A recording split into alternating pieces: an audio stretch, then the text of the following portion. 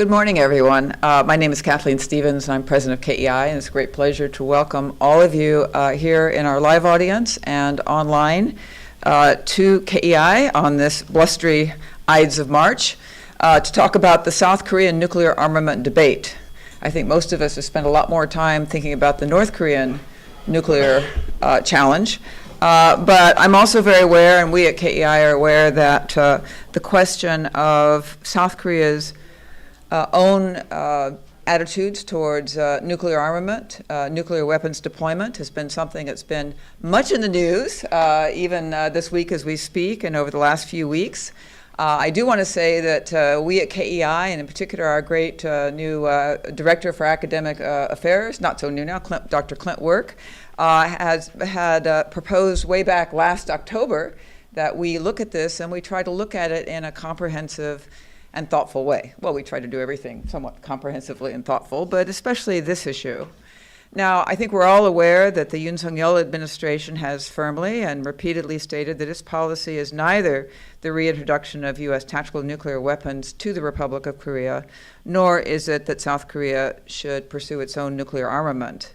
But we're also well aware, whether we're picking up a South Korean newspaper or an American newspaper, that if any of us pick up newspapers anymore, but we certainly see the debate online, that there's a lot of public sentiment, public surveys in South Korea that suggest this is a very lively conversation and debate, and that there's about both issues, deployment of U.S. tactical of extended deterrence, how to strengthen that, the deployment of U.S. assets, as well as South Korea and what it should do on its own. So with all this, and given KEI's mission of trying to deepen the dialogue and understanding between our two countries, especially in this year of the 70th anniversary of the alliance, we wanted to try to really explore this issue, as I said, in a thoughtful and critical way. So we're here for a few hours today with three extraordinary panels. Some of you have already seen online the papers that our panelists have written.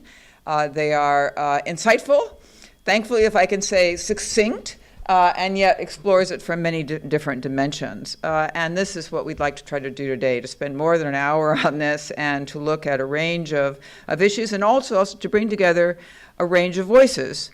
Young, emerging, mid-career experts, some voices perhaps we need to hear more from now and going forward.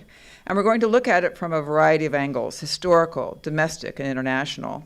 So our first panel is up today, and I'm going to turn to Clint in a minute for some housekeeping, and we're going to try to keep the biographical sketches brief, but I would encourage you to look at the program you received as you came in, or if you're online, it's all online.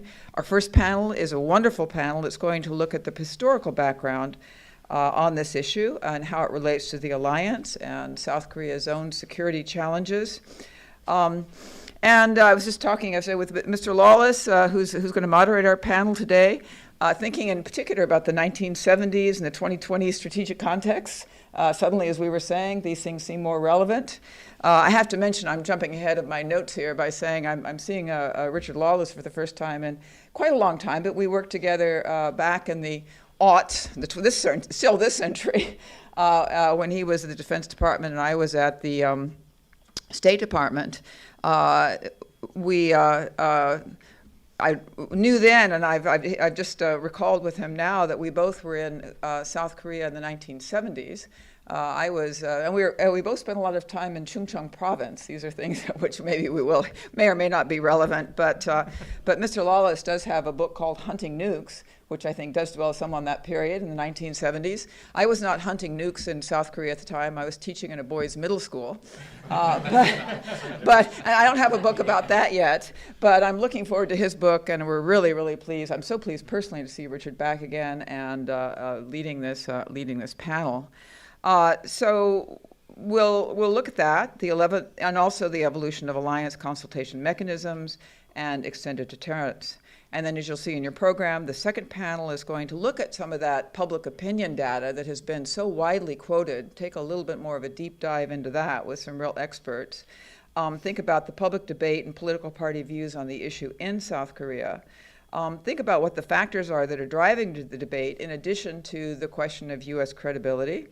There's a lot of other factors as well, and the complicated effects that a South Korean nuclear armament program would have on inter-Korean relations, and probably a lot of other things too. We'll hear about that. And the third and final panel will offer a look at some of the broader international effects of this debate and any prospective ROK moves, including on, of course, the U.S. ROK alliance itself, but also the NPT, and how other key regional states would view the issue, in particular China and Japan. So I've mentioned, we're not going to introduce all the panelists, except to say I'm so pleased with their papers and their contributions. And we have, now I'm singling out people. We have some former interns here, some current employees. We're really glad to see these rising scholars join us and return to KEI in so many ways. I'll leave the final panel to the final panel. And of course, at lunch, if you'll stay for lunch, for those of you who are here, we're going to have Dr. Sig Hecker, who also has a new book out, Hinge Points, about the North Korean program, but has also been thinking about the South Korean program as well, and is going to join us for lunch. So I hope that this conference and what follows, the papers and the discussion, will provide greater understanding and insight about something that is a very complex and challenging issue for the region, the alliance, and beyond. And will steer us in some directions for all these wonderful scholars we have here and policy thinkers for further discussion and debate as we have a very active spring of U.S. ROK engagement in this year, the 70th anniversary of the alliance, and this year of so many geopolitical challenges. So with that, welcome again to all of you. Thank you so much for your work on this, your continuing work, and I'm going to turn it over to Dr. Work. Thank you, Kathy, very much. Can everyone hear me? Okay. Well, welcome everybody who's here in KEI and also joining us virtually. As Kathy alluded to, this has really been about 5 months in the making. So it's wonderful always to see all of that background effort come together actually on the day of the event. And I want to just single out my KEI colleague, Andy Hong, who's been my wingman in putting this all together. And his effort's been fantastic and essential to putting this on, as well as all my other KEI colleagues who have helped put this on and are currently helping run it. I just wanted to give a few brief housekeeping notes on just the run of show of the event for people's awareness. As Kathy mentioned, we'll have 3 panels, and they'll all follow the same sort of format. For the first part, all the panelists will give takeaways from the papers that they've written. We'll then turn to a moderated Q&A with our moderators for about 15 minutes, and then turn to you, the audience, for questions that you may have about the papers that we present, as well as to those online. And in that vein, if you're here in the audience, just old-fashioned, raise your hand and we will bring a mic to you. If you're online, please put your questions in the chat function and we will turn to those as well. When it comes to the lunch break, we'll move directly from the first panel into the second panel. And then after the second panel, we'll break for lunch at 11:50. We want people to mingle, eat, check out the rest of our newly remodeled office. And then we will reconvene, at least for those who want to potentially pose questions to Dr. Hecker in this room, 12:15. But if you want to keep eating and mingling, we will have his remarks on the TVs out there as well. And finally, we have sequentially published the papers over the last 6 weeks or so on our website, but we have also digitally compiled them, and they are available. We'll put a link online right now for those who want to download that PDF. And for those in-house, the QR code is not for your lunch order. It is for the aforementioned report. So if you want to aim your phone at it, you can access it there as well. So please share widely. I think that's enough out of me. I'll pass things over to Mr. Richard Lawless, who we're very pleased to have joining us. Well, thank you, Clint. Very much appreciate Kathy's opening remarks. Pleasure to be here, and I thank you for creating this wonderful forum to have this important discussion. I will lead by saying that I'm also a beneficiary of Clint's work on his PhD thesis. I think it's one of the most detailed and prescriptive for sure assessments of the entire run of the U.S. ROK Alliance. And I would recommend to anybody, if you haven't read Clint's paper, to do so, because it is quite an accomplishment. So I want to mention that first, Clinton. Thank you. Secondly, I know that we have, I'm very mindful of my moderator duties and keeping everybody in the cage, if you will, in terms of the amount of time that they get to spend on what they're presenting. But I want to mention that we have Paul Che from RAND that will make his presentation, certainly on a very interesting topic on the mechanisms for strengthening deterrence, among others, on the Alliance. And that's a very compelling issue, and it's an ongoing process, but I know that Paul's comments are going to be of great interest. I believe that Andy Hong's presentation on, again, deterrence capabilities and how these are evolving are very important as well. And certainly not last but least, the comments that will be made by my next door neighbor here, Tewa. And I think that's going to put some additional aspects of this into perspective. So the whole idea here is that each of the presenters will spend about 10 minutes making their points.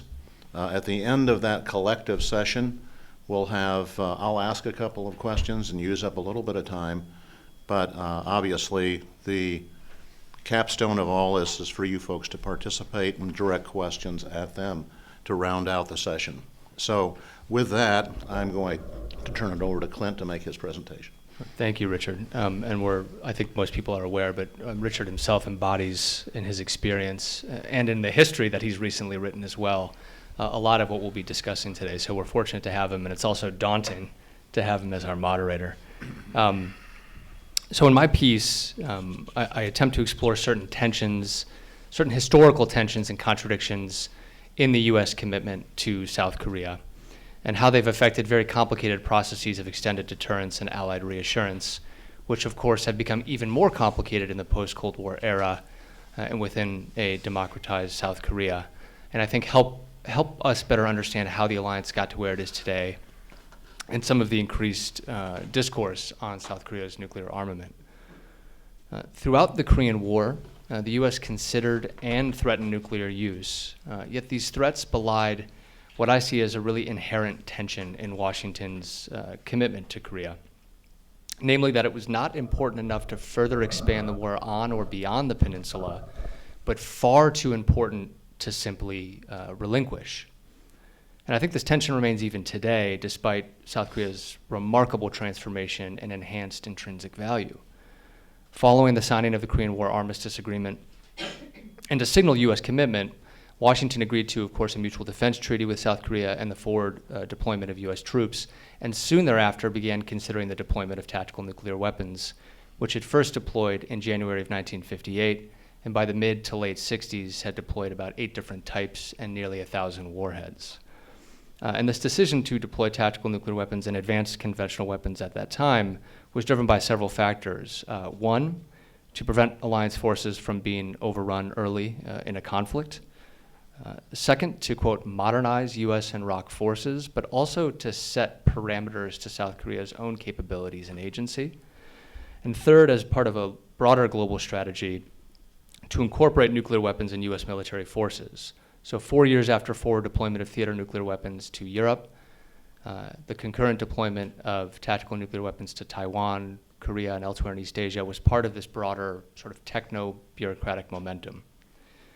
However, as I see it, it applied a catch-all formula, which, alongside a monolithic conception of communism at the time, conflated distinct local threats in ways that veiled problematic contradictions just beneath the surface. And so forward deployment of large numbers of tactical nuclear weapons implied deterrence failure on a grand scale, which of course was meant to reinforce deterrence. However, it also starkly limited options, which I think became particularly apparent when successive U.S. administrations either attempted to reduce and realign their forces or in the wake of North Korean provocations. So for example, in 1968 and 1969, the Johnson and Nixon administrations respectively, in response to the Pueblo incident and the EC-121 shootdown, faced a polarized spectrum of response options, from a minimum conventional response, which is of course what they opted for, and a maximum threat of nuclear use. However, to a degree, both of these response options lacked credibility. The former risked further provocations and angered Seoul, which expected a more robust response. thus potentially spurring its own effort to seek strategic autonomy from Washington.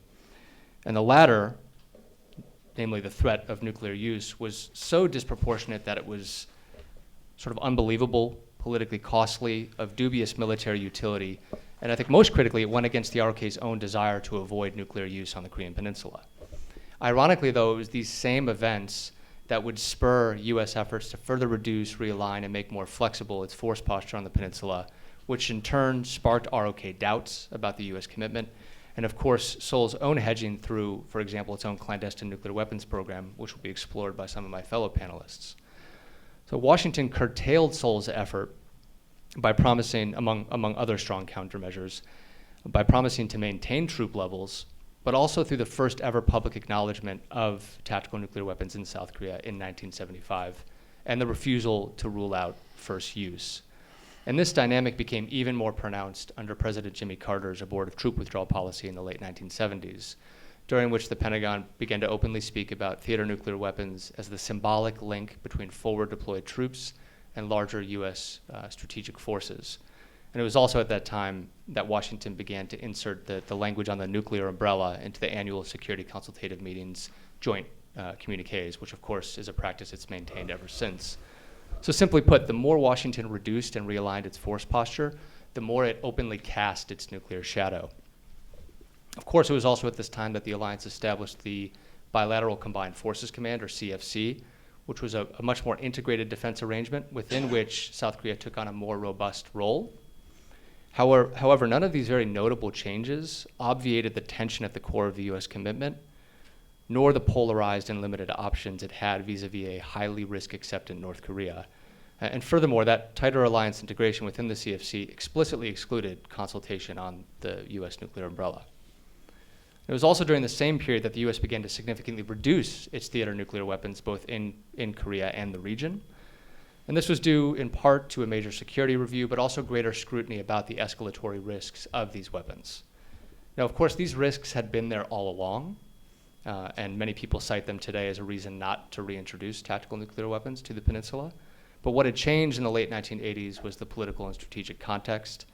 The waning of the Cold War led to George H.W. Bush's nuclear security initiative in September of 1991 and the unilateral removal of all theater nuclear weapons except from a handful of NATO allies. Just like their introduction to the peninsula in 1958, the removal of tactical nukes was largely driven by broader geopolitical imperatives, but also the need to persuade Pyongyang to accept international inspections of its fledgling nuclear program, and also because South Korea's defense at the time was no longer seen as necessary to South Korea's defense. However, a key condition at the time to reassure Seoul and to enhance extended deterrence was continued reaffirmation of the U.S. nuclear umbrella. Following the Cold War, deterring North Korea as it advanced its nuclear missile capabilities, of course, has become a far more complex process.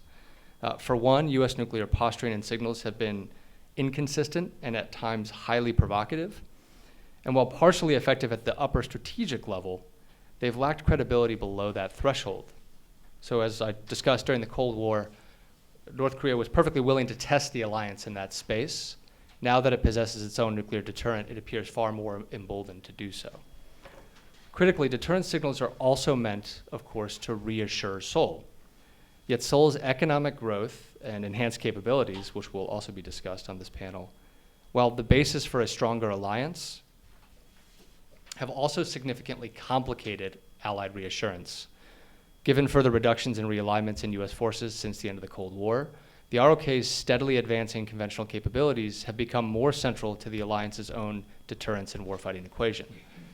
But as a result of that, Seoul, of course, has placed greater scrutiny on the U.S. nuclear umbrella.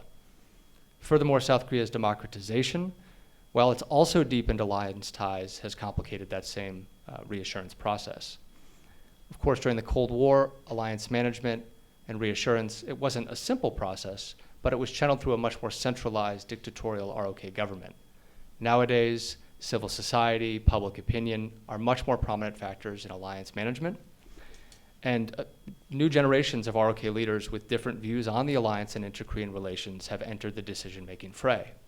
So on the one hand, progressive ROK administrations pursue a theory of deterrence that's premised on restraint and a more compatriotic view of inter-Korea relations. And for them, they often seek greater autonomy both in and outside of the alliance. And they often see US extended deterrence signals as too much. On the other hand, conservative administrations operate with a theory of deterrence that emphasizes readiness and a preparedness to retaliate against North Korean provocations. They often see US deterrence policy and signals as not enough. Both progressives and conservatives seek greater input in alliance and US planning, but I think for different reasons. And so as a result of this, reassurance gets tangled as different ROK administrations react differently to US extended deterrence policy, which again is itself inconsistent, and adopt ever-shifting policy trajectories. So these complex dynamics have played out in the alliance's consultative mechanisms, which have emerged and evolved over the last 2 decades, which Paul will be talking about in more detail. These mechanisms do represent a very genuine effort to develop a more holistic approach to deterring North Korea's evolving threat. However, due to the aforementioned dynamics, the Allies have brought different understandings to these mechanisms. And so while there appears policy consensus, there are very real perceptual and operational gaps beneath that. So in closing, if polarized deterrence options were a problem for the US and the alliance during the Cold War, it's even more so today, and it places even greater stress on South Korea, which again already bears the overwhelming conventional deterrence responsibility for the alliance. So tightening alliance cooperation along the conventional nuclear threshold is critical to enhancing reassurance and reducing the appeal for Seoul of its own nuclear deterrent, but also signaling to Pyongyang that its own advancing capabilities do not afford it the luxury to coerce either beneath or up to the nuclear level. I do think the Biden and Yoon administrations have redoubled efforts to tighten their cooperation where US capabilities end, ROK capabilities begin, and most importantly, where the two intertwine. However, I think for this to be effective, to be more effective, this really demands that Washington show greater fidelity to South Korea's need for more involvement in US nuclear policy and planning, more than historically it's been comfortable with. But also, on the other hand, for Seoul to understand the limits of such cooperation do not reflect necessarily a lack of US commitment. And the last thing I'll say is an observation that I think is so obvious that it sometimes goes left unsaid, which is the fact that South Korea has never independently navigated its national security without a US force presence, except for 1 year, June of 1949 to the outbreak of the Korean War. And but for the return of US forces, it likely would have been swallowed whole and destroyed. So I think this cuts deep psychological grooves and results in insecurities that are wholly understandable.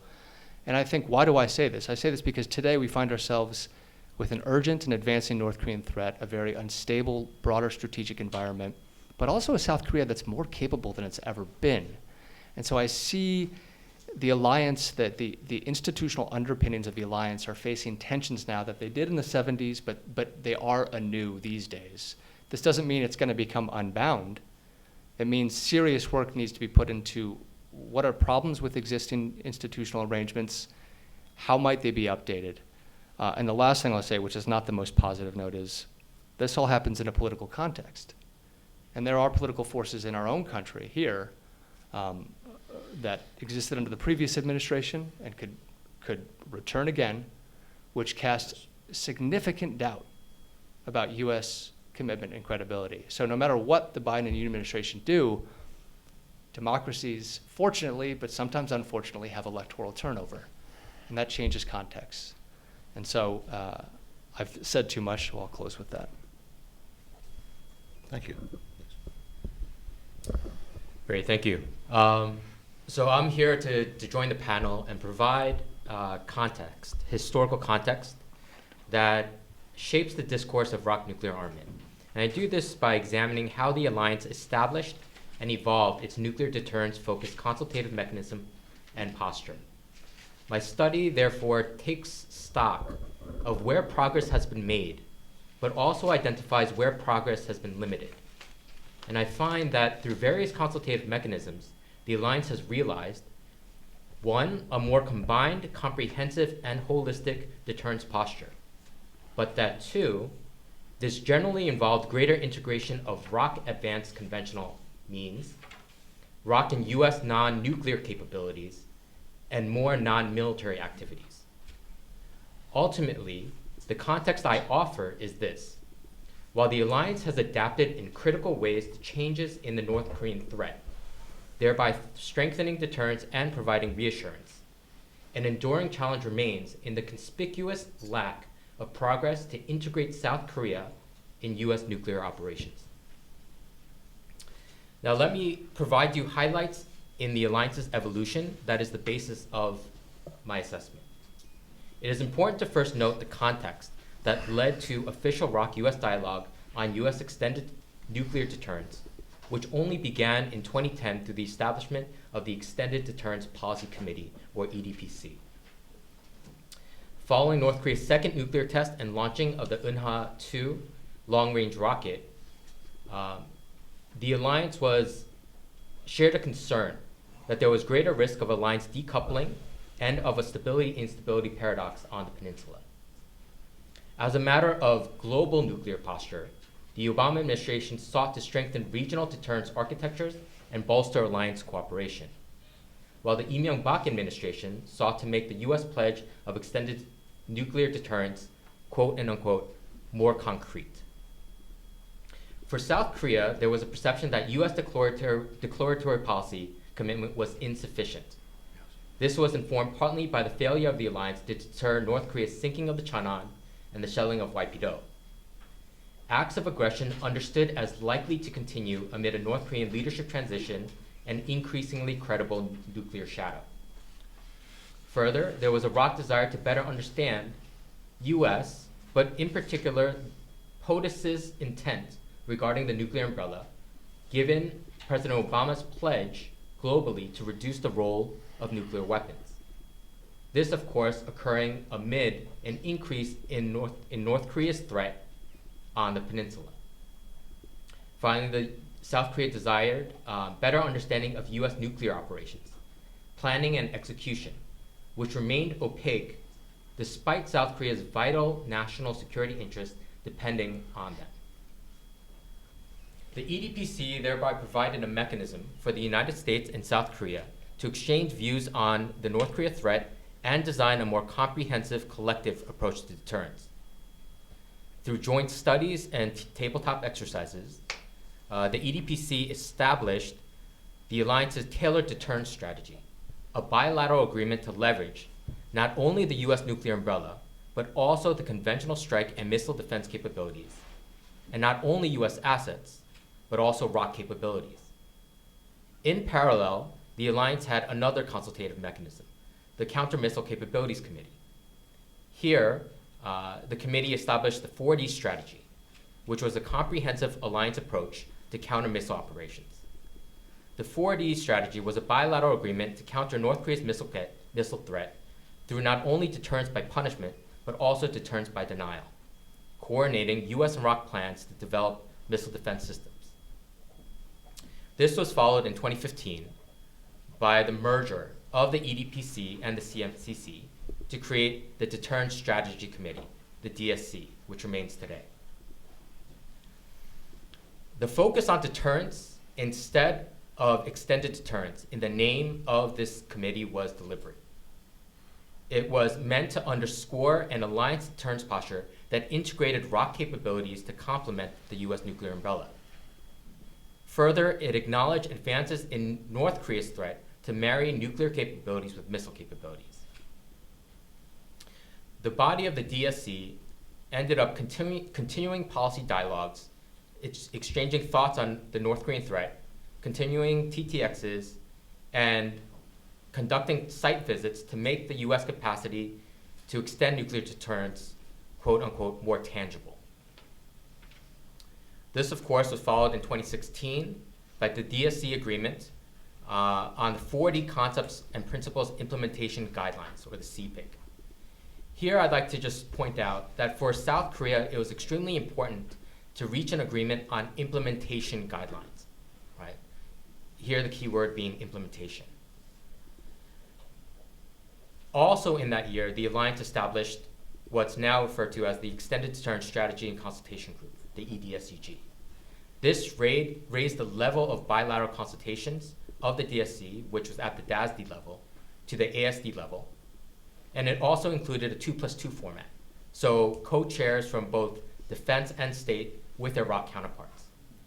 Now this form, this new architecture of consultative mechanisms, recognized that deterrence relied on diplomacy and economic statecraft just as much as it did military means. Of course, politics came into play, and during the Moon administration and the Trump administration, the EDSCG was paused. But with President Biden and President Yoon coming into office, it was reactivated in 2022 with all of its activities again coming into play. Ultimately, what this history shows is that the alliance has made critical progress in realizing a more comprehensive approach to deterrence, in advancing their extended nuclear deterrence consultations, and in establishing policy framework to guide more effective deterrence operations. However, this has yet to overcome a policy operations gap, integrating South Korea and US nuclear operations in a way that makes the US nuclear umbrella more concrete, or addresses the enduring perceptions of the need to better implement, or in Korean 시행, or operationalize, 운용, deterrence, themes of this Yoon administration.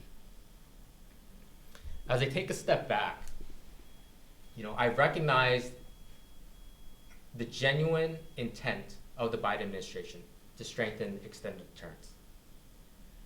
There have been a lot of activities since the Yoon Biden administration have made efforts and agreed to do so.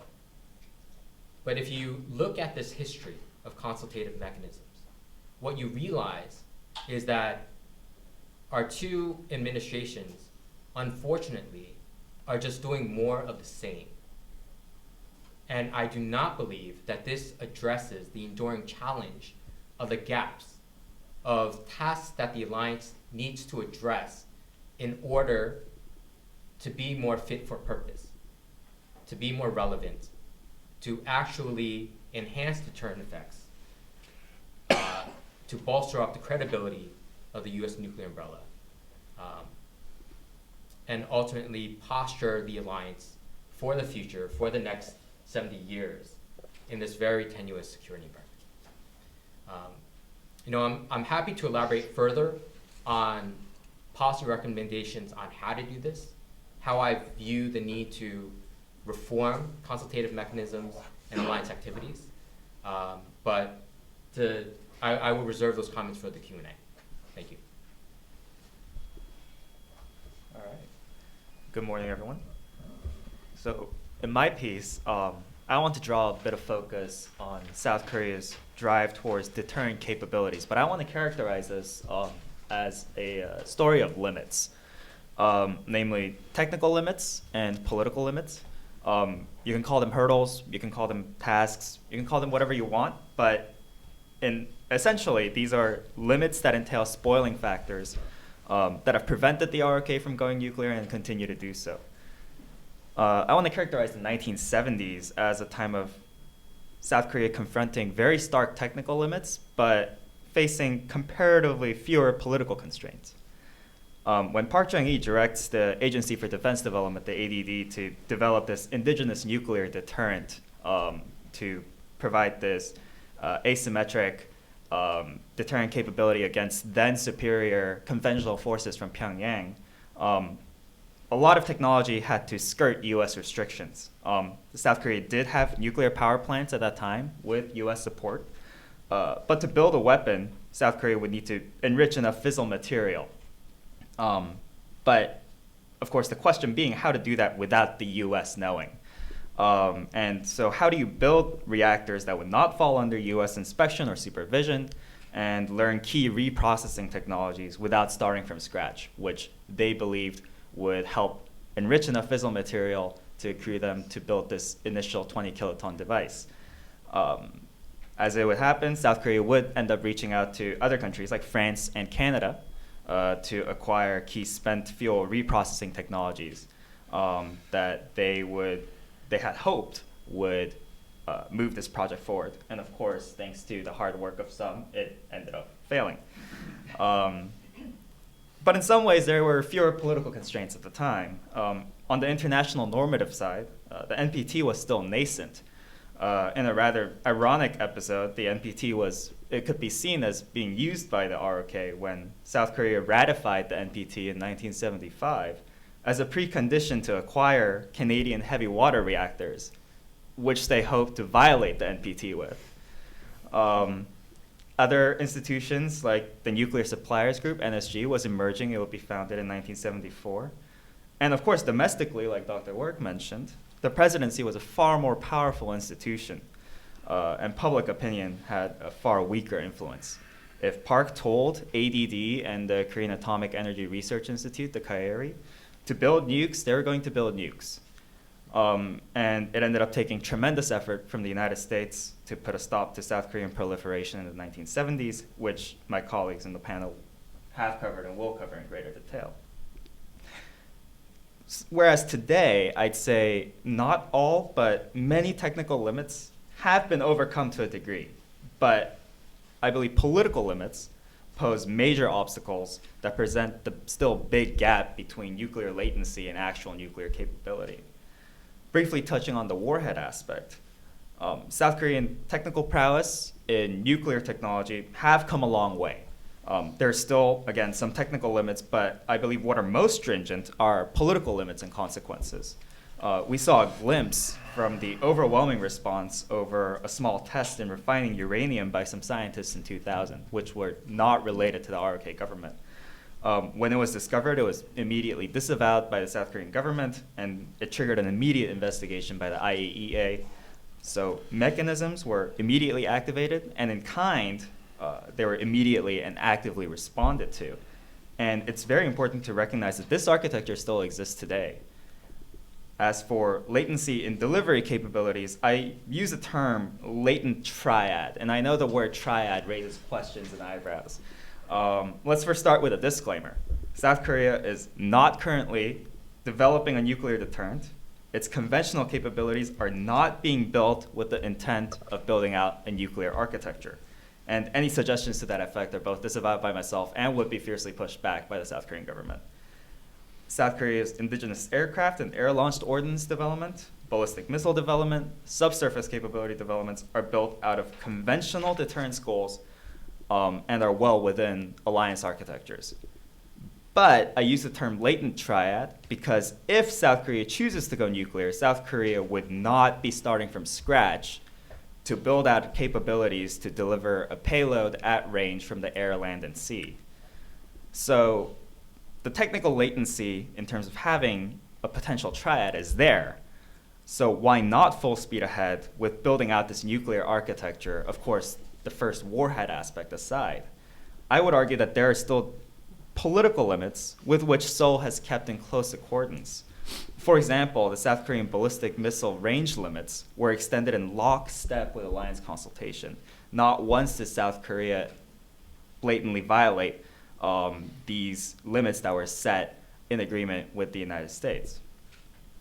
Lastly, there are political limits in developing a working nuclear doctrine in that what would normally constitute a doctrine does not yet exist. And I argue this is a political limitation, a limitation as in there are policy questions that have yet to be addressed, but need to be surmounted if the intent is to boost latency and close the gap with actual capability. So one area that one could look at is civil defense. That's an area where we're not seeing that much discussion on preparing the civilian population for a post-use environment.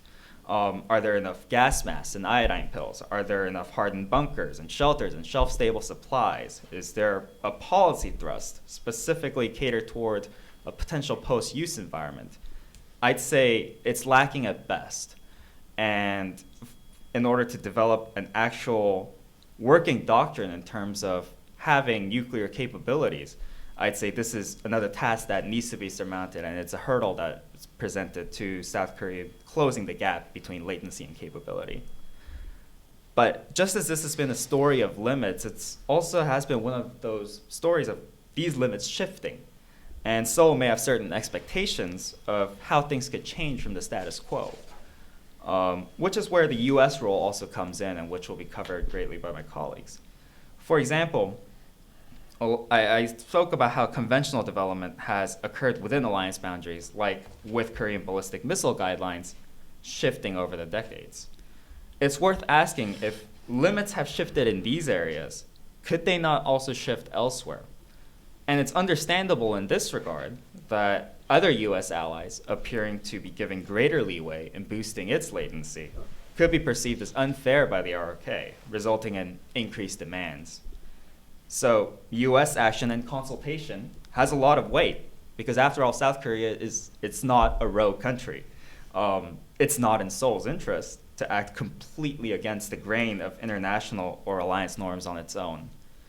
So in conclusion, looking at these political considerations and limits shows that even with these polling numbers and increased discourse today, South Korea is not on the precipice of going nuclear just on the basis of its technical latency.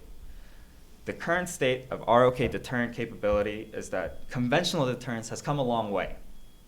But for nuclear latency to become a capability, there are still gaps in the technical space and even larger ones in the politics and policy space that would require a lot more action. I'll first provide a brief overview of the 1970s ROK nuclear program and draw on some points of comparison and contrast with the ongoing nuclear debate.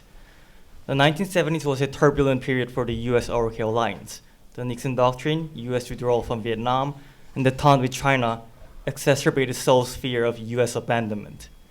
The alliance was further frayed by the Park Chung-hee regime's domestic oppression, which drew criticism from the US Congress.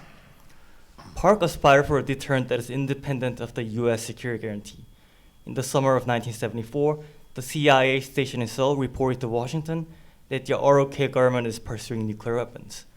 This plan included buying CANDU reactors from Canada and reprocessing plants from France. Through a mix of security assurances, unilateral pressure, and coordination with Western allies between 1974 and 1976, Washington successfully dissuaded Seoul from fully developing nuclear weapons. The Park Chung-hee regime canceled the reprocessing contract with France. While South Korean interest in nuclear weapons did persist, the ROK has made no serious effort to pursue them since late 1976. The first point of comparison here is how the US continues to see the issue from a global non-proliferation regime perspective, the fact that this is not a strictly bilateral issue between Washington and Seoul. The Non-Proliferation Treaty came into effect in 1970 with strong US backing. Washington was caught off guard by India's first nuclear weapons test in 1974. It has been keeping close eyes on potential proliferators. Canada, whose reactor sailed to India, inadvertently helped their nuclear program, was intent on not repeating the same mistake with the South Koreans. The Park government's pursuit of nuclear weapons thus came at a very sensitive time when the US and its allies were scrambling to salvage the NPT regime. In 2023, Washington continues to see the issue from a broader non-proliferation agenda. Discussions in Washington surrounding ROK's nuclear armament deal with the danger of a nuclear arms race in East Asia. They also debate implications for other regions, such as the Middle East, where Iran's nuclear program is fueling discussions of nuclear armament. The second point of comparison is that of alliance maintenance. In the 1970s, Washington was concerned that a nuclear-armed South Korea could act both independently and assertively against American wishes. For his part, Park faced a paradox. His response to a potential US abandonment was in fact making it more likely. The pressure from the US government was not just economic. Washington threatened Park that the entire relationship is at risk because of the nuclear program. It's important to note here that Park wanted to have it both ways. He believed that should the ROK fully develop nuclear weapons, the US will then have to accept it into the nuclear club. When he realized, however, that he had to choose one, he gave up the nuclear option. In 2023, many experts worry that the process of developing nuclear weapons could jeopardize the alliance. In recent years, we have seen some disagreements between the US and South Korea over issues such as over China, North Korea, and Japan. And a nuclear-armed South Korea aspiring for strategic autonomy, in Washington's eyes, could behave like de Gaulle's France after it acquired nuclear weapons in 1960. The third point of comparison is that of alternative security assurance. In the 1970s, there was growing consensus in Washington that Seoul was capable of maintaining reasonable defense against the North, potentially even without American ground troops. The issue, however, was as much about perception as about reality. U.S. Ambassador to Korea, Richard Snyder, noted that South Korea, and I quote him, was suffering the agony of self-doubt. Snyder pointed out that Seoul harbored the siege mentality that psychologically normalized drastic measures such as a secret nuclear program. This sentiment was particularly strong following South Vietnam's collapse in 1975, U.S. openings to the PRC, and North Korean provocations. American efforts to stop Korea from going nuclear therefore included alternative security measures. In 1975, Henry Kissinger, Vice President Nelson Rockefeller, Secretary of Defense James Schlesinger each gave explicit defense commitments to Seoul. And the US government transferred modern aircraft, including the F-4, F-5, and A-37 to the ROK. In 2023, many are puzzled why Seoul is so skeptical of the US extended deterrence. Just as in the 1970s, it is much about perception. Popular South Korean characterization of Kim Jong-un depict him as erratic, irrational, and reckless. Some in the security establishment fear that Kim Jong-un could gamble on a weakened US security umbrella. There are even specific scenarios for this. North Korea blackmails Washington with ICBMs that can hit US mainland, eliciting a compromise at the expense of South Korean interests. In the 1970s, the support was conventional, and that was enough. Now, with North Korea's own nuclear weapons program, that may not be sufficient. A transformed regional strategic context even further complicates the feasibility of alternative assurances. Providing South Korea with conventional assistance in the 1970s was relatively straightforward, and there are two reasons for this. First, the Sino-Soviet split and the US-China détente meant that China tolerated and even embraced US presence in the region. By the early and mid-1970s, a large-scale direct conflict between the PRC and the Soviet Union was a realistic possibility. China therefore welcomed the US as a counterweight to the Soviets.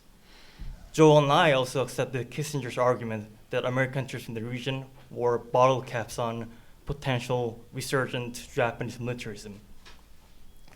As Defense Secretary Schlesinger assured Park Chung himself, Beijing viewed US military assets in Asia as Washington's leash on US allies, not a blank check for their adventurism. Secondly, China was unwilling to sponsor North Korea's provocations and was tepid in protecting Pyongyang's security interests. Maoist fanatics during the Cultural Revolution criticized North Korea for being revisionist. Tensions at the China-North Korea border resulted in armed clashes in 1969 and 1970. In 1975, Kim Il-sung visited China to win Beijing's support for an aggressive strategy toward the south, while the US was still grappling with the damage of Vietnam. Mao, however, declined.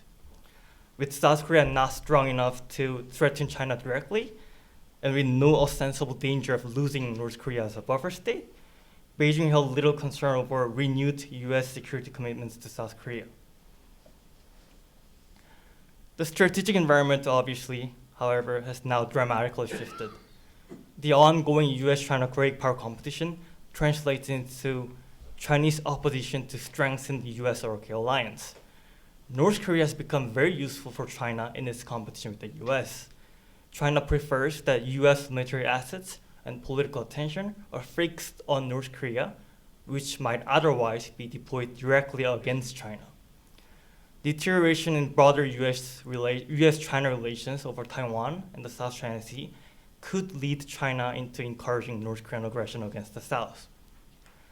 The broader context in play in the 1970s was this implicit understanding of great power responsibility. The 1970s nuclear issue was resolved because both the US and China were willing to restrain their Korean clients. Washington risked a major rift in the alliance to pressure Seoul into giving up nuclear weapons, and Beijing, on the other hand, at the same time, tolerated alternative US security assurance to South Korea and this allowed Kim Il-sung from pressuring Seoul too much. In the so-called New Cold War between the US and China, however, both Washington and Beijing firmly believe that the other side is derelict of its great power duty to rein in aggressive allies. China has little interest in pushing North Korea for denuclearization. Beijing, on its part, they argue that Washington is pressuring US allies into encircling China.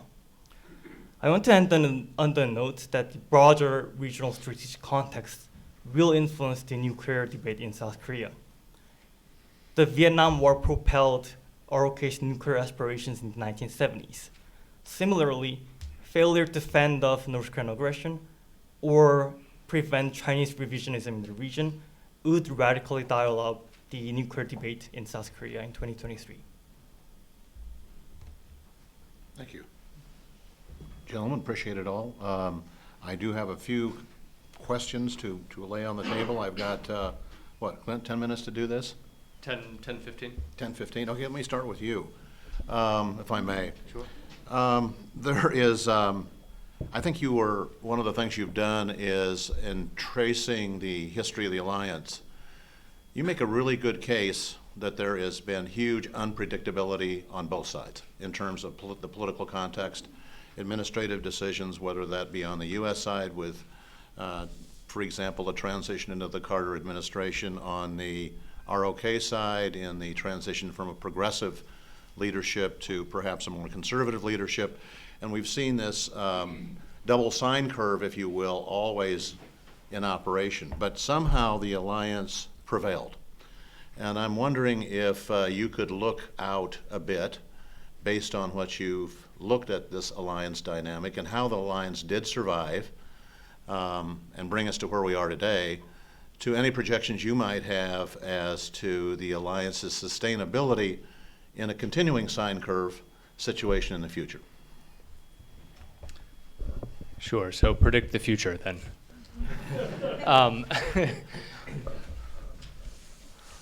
So the U.S.-South Korea alliance is a historical creation, and for any historical creation, it has a birth, it has an evolution, and it ultimately has a dissolution and dissipation, or I guess in the case of an individual, a death. That is not what I am predicting, but I do think, just to turn back again before I think about the future, the history we've talked about, the nature of the strategic environment and the patron-client-like aspect of the alliance in previous decades gave, obviously, the U.S. a profound influence. I won't say control, because I think that's overstating it, but profound influence over how the alliance evolved. Of course, they had to respond to South Korean actions, again, that they couldn't control, but I think the shared interests and shared perceptions of an external threat had a continually reconstituted and refined effect. And as a result of that, and South Korea's own developments, and Richard, you know this because you were part of this process, the alliance actually deepened and became more institutionalized. The more they encountered difficulties in in sort of disparate views of the environment, the more they adjudicated those together and actually created institutional structures or deepened existing ones that helped navigate the double sine curve sort of undulations that the alliance, because of its basic features, has continued to experience.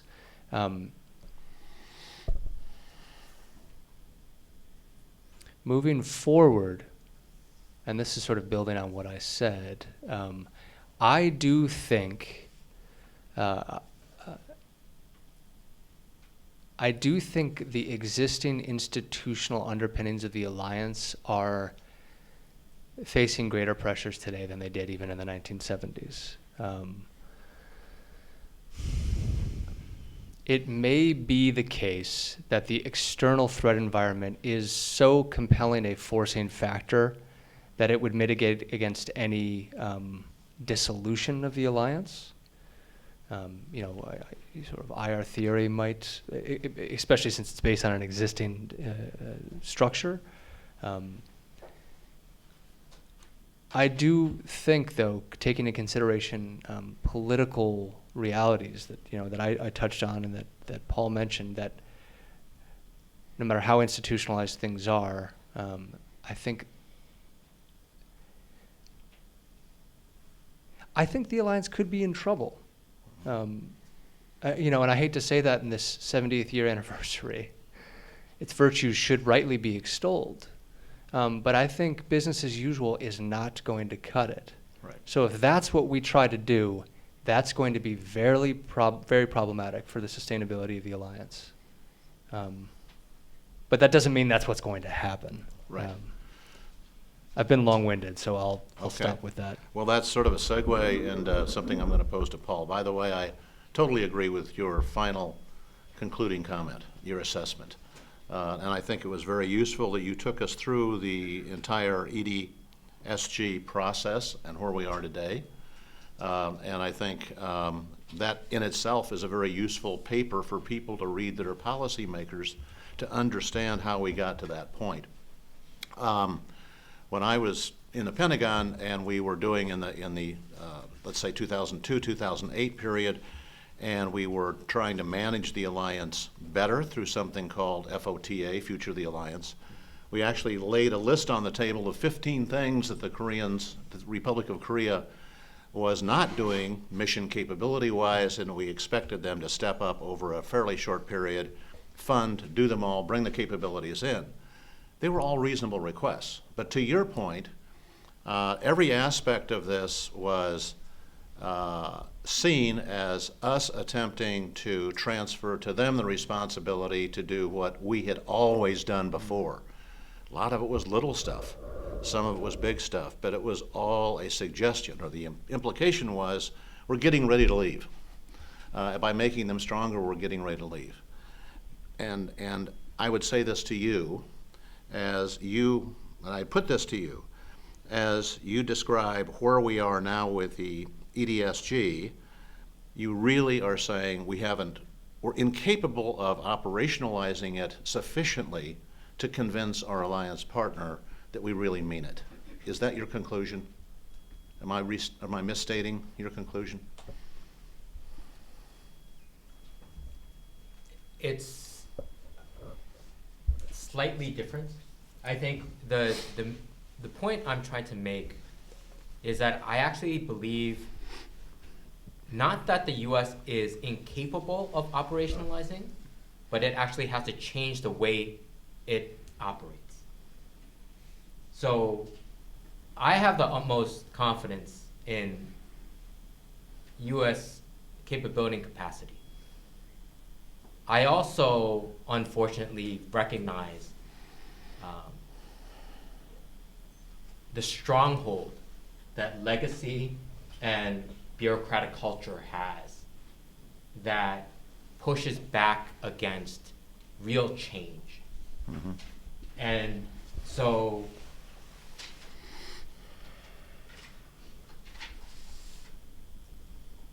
you noted the future of the alliance talks, right? For me, the future is here now, right? If you look at some of the discussions about future concepts, about future capabilities, it is so urgent. And I do agree with Clint that we are in a crisis. I do believe that we can step up to the challenge, but it requires an acknowledgement that we need to change the way we operate, particularly with regard to the United States and its nuclear operation. Thank you. I guess continuing maybe in this, I'm going to jump right to Andy. And good discussion of latent triad. And I take your point that capabilities and intentions have this really nice mix about them. It was something we confronted before, and we're sort of in a situation where we have much fewer technical constraints on a very well-developed and sophisticated South Korean nuclear program writ large, but we have some very much stronger, well-defined constraints on the political aspect of it, of that decision. But I think by delving into the so-called latent triad and your assessment of Korean current intentions and latent capabilities, what would you project if you're looking out a few years in the future? Because I think this issue is going to be with us really hard over the next decade or so. How would you see that playing out on both sides of the capabilities, on the technical side, because you've looked at this obviously, and on the political side? Thank you for the question. As someone who focuses a lot in KEI, along with my colleagues, of course, on the growing South Korean defense industry here, it's we look at it, of course, currently within the architecture of the alliance and pursuing conventional deterrence. And of course, there's also a lot of defense economics and other things that play a role in this. So I think whether or not there's this intention to build the nuclear architecture, which I don't argue that there is at the moment, I think a lot of these capabilities will continue to evolve and grow out. I mean, a lot of this, there's still a ways to go in this. And I argue in my paper, I guess one aspect of it is with regards to nuclear-powered submarines. And that's something that South Korea has been asking for a long time. And that's another thing that where they see other U.S. allies get some of the toys that they want and they need, they start thinking, what about us, or how can these guidelines change and could change how South Korea views its defense posture and how they could build out this capability. But of course, the broader trends of indigenization and building a lot of their own capabilities to be able to suit their own defense needs, while of course building it into the alliance architecture, I think that's going to continue to play a role in a lot of technical capabilities they build out. I don't know if that answers the question exactly.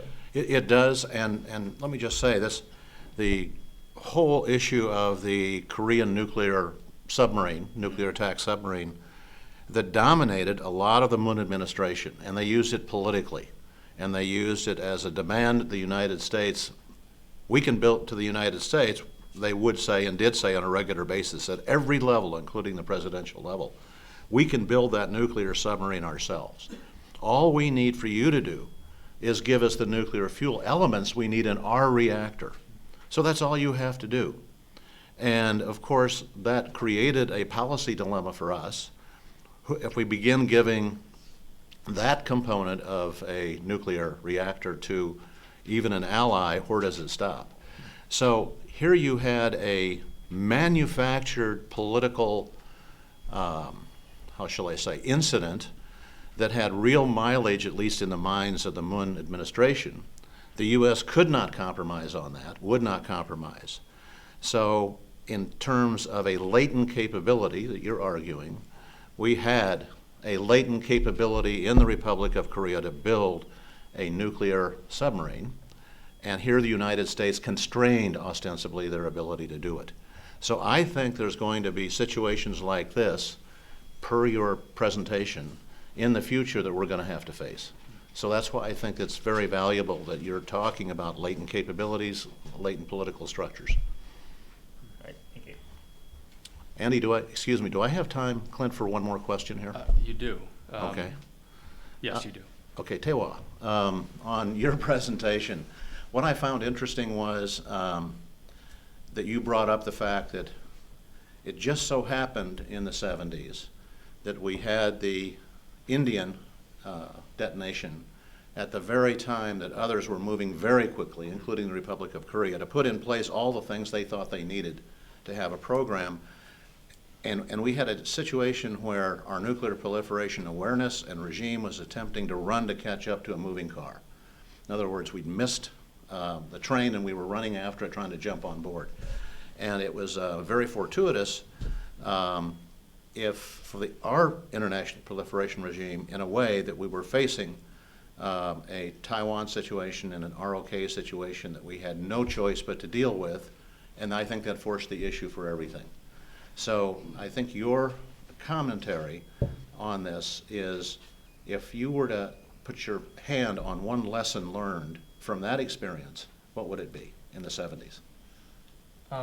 From the broader NPT regime Yeah. perspective, the fact that not only the U.S. but especially European partners, European allies of the U.S. will have a say in the debate. If you look at the process of negotiation between ROK in the 1970s and to their interlocutors in France and Canada, we see intense discussions amongst those Western allies, meetings between US, Canadian, and French officials in order to make sure that South Korea does not get the reprocessing capability. Sometimes when we talk about the ongoing nuclear debate right now, it tends to look a little bit narrowly between the US and South Korea themselves, just the two of them. I think it's important to note that a lot of countries will have a say on this, not just the two of those. Well, good. We're going to throw it open, I believe, to questions from the audience. Take your shots. And yes, sir.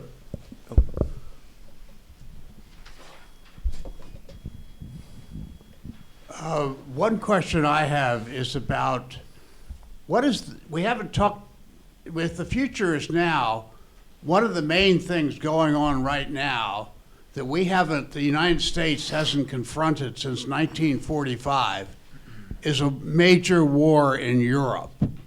What is the bandwidth of any administration to deal with that, plus China, which you've also mentioned? I mean, Ukraine is a small country, but so is the Republic of Korea. And so how much bandwidth does the U.S. government have to deal with the urgent questions that you mentioned? Can I just quickly, I'm sure Paul and others will have responses. So in my paper, I allude to Europe, and of course I'm talking about Ukraine. This light is killing me.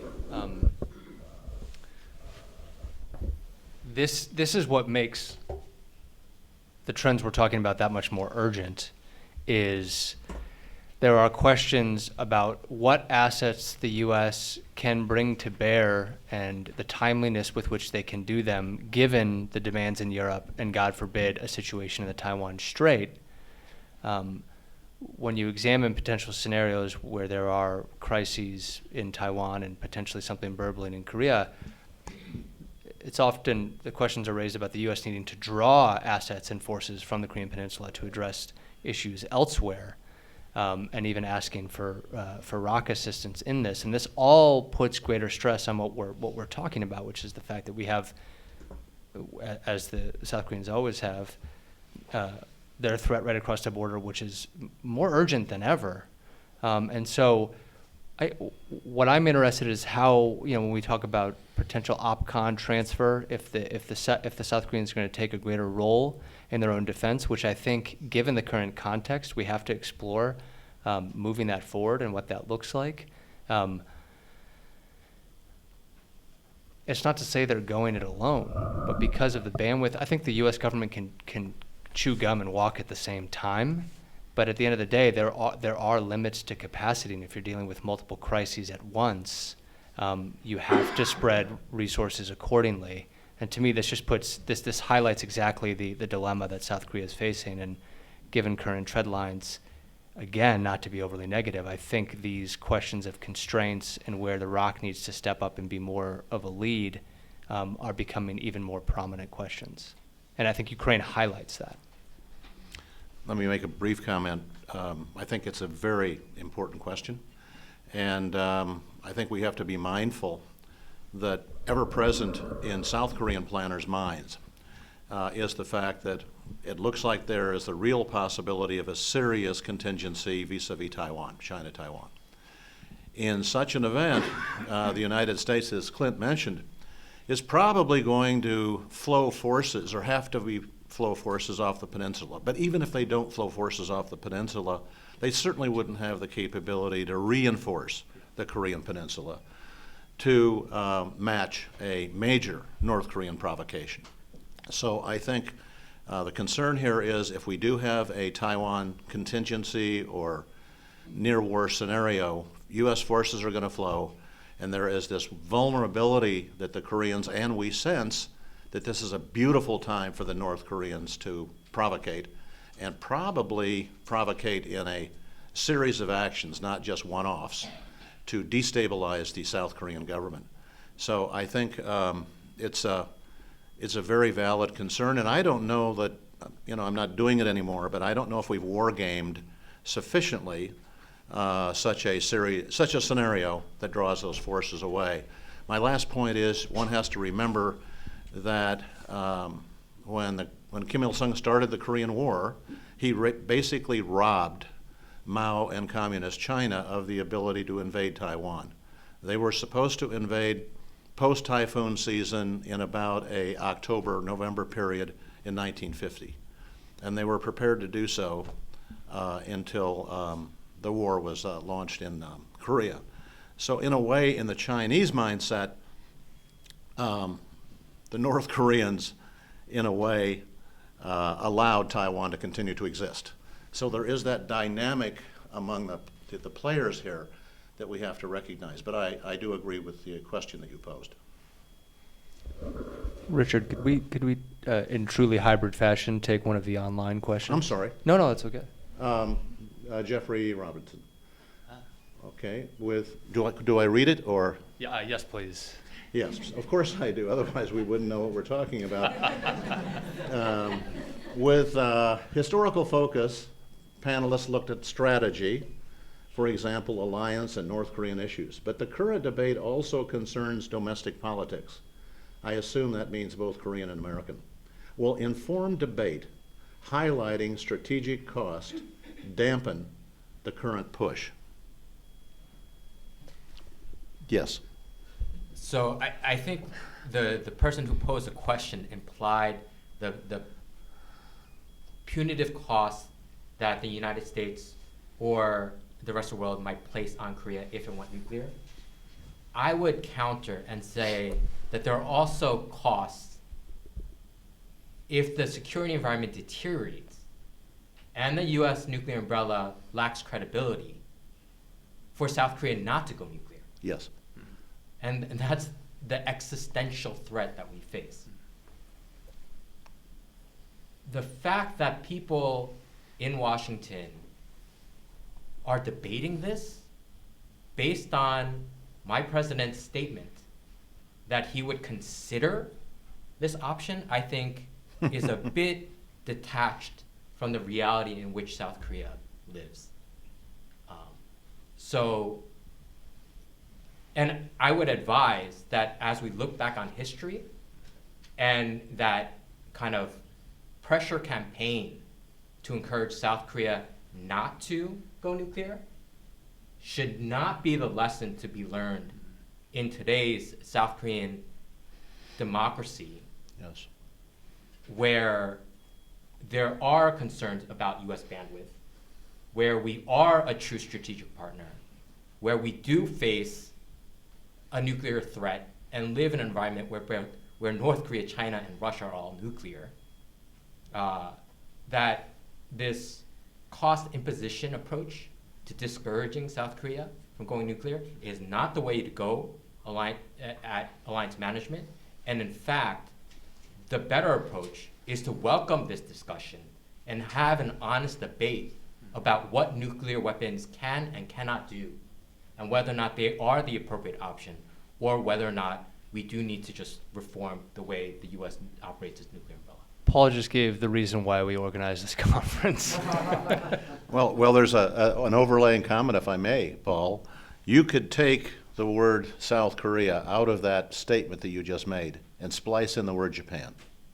The same issues relate to Japan. And what this is the purpose of this discussion is not to talk about what the regional knock-on effects are, but there's one thing for sure: if South Korea, for reasonable reasons, found it necessary to do what we're talking about, the Japanese would be there the week next. And so we have to appreciate all that dynamic. So, and I would like to play that scenario out, right? So South Korea goes nuclear, and the U.S. Does away with the alliance with South Korea. Then Japan goes nuclear, and so what? The U.S. is going to do away with its alliance with Japan, and then all of a sudden, what's your alliance posture or look like in the Indo-Pacific? Let's play that out realistically, and I just do not see that happening. I agree, yeah. Gentleman in the back in the red sweater. Stanley Kober. I am looking at an editorial in Chosen Ilbo, just published.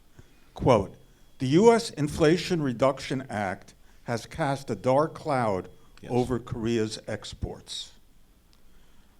The title behind you, Alliance for the Future. What kind of an alliance is this if we are undercutting the Korean economy with this sort of a measure? This is the Korea Economic Institute. We can talk about alliance, we can talk about nuclear guarantee, but doesn't this get to the heart of what an alliance is? I'll answer very quickly because I had a very recent conversation with a very senior South Korean official. And the problem always is we make policy decisions and then we figure out about 2 or 3 weeks later we should tell our allies. So the issue of surprise is number one, because they are then left to figure out what the hell we've done and what the impact is on them. But these are real body blows to the bilateral relationship. And in fact, there's been several of these issues in recent weeks. And so from the standpoint of the Korean Economic Institute and the strategic economic relationship between the two countries, I think it just adds to what I'll call strategic uncertainty. So taking your point. I agree with everything Richard just said. It's interesting because when you look at the language around the U.S.-South Korea alliance being a comprehensive strategic alliance and now a global comprehensive strategic alliance, it's the traditional security relationship, it's the economic ties, it's the people-to-people ties. These are the layered reasons that this is such a strong alliance and partnership. And that's all true as far as it goes. We're now in an environment, though, where economic issues and policy and national security are becoming profoundly intertwined in complicated ways. So it's what was a strength is now becoming, I'm not going to say a weakness, but a window through which these layered elements of the alliance are becoming problematically sort of clashing at times. And so when I talk about the broader political context, it's also this economic side of things. I mean, we're talking about economic security, but I don't know if there are shared definitions of what that means, and what one ally does to bolster that is clearly not in the interest of the other. And then this just, it casts the shadow of doubt beyond all the urgent security issues we're discussing. So they are intertwined. And so I think it makes all this even more problematic. I'm sounding awfully negative right now, but it's a fair question. But sometimes, like Clint says, it's death by 1,000 cuts. And here we have a conservative administration, a president that is determined to reach out and try to deepen the relationship, however that's done.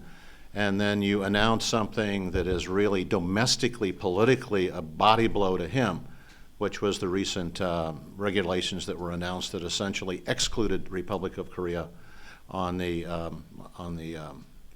electric car and battery, the EV issue, but included Mexico and Canada. And so you have terrific domestic embarrassment, and so that makes it more difficult, I think, for a erstwhile president to execute a more pro-engagement strategy when he's undercut politically by the United States. So we just don't think these things through ahead of time, I think, in an alliance context. Yes, sir.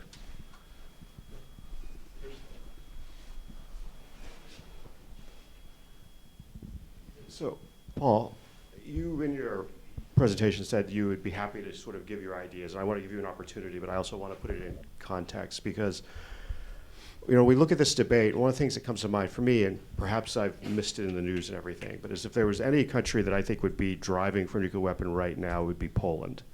You have the war in Ukraine. You have legitimate Russian threats of using nuclear weapons. Clearly, there's a lot of history there involved in everything as well.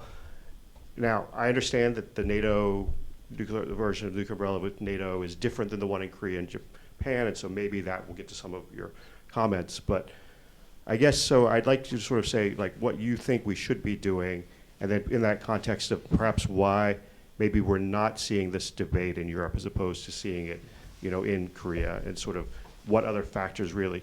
Because I guess what I'm trying to get at is at the end of the day, is this that Korea wants a nuclear weapon and the context doesn't matter, or is this that there are factors that are really are unique to the Korean Peninsula that perhaps aren't getting highlighted enough? So my comments in tracking consultative mechanisms really focused on the work of policymakers, right? And I think that's important because a lot of the opinion polls are not discerning between the Korean public and those in government. And as many people in this room probably know better than I, those in the South Korean government today are not having this debate on nuclear armament. They are exerting all their energies on two lines of effort.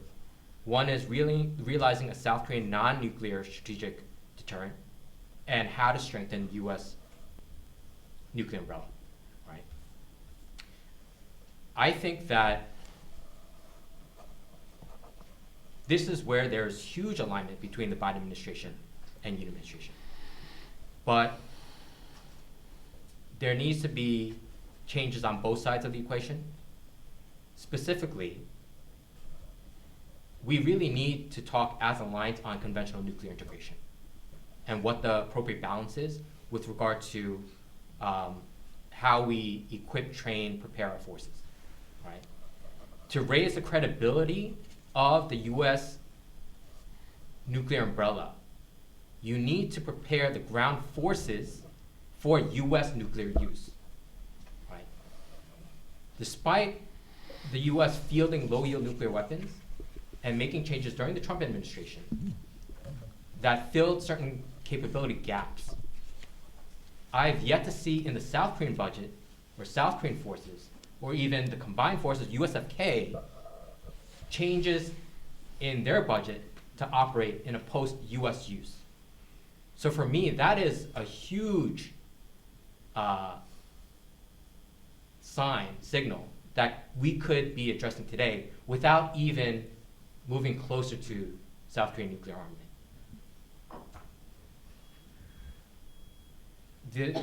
The other is we actually have the KIEP, the Korean Integrated Defense Dialogue.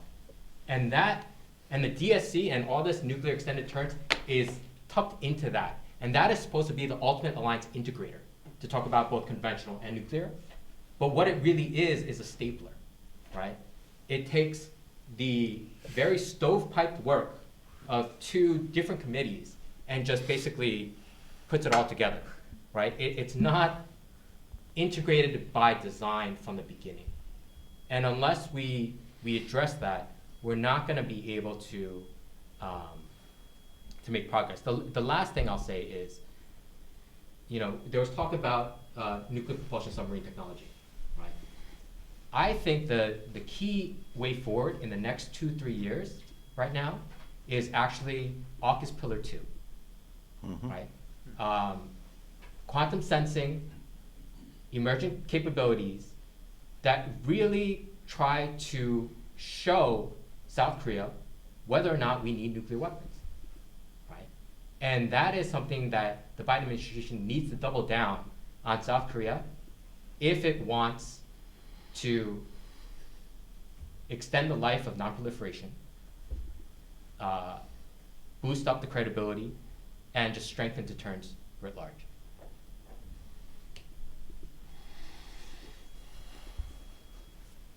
Gentleman on the end? Yes. Thank you. If Russia were to come out on top in the Ukraine conflict, it's likely to lead to a more multipolar world. What impact might that have on the U.S.-Korea alliance?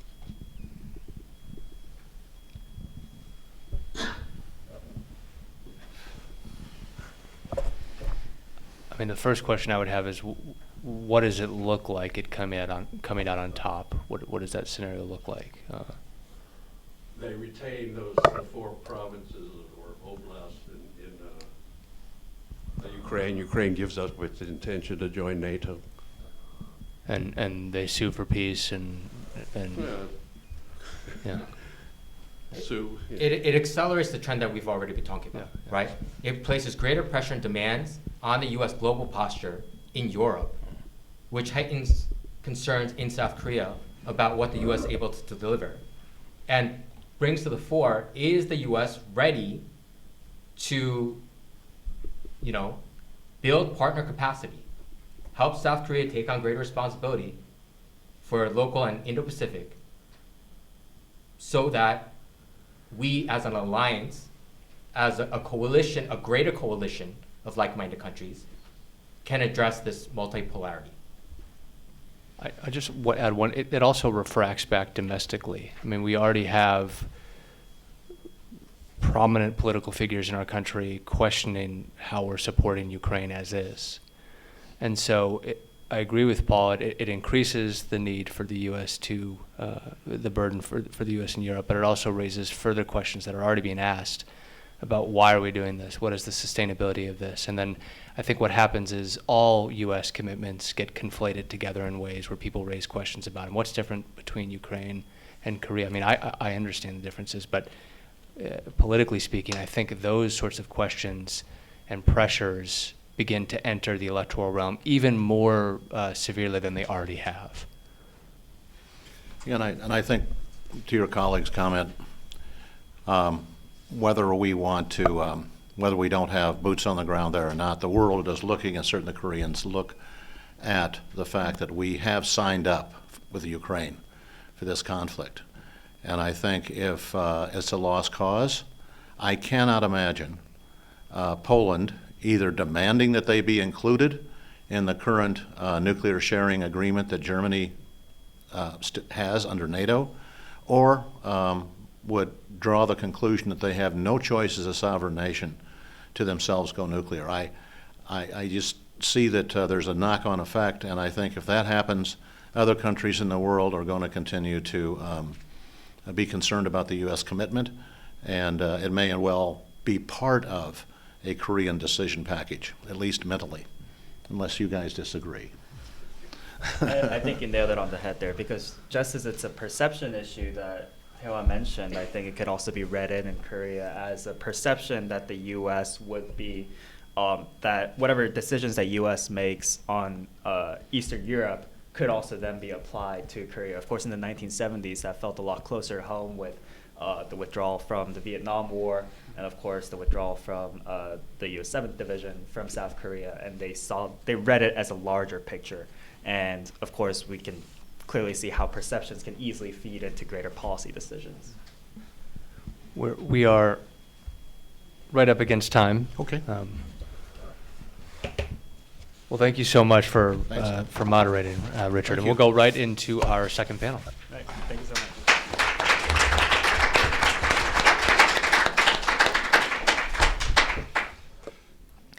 Good morning, everyone. Thank you for joining us today in person and online. Hello, Eric. He will be joining us remotely. Also, thanks to KI and especially Clint and Andy for organizing this very interesting multi-panel discussion. My name is Jungmin Kim, lead correspondent in K-News and editorial director at KIEP Pro, and I'm delighted and honored to moderate this session with our valued contributors today, and looking forward to hearing your insights. For this session, I'm pleased to be joined by Carl Friedhoff from the Chicago Council on Global Affairs, Jennifer An from Council on Foreign Relations, Eric Mobrand online from RAND Corporation, and Boram Kwon from Korea Institute for Defense Analyses. And before going into the presentations, just to set the scene for a couple of minutes, we just looked at the historical context, and we saw the domestic context being mentioned here and there, and that's what we're going to talk about. South Korea is an increasingly polarized society with a mix of nationalistic features, but prioritization of U.S. alliance above all diplomatic relations. And we have had a new conservative administration for the past year as North Korea updated its nuclear doctrine, delivery system to potentially use tactical nuclear weapons against South Korea. So there has been an increase of tension on the Korean Peninsula. And as someone who's monitoring National Assembly and the presidential office every hour, every minute for work, the tones and context of the recent nuclear armament discussion among the political elites, it was quite curious and intriguing. And the argument used to be considered extreme or fringe in South Korea for years, but in the past few months, we saw a very notable uptick in high-profile politicians, including my own president, as well as experts and media articles talking about it. And our panel will help us make sense of why poll results are the way they are right now, and what the factors are that drive such perception in South Korea and the dynamics in which the discourse shapes in the domestic political context. And reminder, you can read their papers on KIEP website, and after speaking 10 minutes maximum each, we'll then move on to a moderated discussion and Q&A. And without further ado, let's hear from our contributors. And over to you, Carl. Thank you, Jungmin, and thanks to KEI for organizing everything. I was gonna start off by talking about kind of how this debate is not really a Korean debate; it's more trans-Pacific debate, because there is no debate currently ongoing, and that raises questions in itself why the Democratic Party is not speaking up at this moment to oppose what has mostly been a conservative movement. I think that's a broader question that I think Eric may deal with more broadly, seeing as his paper kind of kicks off with that. I'm not going to spend too much time on the public opinion piece of this. Right? I think by now we largely know the numbers. We've all seen that it's generally 70%. It's been that way for about a decade. It doesn't fluctuate very much, and it's kind of insensitive to question wording. As well, if you add in, should South Korea develop nuclear weapons because North Korea has them, 70%. If you add in, or if you exclude the North Korea part of this, still 70%. It doesn't really go up based on what North Korea is doing. There was a brief dip in the number after the summit between Trump and Kim Jong-un, but then it immediately went back up once it looked like that summit was not really going to accomplish anything. And I would not suspect any kind of dip like that to be repeated now that the public has kind of been through one of those things. I would note that this number is very close to the ceiling. So 70 to 75% is probably as high as it's ever going to get. And that's largely because the 25 to 30% who are opposed are largely opposed on moral grounds. And they're very hard to shift. But what will happen, and I think it's going to be a little more difficult to track, is the number might change below the surface. So respondents will go from somewhat support to strongly support. So at the top level, it'll still look like 70 to 75%, but you could see a hardening of positions that will happen under the surface. As for the drivers, I think this is one of the really difficult questions, because largely within the data, we don't know what the drivers behind this are. When we look at kind of forward-looking things such as future threats, so respondents who think that China is the biggest future threat versus respondents who think North Korea is the biggest future threat, their attitudes on nuclear weapons are almost the same. So there's not real differentiation based on how perception of the region is breaking down. There's also the factor of U.S. credibility. We've talked quite a bit about this this morning, and interestingly, those numbers actually move together.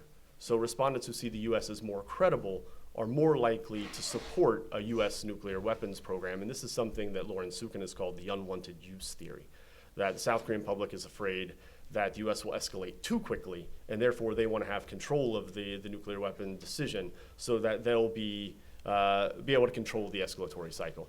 Whether or not that is correct or not needs further study, but within the numbers, those numbers are correlated in a way that I think is more convincing than looking at this from a future threat perspective. There's also an issue of because we can't really identify a forward-looking piece of this, there's also an issue of perhaps this was backwards looking. I was talking to someone recently, and they brought up this 1992 book called the 무궁화 꽃이 피었습니다. It's a really famous book. It sold about 4 million copies, and it kind of theorizes that the North and the South are working on a nuclear program together. I think the theory that was brought up was that because this was seen as a way of looking back to say, well, if we had continued a nuclear program from the 70s, perhaps we wouldn't be in the position that we are in now in this predicament. And so maybe it's not future looking, maybe it's actually backwards looking and kind of this nostalgia for what may have been. So the short answer is that we don't know what's really driving it. And prestige also doesn't seem to play a huge role. The rest of the talk, with apologies to our moderator, because I'm about to cut off a bunch of questions from not only her, but also the audience, I want to deal with the criticisms of the polling. Because I'm sure as I'm talking about these numbers, everyone is thinking the exact same thing. And so I'm just gonna throw this out there so maybe we can move beyond them through the Q&A. And the criticisms of the polling basically haven't changed in the past 10 years. They've been exactly the same, and they're always the same three things. The first one is that the public is not thinking about this. Okay, that's probably true. But when we look at presidential approval, is the public wandering around saying, well, kind of what's the job performance of the president like? That's a little more salient. Maybe a better example would be moving of the presidential office from the Blue House to Yongsan. Was the public really walking around thinking about that? But still, they were widely opposed to that. The difference is that no one was debating those numbers. Those were just accepted. And I find that the debate on these numbers is because they're uncomfortable. And we might not agree with him. And so therefore it's, well, we can't trust the numbers. How was the question asked? Was the sample right? When we don't see that, and when it's kind of any other thing, even though it's the same kind of methodology and everything else is largely the same. The second piece of this is the public doesn't understand the consequences. Now, okay, yes, probably true. I then turn the question back to everyone in this room. Does anyone here confidently know what the consequences are going to be? And when we asked this question in one of our last reports, we asked about the likelihood of international sanctions. 80% of those who said they support a nuclear weapons program, 80% said yes, there would be international sanctions. Sanctions from China, 81% said yes, there would be sanctions from China. And then on U.S. withdrawal, almost a 50-50 split for a total U.S. withdrawal of troops. That to me does not seem that unreasonable and suggests that the public does have a fairly good understanding of what the consequences might be and can judge that. The issue is that even with those consequences, only 11% switched from supporting nuclear weapons to not supporting nuclear weapons. So the support was fairly robust. Of course, we can get into maybe in Q&A, we can talk about some of the experiments that have been done and why I'm not a huge fan of experiments. That's a whole other issue. And the final part of this is, that we should be careful with these numbers because by putting them out there, they can be taken advantage of by politicians, by people who are seeking to make political hay. I'm somewhat sympathetic to that argument. However, I would point out that these numbers have been out there for 10 years. It's been the same for a decade, and this conversation is only happening now, right? And I think part of the reason that it's happening now is obviously it's related to U.S. domestic politics. I think we can not understate how rattling the Trump administration was for a lot of the senior policymakers in Korea as they started to think about this. But also, I find that the overall dismissal of the numbers from the last 10 years is part of this larger context of not wanting to take Korean concerns seriously, right? The numbers were out there, they were very clear, but what we heard over the past decade is, well, those aren't real. This is not going to really come to fruition. And now suddenly the debate is upon us when we could have spent the last 10 years working towards some of those things. So when we heard the previous panel talking about more of the same, and I think that's part of the context of why this has played out as it has. I'll stop there. Thank you, Carl. Jennifer? Thank you, Jungmin, and thank you to KEI for inviting me to speak here today. So my piece, Beyond U.S. Credibility Concerns, Factors Driving the Nuclear Weapons Debate in South Korea, provides an overview of the various factors at play within the nuclear debate in South Korea. And crucially, I look beyond South Korean concerns over U.S. credibility and questions over whether the U.S. would come to the defense of South Korea if U.S. cities and citizens were at risk. And when looking past concerns over U.S. credibility and identifying the other factors at play, we can get a better understanding of the core of South Korean concerns and anxieties that underscore the high public support for nuclear weapons. And there are 5 broad categories that my piece dives into, which are threat perceptions and policy options toward North Korea, perceived gaps in South Korean indigenous conventional capabilities, geopolitical developments, the weakening influence of normative restraints, and nationalist sentiment. So first, the North Korea factor can be broadly understood in 2 veins. The first involves advancements in North Korea's military capabilities that have altered the South Korean public's threat perceptions toward the North. The record number of missile test launches within the past year that indicate North Korea's new phase within its weapons program of prioritizing diversification, miniaturization, and deployment, along with the North Korean nuclear law of September 2022, both highlight the changing nature of the threat posed by North Korea's nuclear weapons. The second change is the growing public sentiment in South Korea that the denuclearization of the North is unfeasible or even impossible. Low prospects for denuclearization, along with declining or limited hopes for a successful dialogue and engagement, have led to calls for the abandonment of a policy toward North Korea that focuses on denuclearization as a short-term objective and replacing it with a policy of nuclear balance or parity, with some proponents even arguing that only nuclear balance can achieve mutual denuclearization. The second factor relates to a South Korean belief that its conventional deterrence and defense capabilities are insufficient against the increasingly sophisticated nature of North Korea's weapons program. The Yoon administration has revitalized implementing the 3-axis system as South Korea's primary response against North Korean attacks, but gaps in the credibility and reliability of the 3 axes, particularly Korea air and missile defense, have led to questions over South Korea's ability to effectively demonstrate its conventional deterrence. South Korean perceptions of its lagging capabilities, particularly as North Korea continues to accelerate its military modernization, will continue to fuel these arguments for South Korea to invest in nuclear capabilities as a means of overcoming these gaps in conventional deterrence. The next factor, and one that was touched upon in the previous panel, looks at geopolitical developments that are shaping a new nuclear age of uncertainties and growing national insecurities in response to unpredictable global changes. The 2 main developments shaping this view are the war in Ukraine and a potential Taiwan contingency in the region. So first, the war in Ukraine has led to some in the South Korean public to argue that only possessing and the presence of nuclear weapons can deter an invasion. And the war has also indicated the difficulties of overpowering a nuclear-armed country with conventional capabilities and carrying out an all-out offensive under the threat of nuclear escalation. And second, and perhaps more salient, is a potential Taiwan contingency or Chinese invasion of Taiwan, which would have serious implications for not only North Korea's ambitions on the Korean Peninsula, such as North Korea seeing an opportunity for renewed invasion of the South, but also South Korean thinking regarding whether deterrence can be successful without nuclear weapons. And this is particularly important because there have been parallels drawn between South Korea and Taiwan as both countries being targeted by nuclear-armed states with historical and revisionist goals toward reunification.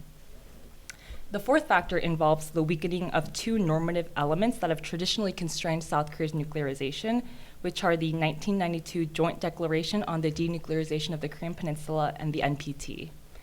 The 1992 Joint Declaration has been subject to calls for its abandonment ever since North Korea tested its first nuclear weapon in 2006. Despite this, successive South Korean administrations, both progressive and conservative, have continued to uphold the principle of denuclearization outlined in the declaration as a valuable norm underlying the goal toward peace and stability on the Korean Peninsula.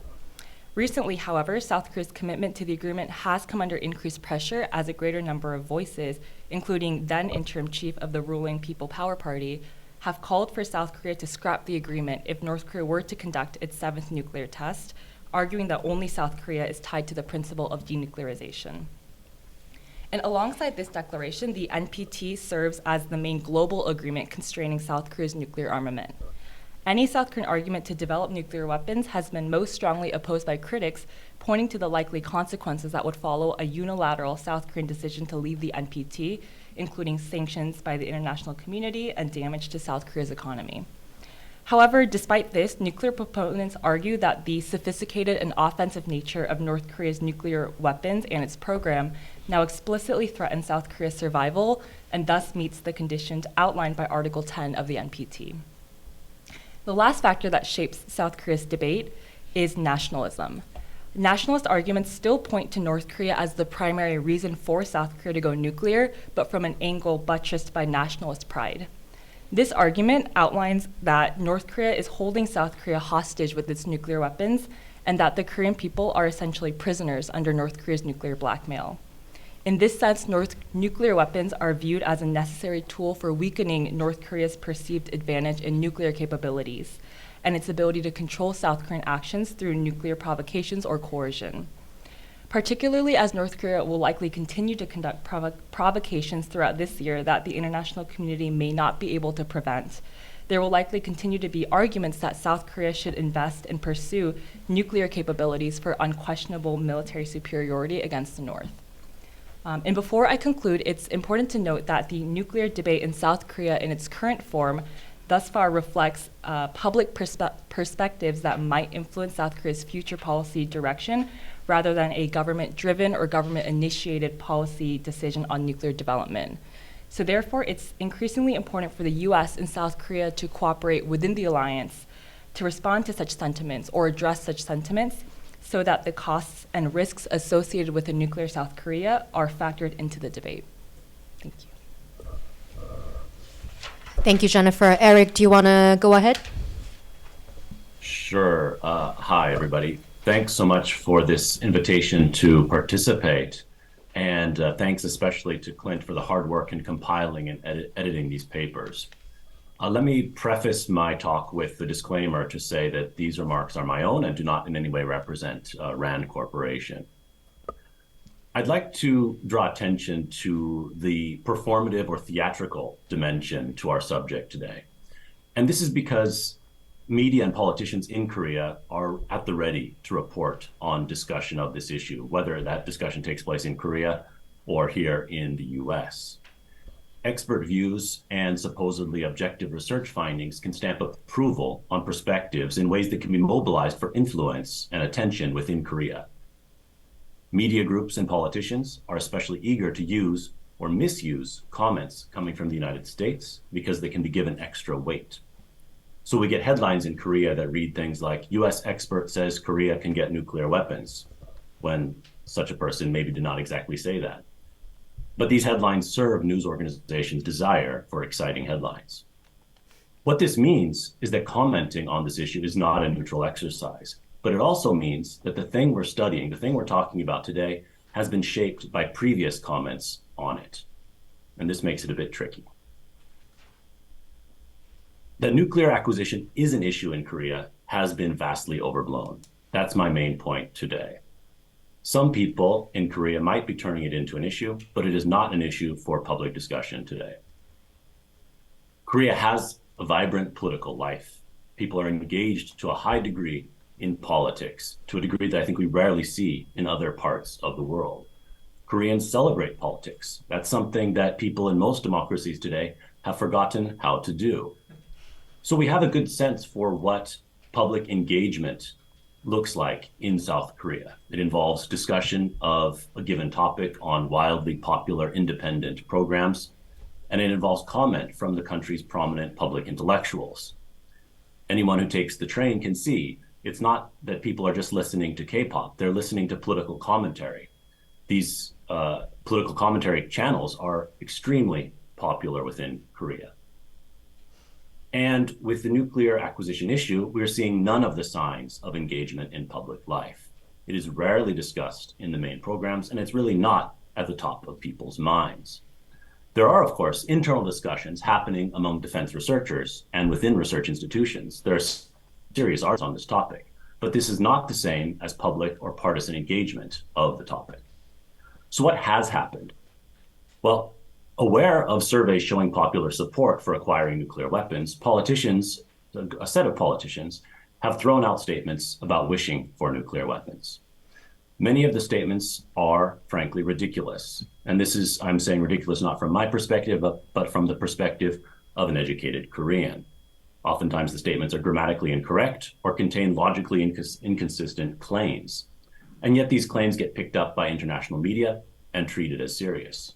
Again, to many Koreans, these are obviously not considered opinions. They are sound bites. And in fact, of course, many figures have had to walk back the comments that they made on this issue. These politicians are following a playbook that's been developed over the last couple of years. They find surveys that show substantial support for an extreme or fringe position on a really important issue.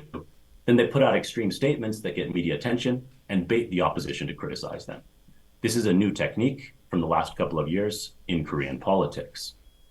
They did this with anti-feminism in 2021, 2022, and they did it again with anti-China sentiment in 22, 23. South Korea has major problems, of course, around gender equity and around relations with China. Instead of taking on these tough issues and talking about them in a sophisticated way, what this group has done is to go for simple messages that gain attention and electoral support. The trouble, though, is that they have no substantive policies to back up the rhetoric. There's no next step in the anti-feminism agenda, no policy, and neither is there one on the anti-China agenda. There is a great void. Now they have done arguably the same thing with nuclear acquisition. They see surveys that show that nuclear acquisition is a popular idea, and they nod in its direction to get attention. And again, there is no considered view that is coming out. To be clear, this is not a shortcoming of democracy or of politics. It's an artifact of a new style of politics that has been championed recently by particular actors in Korea. There is a serious issue here, no doubt. And in pockets, we have this being discussed seriously. And those discussing it are having a very difficult time. I rather pity defense specialists who are trying quietly, responsibly, to work on these things. They have a very difficult job because wider attention to the topic means that it gets hijacked. Publicly, though, the topic has been used mostly just to gain attention. Politicians do not draw attention to the serious considerations to a potential debate on this topic. In fact, they're deliberately evading those considerations. And I think this is basically an insult to Korean people, and it's really the opposite of responsible statecraft. And I'll end my comments here. Thank you. Thank you, Eric. Because I want this to be a feisty debate, not a scripted discussion. Just heads up, during the moderated discussion, I might ask you and Carl to respond to each other on a certain points. Boram, do you want to go ahead? Sure. So I examined how South Korea could acquire nuclear weapons in two ways. So namely by pursuing enhanced nuclear latency and by developing its own nuclear arsenal, with primary emphasis on how this could impact inter-Korean relations. Now, it's challenging, if not impossible, to separate inter-Korean relations with South Korea's relationship with the US, China, and everybody else, right? But still, I think Clint gave me this homework because it's hypothetically useful to think about these things to inform ourselves about this issue. And I also have a disclaimer, this is all me, it's not Kaida. And also, I'm not a nuclear expert. So I'm borrowing lots of things from other people. My bullet points are very loaded, so each bullet point is a paper. So please bear with me. So first, South Korea acquiring enhanced nuclear latency.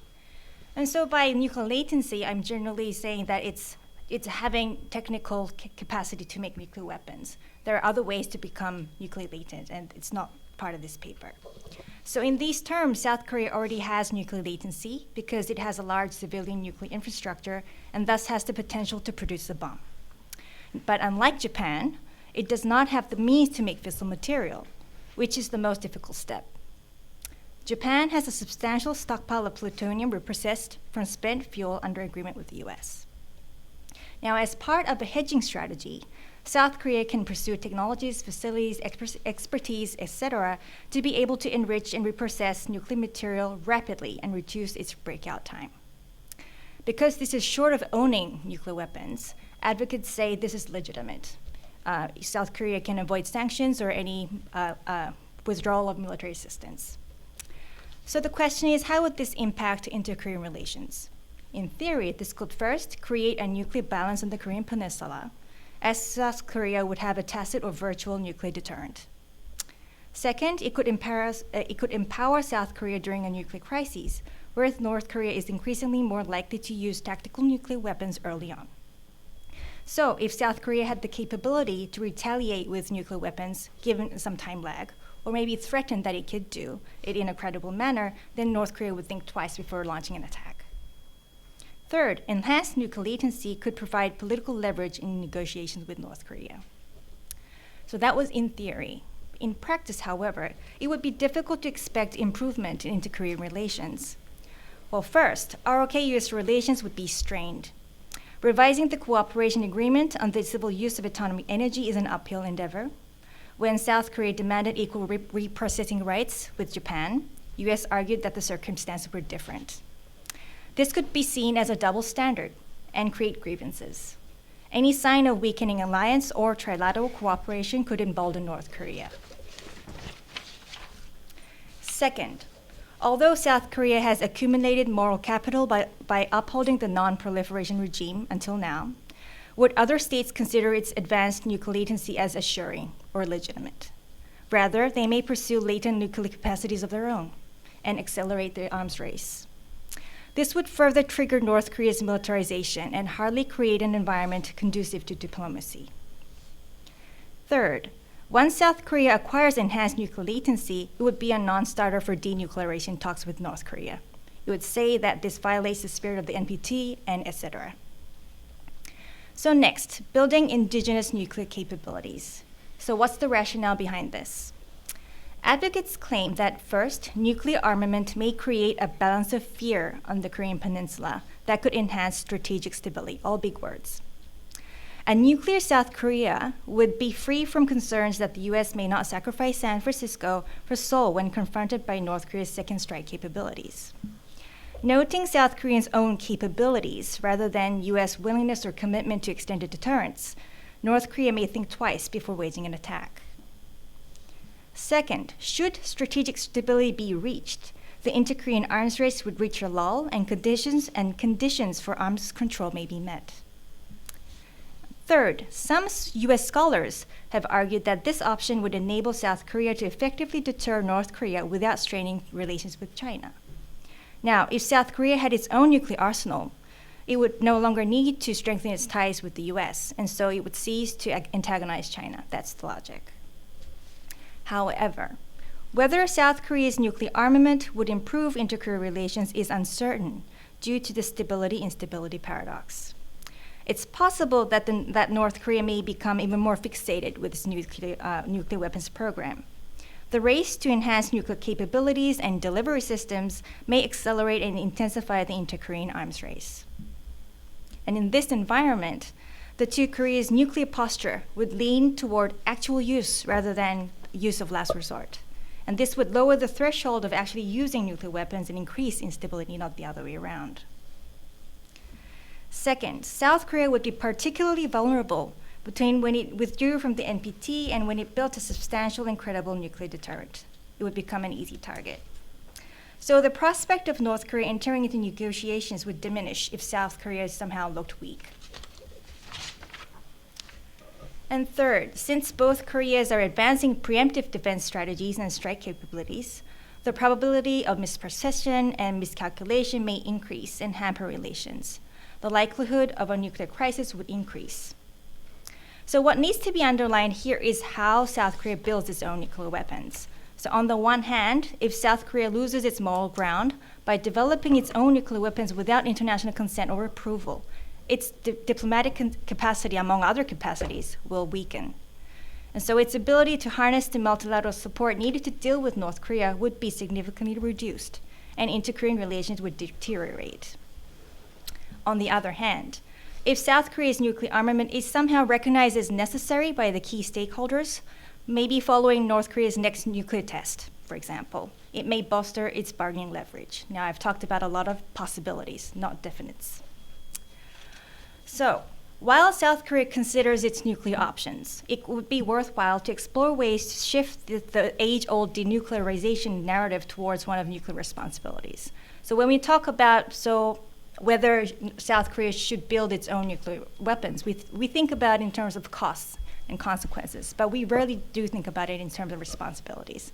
I think that's lacking in the narrative. So in closing, the two options I just talked about for South Korea going nuclear entails higher costs and responsibilities and benefits for inter-Korean relations. Currently, there's just too much uncertainty for South Korea to reorient and reprogram its national policy to build its own nuclear weapons. Prior to this, a thorough analysis of South Korea's contingent North Korea policy, as well as its nuclear policy and posture, needs to be considered carefully. Now, focusing on South Korea's nuclear options alone seemed to create an imbalance between deterrence and assurance. Strong assurance mechanisms are needed to move any type of negotiations with North Korea forward, and I'm sure everybody knows that. Nevertheless, I think there is value in sustaining the nuclear armament debate. It urges South Korean policymakers to think seriously about its security options. It signals to North Korea and the US that reassurance and credibility are evolving concepts. South Koreans are uneasy, to put it lightly, and they want more agency. The reality is that the shadow of North Korea's nuclear miscalculation looms, and South Korea needs to prepare against the absolute deterioration of US-China relations that will be consequential to its national security. I'll stop there. Thank you, Baram. We'll move on to moderated discussion now. To ensure that we get maximum number of questions, let's stick our answers to 2 or 3 minutes maybe. I'll start with a general question that Carl preemptively striked me, I must say. Well, I'm not approaching this from the perspective of being cynical about the polls, but more about trying to understand why it turns out like that. Polls that you cited in your paper, they do weirdly show a very continued consensus between different demographics, age cohorts, gender, political affiliations. And living in South Korea, I feel that polarized demographics every single day. And it's interesting that there is a continued consensus. But then also, it's not, like you also said, it's not something that people talk about that much in their daily lives, so unless they're asked. So I guess my question is, why does an average South Korean say yes to a question asking, do you want nuclear weapons? What explains that? What are the factors? And how should policymakers interpret that? I mean, that's where you get into kind of the speculative nature of this, because when you go through the data and run crosstabs and try to define, what are the actual driving factors of this, nothing really comes out as explicitly driving it. So you have to be a bit of a sleuth and try to start to piecing these things together. So it's a little from column A, right? It's a little bit of China might be a threat in the future, and then it's a little bit of column B where North Korea is a current threat and will continue to be a threat in the future. There's a dash of prestige mixed in, and then I really think there is this kind of nostalgia for this hope that Korea could have been more powerful had it continued on with its clandestine program from that. So yeah, there is no real clear answer. Also, I think there's not a lot of, because there's no pushback that's coming from anyone in Korea. So Eric highlighted the fact that yes, there's not much of a debate going on here. We have politicians from kind of one side, but I'll ask the question again: where is the Democratic Party in this? I think that you do not want to get caught up in this back and forth where the conservative, and it's usually one of the conservative politicians who are saying these things. You don't want to get caught up in that back and forth. But if the argument is so easy to make in a very highly polarized environment, and the easy argument is that there are going to be significant economic consequences, there will be consequences for the energy industry, consequences for the alliance. Those are fairly clear, obvious arguments to make, but no one on the Democratic Party side is willing to step up and make that argument. And none of the elite, and there is a public elite gap on this. What that looks like, we're not exactly sure how big the gap is. But yeah, it's really curious to me that no one is willing to step up and present that argument. And the question then becomes, well, why not? And is it because maybe they see it as not worth it? Or is it from the Democratic Party side, they're looking and seeing that their party supporters are also in support of this, and so they don't feel the need to step up and push back? Thank you, Carl. The public, the elite and public gap is actually a very important one. We'll touch on that later. When I asked, what does an average South Korean think about the question, do you want nuclear weapons? I usually try it out on my dad. Like, I asked my dad, do you want nuclear weapons? And he said yes, but for a very simple reason. Isn't that a good thing? Isn't that a powerful thing? So it's like you said, it's speculative, but I could sense that sense of nostalgia about a powerful Korea taking matters to their own hands, and so on and so forth. Back to you, Eric. Do you have anything you wanted to respond to Carl's earlier point about the robustness of the support in the polls? Yeah, and first I want to say I appreciate your comments, Jungmin, on pointing out kind of a vernacular view from Korea, which is, I think, precisely what is needed abroad is to understand how ordinary people in Korea think about this issue and engage it on a daily in a daily way or not, which I think they really do not. The question, Carl raised the question of where is the response from the Democratic Party or other elements in Korean politics. I think part of the issue here is that the style in which the topic has been broached does not invite considered discussion. Again, it has been broached through sound bites that are not particularly well thought out and do not invite debate. And so we could see this on other issues. We can see this in other parts of the world, this style of politics. It is not a fruitful one for inviting democratic deliberation. I think that is part of what is going on. And of course, it is a way of baiting, trying to get the opposite side to say something and then to call them out for not supporting the popular will. And that brings me to the other point about surveys, is that when public figures in the media or in politics cite surveys, they are engaging in this theater of democratic politics. They are citing it to say, look, these surveys show what the popular will is, and if we are being democratic, then we should be listening to that. It is a symbolic exercise in building legitimacy. And we should be careful with that, because democracy is not about an aggregation of personal preferences. It's about political processes, and there's no political process in a survey. And so I think understanding that distinction between what one finds in a survey versus what would happen in a political process, like political party organizing or elections or protest or something else, can be very different.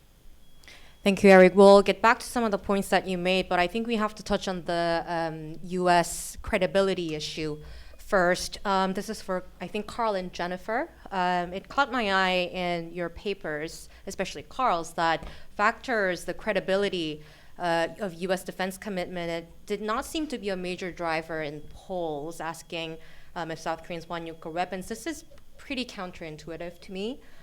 This does not exactly align either with the reasonings that many politicians claim that the public wants, which is the power to protect my own country, even if U.S. won't give up San Francisco for Seoul, like Jennifer talked about. And Carl pointed out, citing Dr. Sukin's study, that the main factor might be South Korea's desire to take matters to their own hands rather than a too credible U.S. perhaps escalating too quickly. And Jennifer pointed to other possible factors like North Korea policy options, Taiwan, Ukraine, gap in conventional capabilities, norms, nationalism, so on and so forth. Are these, do you think, are mutually compatible with each other, your views on this, U.S. credibility as a non-factor? Or is there anything you wanted to push back on each other's points? Sure, I can start. Yeah, so my piece doesn't discredit the U.S. credibility concerns, because there are South Koreans who argue that if push comes to shove, the U.S. may not give up its people and its cities for South Korean cities and people. But I think, stepping back a bit, fundamentally, the majority of these desires for nuclear weapons highlights this want for South Korea to have greater agency and greater control over its ability to respond to external challenges that are evolving and uncertain and unpredictable, particularly due to these geopolitical developments. And because of that, I think it goes beyond just those questions about U.S. credibility. Yes, that's a factor, but there are a myriad of other issues at play and a lot more factors that are driving those concerns. So yes, mutually compatible, but I think the other factors at play are the ones that are perhaps a greater influence in the debate. I see. Then let me rephrase my question for Carl. Is you talked about the reassurance trap. That's interesting.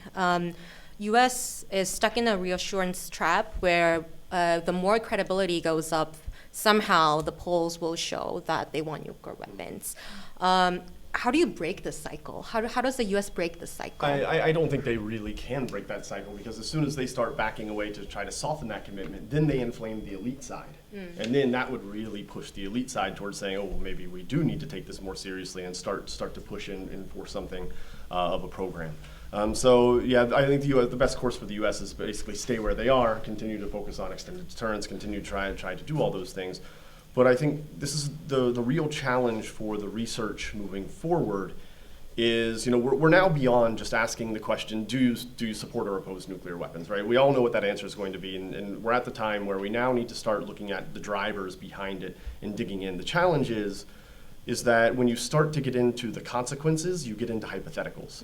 And as the hypotheticals get longer and more specific, you undermine the question because you start leading respondents in certain ways that you're going to kind of, basically assure what the result is going to be. You explain very specifically that, okay, the energy industry will be decimated, you can lay out, and then of course they're going to then switch to opposition. So there's those hypotheticals I find to be very challenging. And so and oftentimes when the hypotheticals are done, they're done mostly by academics. And sorry to paint with a broad brush here to academics who are either online or listening, but they're often done on a shoestring budget. Just the funding often isn't there, and so that often moves into online polling. The sample might not be as good as it can be. The question wording might not be as good as it can often be. And so I think we need a broader base of not only those hypotheticals in online and from the academic side, but from kind of the issue polling side of finding good ways to ask about these questions. It's a real challenge, but I think that's what the next step has to be, where we can start to test what U.S. credibility looks like and draw out some other issues as well. Thank you. I'll go to Boram for a second about inter-Korean relations, and we will come back to the public elite gap that we have been mentioning. You've talked about two scenarios, enhanced latency and indigenous armament. The former option, focusing more on nuclear responsibilities, it has its perks, but it sounds like it will make denuclearization talks with North Korea more difficult. The latter, you said Seoul may feel less pressure to strengthen security with the U.S. And shun China, but North Korea may still perceive that as threat and strengthen its own nuclear arsenal as well. So to me, it sounds like either way, inter-Korean relations will be difficult. So is there any scenario that you can think of in which South Korea going nuclear or enhanced latency will somehow positively impact inter-Korean relations, or is that just out of the picture going forward? Okay, well, thanks for the question. I think theoretically, I've outlined in the paper that there are ways that South Korea's nuclear weapons could strengthen deterrence and uphold the status quo. That's as good as it gets. The problem I have with is it doesn't translate into how to make any negotiation work.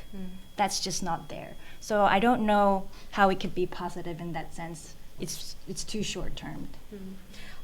Just follow-up question. There are a few high-profile politicians who argue that a nuclear South Korea will have a better chance of negotiation with a nuclear North Korea. What do you think of that? I think it's very hard to say. It's hopeful. If it's good, if we're lucky, maybe, but I think the chances are very low. Can I two-finger on that? Even the public rejects that. The public doesn't think that there would be a mutual denuclearization. They're pretty much set on, if they have them, then both countries will be nuclear and there won't be further negotiations. I do want to add something. Sure. So in order to bring any kind of positive result, I think the base condition would be South Korea would need the recognition from stakeholders that at least U.S. consent that it can build its own nuclear weapons. It's a long shot, but that needs to be there at the bare minimum. So I guess maybe the next question we need to ask is, what are the conditions under which that we can get that consent? Like, what kind of promises does South Korea have to make? Those kind of questions need to be thought about. I think this issue is related to how the People Power Party Congressman Chung Jin-seok recently talked about suspending the 1992 denuclearization declaration, hinting that if we do that, South Korea will be able to get its own nuclear weapons when North Korea is already not sticking to it. So I think it's an ongoing discussion in South Korea about both having nuclear weapons for leverage, but I think there's a lot of space to debate, especially on that. Eric, let's talk about the elite public gap a little bit. You wrote that democracy is not a survey. That's a quote, and elites are supposed to make tough and difficult decisions in a representative democracy. And roughly put, the polls are conducted on randomly selected sampled individuals. And do you think there are any gaps between elites and the ordinary public on the issue of acquiring nuclear weapons, or at least the gaps in reasons for pursuing or nuanced differences that the surveys just cannot catch, and you want to elaborate? Yeah, thanks for that. I would agree with the characterization that there is fragmentation in views or discussions of this issue, but I would frame it a little bit differently. Again, the Korean public has an astoundingly high level of political literacy. And so when something becomes an issue, people educate themselves. They spend a lot of time thinking about the issues, listening on the issues, and going out on the streets and protesting if that's what's necessary to do. So people have this high level of political literacy on the issues of the day. Nuclear acquisition is not one of the issues of the day where those things are happening. So we are not getting that high level of political literacy on this issue because it's not one of those issues today. Instead, we're having these populist, if you will, kinds of efforts to elicit responses on and gain attention on this issue. That said, I mean, there is a really serious issue here. Part of the reason that the topic comes up is not just because of a new political style, that's a big part of it, but also because there are changes in South Korea's security environment. And we have serious researchers, hopefully some in government, who are having serious conversations about these. But that is where the fragmentation is, I think, between private, mostly private, serious discussions on the issue where there is a weighing of the considerations. And in my only anecdotal eavesdropping on those conversations, they seem not to be so partisan, versus more public noise rather than serious, considered political engagement on the issue. So that's where I would draw the lines of fragmentation. Thank you, Eric. In a truly hybrid manner that Clint mentioned earlier, a question from Jonathan Joseph Chirella from online. Eric, you mentioned populist, so I think this fits in right well. How the question is, how specifically do you distinguish between a politician making populist sound bites for publicity versus an honest declaration of policy objectives? It's easy to judge in retrospect, but ... Anyone wants to jump in on that? Eric, Carl, Jennifer? Yeah, I think readers of the Korean media know they can judge for themselves when they see a statement in the press, and we can judge from other responses. Many of the statements that have gotten the most headlines have had to be walked back in some way, often by allies of the person who made those statements. In addition, again, they have not been picked up in the kinds of discussion programs that people are following, and so you're not getting a lot of analysis of these things. And I think those are the signals. Again, these are not picked up by surveys, but if you are doing kind of more subjective, empathetic research on the streets in Korea, you'll have a sense for. Thank you, Eric. We have, I believe, 25 minutes left. I'll ask just two last questions and open the questions to floor. Let's talk about consequences a little bit. We mentioned it here and there, but by now we're used to seeing in media headlines that Eric pointed to that majority of South Koreans want nuclear weapons.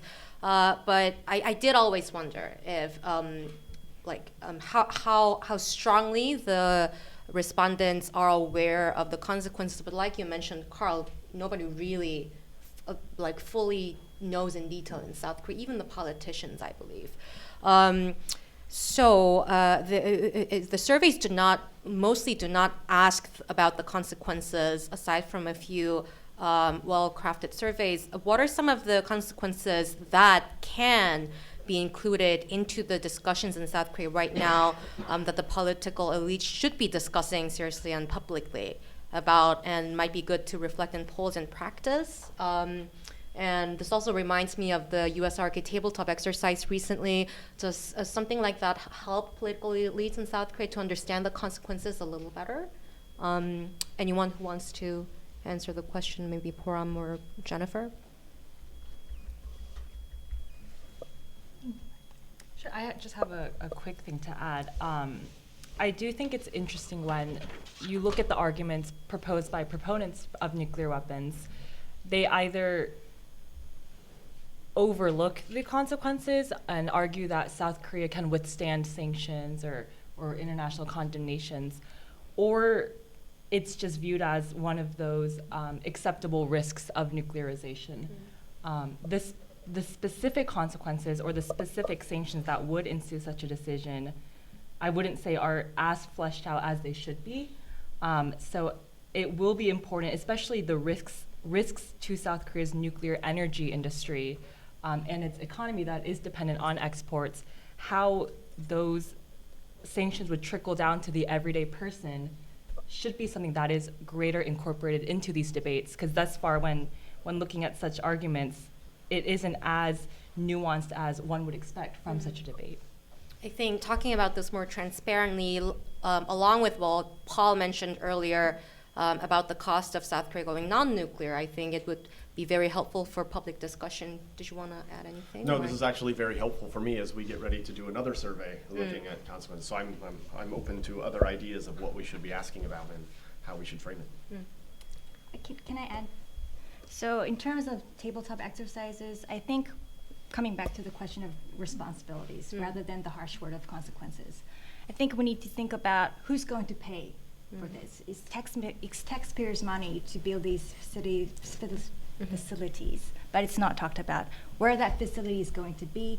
What if an accident occurs? Who's going to pay for that or take care of that? And civil defenses, like Andy mentioned. Yes, so that's, I think, needs to be counted for. I think, and maybe in your next research, do you do experiments as well? Generally, no. Policymakers aren't interested in them in general, and they're too long and complicated. I think she's about to persuade you. I'm open to persuasion, but it's a hard sell. I'm not well versed in experiments, so I can only have an idea of what we could do. But posing a question, have a hawkish president and a dovish president, have them say the same hawkish things about having nuclear weapons or not, and see how the public understands those messages. I think that's better. Because if you ask about the current president, people already have emotions about the current president, so that's all in there. But if you have a hypothetical conservative president, a hypothetical dovish conservative president, you could vary more things.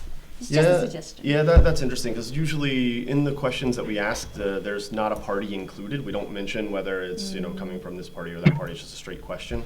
But also in the experiments, I haven't seen a lot of that included. But yeah, that's something to consider, especially because you test the polarization, because this issue is not polarized in that way. So maybe including specific parts of that might tease out some of the polarization. Yeah, and I'd like to know if there are actual audience costs here for politicians or leaders saying something and not following up. We know that for other topics, there really aren't any audience costs, but maybe for this, we might find something. I'm not sure. Eric might be able to speak to that, because it sounds, I think I'll probably agree with him, that it seems that there are not any audience consequences. Or is it our job to make it costly? Eric, do you want to say something for 20 seconds, please? 20 seconds. I do not have okay, I think we need a group good answer to chat that question. Kakao room so that we can work on this. And when we actually come up with the experiment or research, I'll tell Clint. I'll open questions to the floor. Thank you. Great presentation. I hope the chairman of the next panel can do half as well. That's me.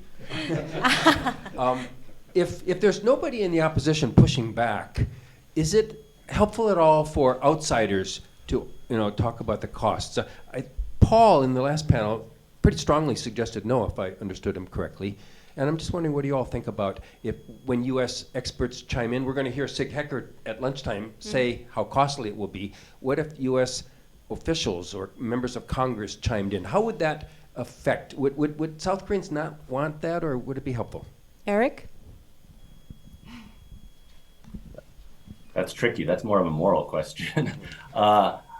My first thought is I think that those arguments will, first of all, get less attention, or they'll get attention in a different way to statements that are either in support or that can be rewritten to be in support of nuclear acquisition. I think there are people in Korea who are certainly aware of the costs or consequences or responsibilities, as and Jennifer and Poram have identified. some of those. So I think there is awareness. I think showing some sophistication from the U.S. side is not bad as well, showing that there are complex views on the costs of doing something like this. There are also, of course, moral considerations. Does Korea want to be in the position of proliferating nuclear weapons? And that's something that people in Korea have to consider for themselves. Yeah, for Paul's comments, I understood them the same way, and I found myself nodding my head vigorously, as I'm currently based in Korea, and so I get the chance to meet with all of the kind of the elite foreign policy makers, and in private discussions, you know, they've often circled back to this idea that all the loudest opposition is coming from the U.S., and even though they are personally, and in most of the discussions, opposed to nuclear weapons acquisition, that a lot of the opposition coming out of the U.S. they find patronizing. In this way, like saying that, you know, with like the open threats to destroy the economy, essentially undermine the nuclear energy industry, all of those things are even among people who oppose nuclear weapons, it's not playing well in those terms. Jennifer, you did mention weakening norms in your paper. Did you want to? I was actually just about to chime in on that. I do think it is important to highlight the normative costs associated with such a decision, on top of the economic backlash that might ensue, because particularly regarding the NPT and South Korea's commitment to it, how the US and other NPT signatories will respond to, yes, a legal withdrawal, there is that clause in the NPT, but how exactly that will play out, I think, is also an important piece of looking at what a nuclear South Korea would actually look like. And beyond that, just there are those advocates for nuclear weapons who argue that there may be an immediate backlash, but South Korea can get over it. The US may eventually learn to accept a nuclear South Korea. But I think that process, what exactly the timeline will look like, is also something that's important to highlight, because I don't think that's fully been fleshed out yet in the discussion. I think I saw Paul's two fingers. Do you want to chime in? Yeah, just to underscore what Carl said, I think the hesitancy of South Korean bureaucrats, particularly to come out and join this discourse on nuclear armament, reflects their understanding already of the potential punitive costs. And it's actually we're the ones that were victim to China's economic retaliation. Mm-hmm. We are very aware of our economic vulnerability. But again, just this focus, this moral argument, completely dismisses the moral responsibility also to be able to defend your population, right, and your citizens. So I just don't see U.S. commentary highlighting, particularly for South Korean policymakers, what the costs are, when I would be extremely surprised if South Korean policymakers aren't more well-versed about the pains of economic retaliation. Okay, multiple two fingers. Maybe we could talk more about the normative issue in the next panel, because it relates to a lot of the things that the United States pursues, and especially in this arena. Do you want to? So, Paul, I take your points, but I would say there's another aspect to this, which is that there's a debate in South Korea, and then there's a debate that goes beyond South Korea. And so from the U.S. perspective, if the U.S. doesn't highlight what the cost would be, because your argument was the right to defend your population, and I don't disagree with that. But then the Iranians would say the same thing, so why shouldn't we have a nuclear weapon? So I think the U.S. is in this complex position to where it understands South Korea's constraints, but it also has to think about it in a broader picture. So we're and that's probably why I haven't seen anybody in the U.S. administration say anything, but the expert community is talking about it.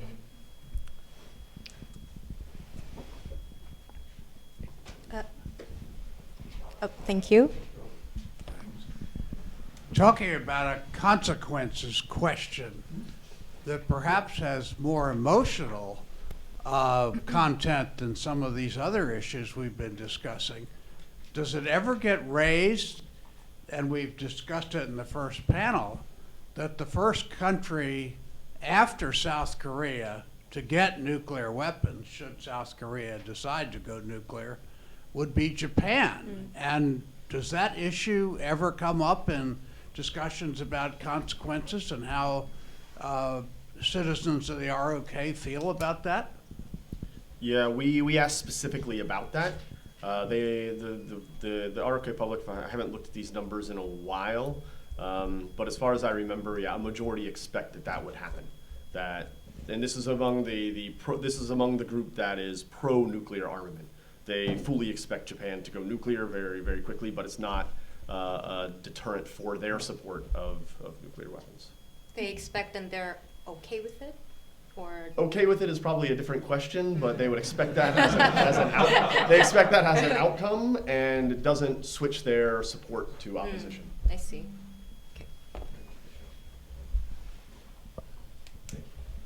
Great panel. Congratulations to KIEP for a wonderful conference.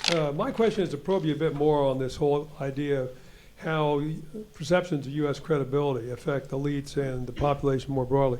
And I don't point to the war in Ukraine, of course. Obviously, U.S. relations with Ukraine were nothing like U.S. relations with Korea. But at the onset, of course, we all realized the Budapest Memo is violated, which was an agreement whereby the Ukrainians gave up nuclear weapons for a guarantee of sovereignty by the United States, Europeans, and the Russians. We didn't fulfill it, and the Russians violated it. Now we have, in the last few days and weeks, as we begin our own political silly season, at least two leading candidates for the President of the United States saying the United States should cease all military assistance to Ukraine, and I would do so as soon as I became president. Would that affect the credibility of the United States in terms of extended deterrence for Korea?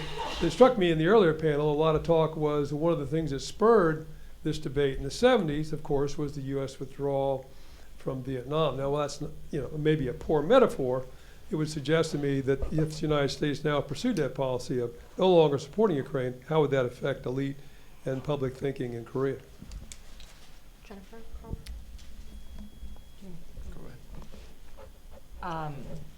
Yeah, there are those lines being drawn between Ukraine and South Korea, although I think, as Clint mentioned, it is a false equivalency. There are various factors that are very different about the two situations. But would U.S. seizing support impact the debate? Most likely, yes. It's hard to predict how exactly it would affect the calculus of how people think about nuclear weapons. But I think just in general, the war in Ukraine is shaping perceptions about U.S. abroad commitments and how thoroughly the U.S. is committing to those different contingencies. Just to add another piece back in, I do think in relation to that, the Taiwan piece will also be important in South Korean thinking about how that would impact its security environment and how then South Korea should respond to it. So again, it's hard to really make a prediction how exactly it would impact thinking, but it will likely shift certain views on how South Korea should think about just the reliability of certain levels of support. Can excuse me, this is uncouth, but I'm assuming organizer's privilege. One of the aforementioned high-level politicians did note to pull out of Ukraine so as to focus more on China. So on the one hand, maybe this could be interpreted they put greater attention on Korea, but at the same time, on the other hand, it forces exactly that dilemma of potential rock entrapment in something in Taiwan. So it's haywire, I guess, is the point I'm raising.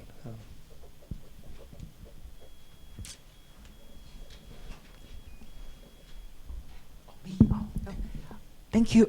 Is it on? Yes, thank you. I have a curious question about South Korean domestic discourse. So if credibility of U.S. extended deterrence and maybe some elements of nationalist pride is a contributing factor to supporters of South Korea's independent nuclear armament, in that case, even if U.S. offers as a compromise return of redeployment of U.S. tactical nukes in South Korea, would that be sufficient to satisfy those advocates of nuclear armament? Or would they say, well, even if you bring those U.S. nukes into South Korea, you can always pull them back, so this doesn't answer our question?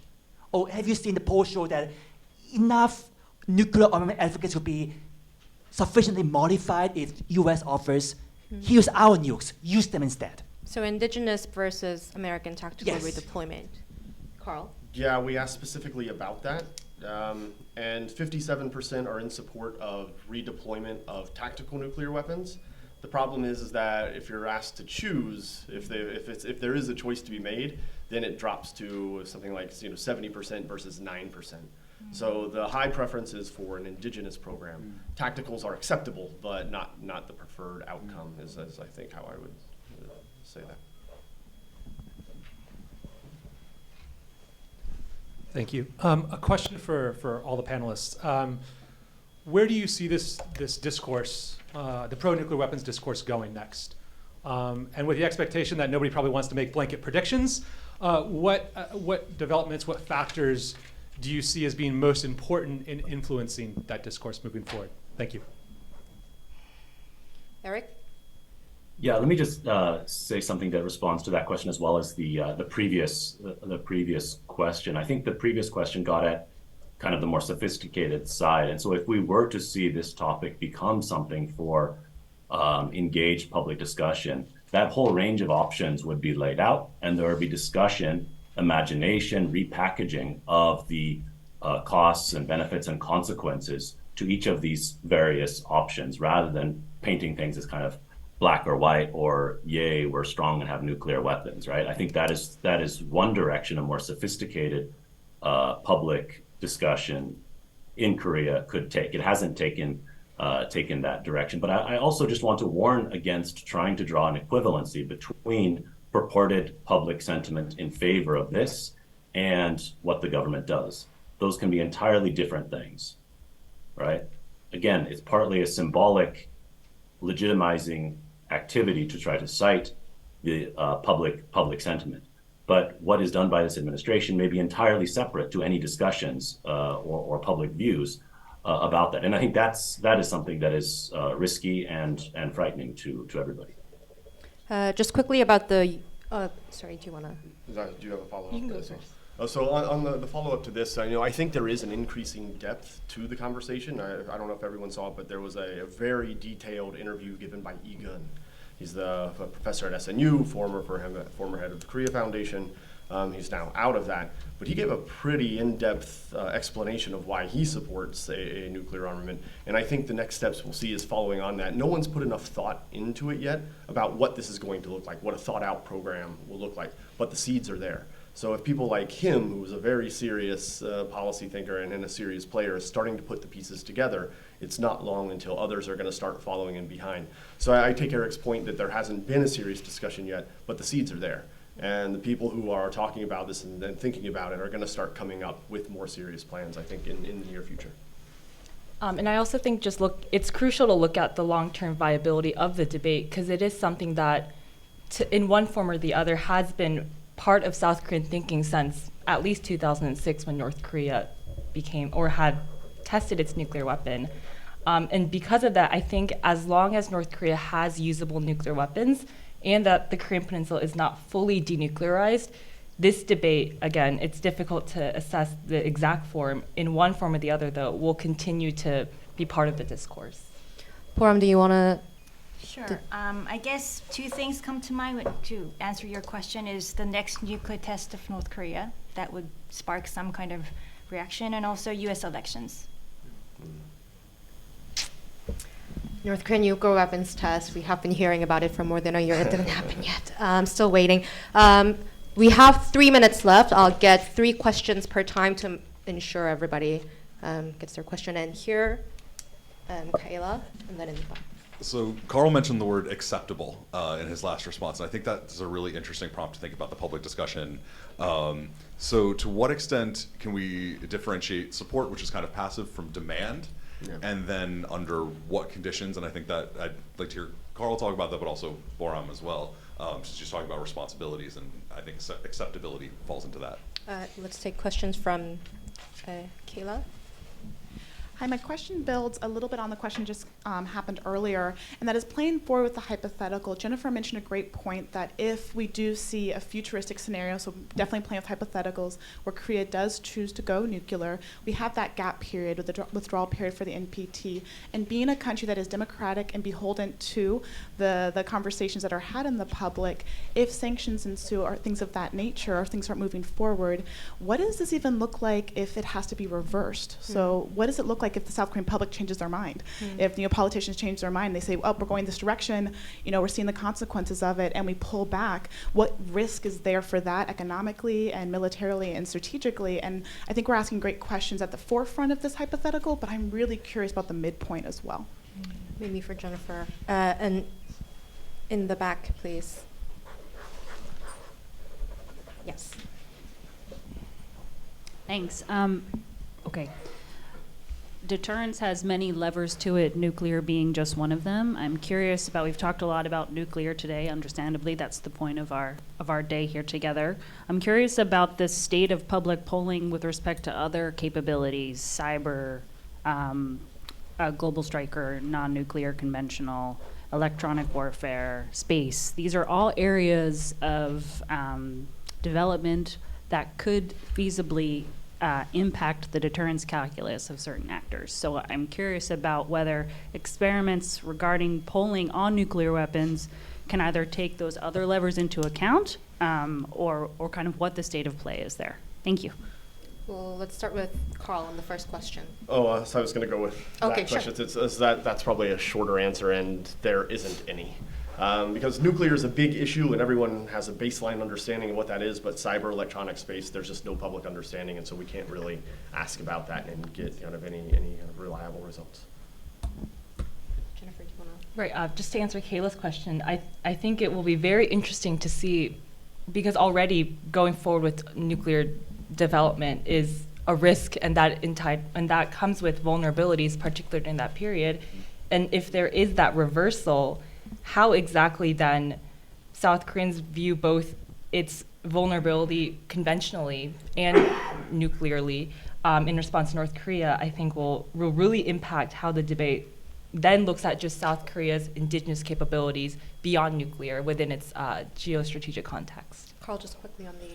Yeah, that's an important distinction. So there is support, but I don't think there's any demand whatsoever. I think that'll be something that'll end up being driven. If there's an elite shift on this, then that would end up creating like an actual demand for that. Okay, final question. It's 11:50. We have to wrap up. There's a question from online from Dr. Jeffrey Robertson. Do panelists see a generation gap in support for nuclear weapons? Poram, do you see any generation gap in South Korea? I don't know the polling data as much as Carl does, but I did have a question. So if even in the 70% that says yes, there are old people and young people, correct? Old people Roughly can have put. yes, older people and younger people. So older people may have nostalgia. Younger people don't have nostalgia. Yeah. So my understanding of the younger generation is they were born with the notion that K-pop was universal. I'm not part of their generation. I've just learned about BTS. Oh, I'm old now then. Yes. Yeah. So I think their expectations are different. They're much higher. So they want more recognition. So I think the drivers would be very different there. But Also for younger generation women and men, they have very different ideas of what the country's like. Eric or Carl, did you want to say anything about generation gap or non-existence of generation gap in nuclear? Nothing beyond just majorities of all generations of all age cohorts supported. I can't remember what the variations are. There's probably some in there, but Women they're slightly lower, I remember. That might just be right. very slightly. Yeah, but the gaps are relatively minimal. Eric? Yeah, I would just say I think the question from the last speaker and then Kayla's question are excellent. And I think where there is the real discussion of these issues in Korea, that is among security researchers in more private spaces. I think those things are coming up as they should. We're just not seeing it reflected. Thank you very much, everyone. We're off to lunch now. Clint? Just very quickly, fantastic job, everybody on the second panel. As I said, for those online, we'll be putting a video on, but we'll be coming back with Dr. Hecker 1/4 past the hour, and for those here, lunch is served, and yeah, we'll see you back with Dr. Hecker. Yeah, but we're very glad he's with us. Maybe as people come in, I'll go ahead and Sig, with your permission, introduce you a little, and maybe a little bit of filibustering while everyone gets settled in the room. But we've had, and again, Dr. Hecker, I don't know if you were able to join us this morning, but we've had two very lively, excellent sessions, and we're so pleased that you can join us. And I'm going to start this introduction with that well-worn, but in this case, I think highly apt cliche that I'm going to introduce someone who needs no introduction, because I want to. But we're very pleased to have with us here today Dr. Sig Hecker, who is Director Emeritus at the Los Alamos National Laboratory, where he spent 34 years, I didn't realize, in positions ranging from a summer graduate student to a postdoctoral fellow, director of the Center of Materials Science, director of the laboratory, and senior fellow. I'm mentioning that because, Sig, we have here today people at different parts of their career, from Richard Lawless this morning, who was first in Korea in the 1960s, as he said, hunting nukes, to some of our graduate students who are just starting out. So 34 years you rose to be director and then director emeritus of Los Alamos, and then of course joined Stanford University in 2005, where he was a senior fellow at the Center of International Security and Cooperation, including serving as co-director for 6 years. That's where I first got to know Dr. Hecker, and I think where he'll probably talk a little bit about how he first got involved in the Korean Peninsula issues. But after retiring from Stanford in August 2022, just last year, Dr. Hecker has now joined the Department of Nuclear Engineering at Texas A&M University as a professor of practice, and also as a distinguished professor of practice at the Middlebury Institute of International Studies. He's had many awards. I'm not going to go into all of them. I do want to mention the Dwight D. Eisenhower Medal in 2017, along with Sam Nunn and Richard Lugar. His book, Hinge Points, was just published, I believe, this year in January. Hinge Points, an inside look at North Korea's nuclear program, written with Elliot Serban, and I commend it to all of you. I am among the many, I think, within the U.S. government and outside the U.S. government who have benefited from not only Sig's deep technical expertise and his ability to explain it clearly to people who never took nuclear science, but also his grasp of relationships, his grasp of diplomacy, his insatiable curiosity, and his commitment to the right goals on the Korean Peninsula and in the world. And it's also, I think, very impressive to me, and I think to all of you, that also this year in January, Dr. Hecker became the chair of the board of sponsors of the Bulletin of the Atomic Scientists, which is a group, if you don't know it, created by Albert Einstein and first led by Robert Oppenheimer. And I think if you see that photograph that came out fairly recently of the doomsday clock, I recognized somebody in it. It was Dr. Hecker. But notwithstanding the rather grim message of that, I've always found Dr. Hecker to be someone of positivity and looking for solutions, a problem solver, and a great colleague. So, Sig, we're very happy to have you join us today. I think we have people settled in here, both in person and online. So, welcome. Thank you very much for your kind introduction. And by the way, one of those things that I did during and still do during my sort of academic life is I had a lot of students, including one of those is one of your panelists, Tae-Hwa Hong, and he was in my All Things Nuclear class. So thank you for having me. It was fascinating sessions this morning. I listened to them. There was very impressive experience and knowledge on the Korean Peninsula, much more than I can bring to the table. I do have some experience, of course, in North Korea, having been there 7 times. And then I visited South Korea also many times, many of those visits to take a look at South Korea's civilian nuclear energy program. And that was also really fascinating. So what to do in my lunchtime comments, as I listened to all of these experts talk about the issue of Korean nuclear armament, I'd like to bring that experience that you just enumerated to the table, and that is from the nuclear world. And particularly having been in this nuclear world for almost 58 years now, much of it at Los Alamos, and then having responsibility at Los Alamos for the nuclear weapons that we designed for the U.S. Stockpile. And so as I look at this question, I'm going to give you my reactions to that. And let me just sort of give you the bottom line up front. As people would ask me, should South Korea develop nuclear weapons of its own? And my comment would be, why in the world would South Korea want to do this? It will make the Korean Peninsula, in my opinion, more dangerous, and it will make South Korea less safe. So let me walk through a few questions that I would ask myself then. And that is, first of all, can South Korea build the bomb? And we've had some of that discussion already this morning, the question of where it's been in the past, the issue of nuclear latency now. And my answer is yes, of course, South Korea has the technical capability to build the bomb. As Andy Hong pointed out this morning, there's several issues of technical latency. There's some gaps in that latency. In my opinion, actually, the gaps are pretty big because in the end, you do need fissile materials. And the way the South Koreans have developed, with, of course, U.S. help, and also with international restrictions, they have not developed the capabilities for uranium enrichment and for reprocessing. There's been a lot of talk about using spent reactor fuel, of which South Korea has a lot for nuclear weapons.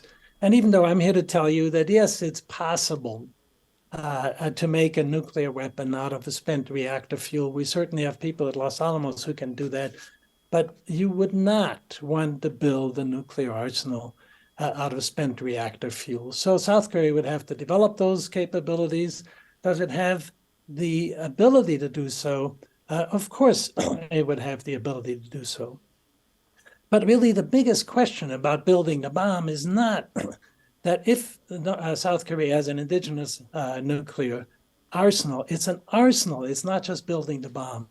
And to build an arsenal would take a significant redirection of South Korea's overall military, both expenditures and manpower. And so it's not a simple matter. It would have to go sort of toe-to-toe with the North Koreans. As the North Koreans develop the capabilities, South Koreans would have to change their capabilities to keep up in order to have the deterrent. And so making a commitment, it's a commitment to an arsenal, and that would be a huge change in South Korea's overall military and political posture. The second question is, what about the international consequences? And of course, I realize that's going to be mostly discussed in the next panel. So again, let me just give you my quick reaction to that, and then you'll hear much more about that. I think it will be a major blow to the international, what I call the non-proliferation regime.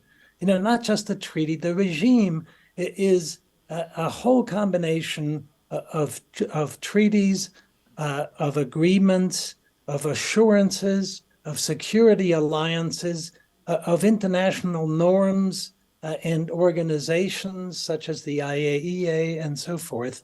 And the U.S. has been the major protagonist of that regime. U.S. has invested an enormous amount of its efforts and its prestige in that regime. And to have one of its own allies break out of that regime would just be an enormous blow. But we'll hear more about that this afternoon. The third, and to me actually the major reason why I think it would not be wise for South Korea to pursue its own indigenous arsenal is, as I mentioned, it will make the Korean Peninsula less safe. And that is, I firmly believe in all of these, 50 plus years of being in the nuclear world, that the fewer fingers there are on the nuclear trigger, the safer the world is. And of course, that's the way Washington has tried to push it over the years. And particularly if South Korea develops its own nuclear arsenal, along with all its own nuclear postures and policies and so forth, what we'll have is essentially two inexperienced fingers on the nuclear trigger, and that is in North Korea and now in South Korea, in the hands of the president, in such a volatile, situation as North and South Korea. And that's, to me, that's sort of a recipe for potential disaster. And if it goes it alone, then gone would be what I call sort of the steady hand of Washington, of the United States on the nuclear trigger. And, for the most part, of course, people can argue as to how steady that hand has been. But we've avoided a major escalation, not only into the nuclear arena, but also into the conventional arena. And I would say the US has sort of checks and balances that then even during the time of 2017, when we on the American side had an inexperienced president, rather volatile president, that had his hands on the nuclear button, as he called it, we did have within the US sort of these checks and balances. And I wrote an article back then, and I mentioned it in my book also, is when I was really worried, to my way of thinking, it was the most dangerous time, sort of in the summer of 2017, with Trump and his finger on the nuclear button. We had what I called control rods, the equivalent, the political equivalent of control rods. Control rods is what you put into a computer. You lower them in order to tone down a nuclear reaction to make sure that you don't have a meltdown. Well, those control rods at the time were Secretary of Defense Jim Mattis, Secretary of State Rex Tillerson. And they were able to get us through those difficult times into the 2018 when we actually had some real dialogue with the North Koreans. And so I think that's a critical aspect, is precisely that steady hand of the American government. We've avoided the escalations that we're worried about.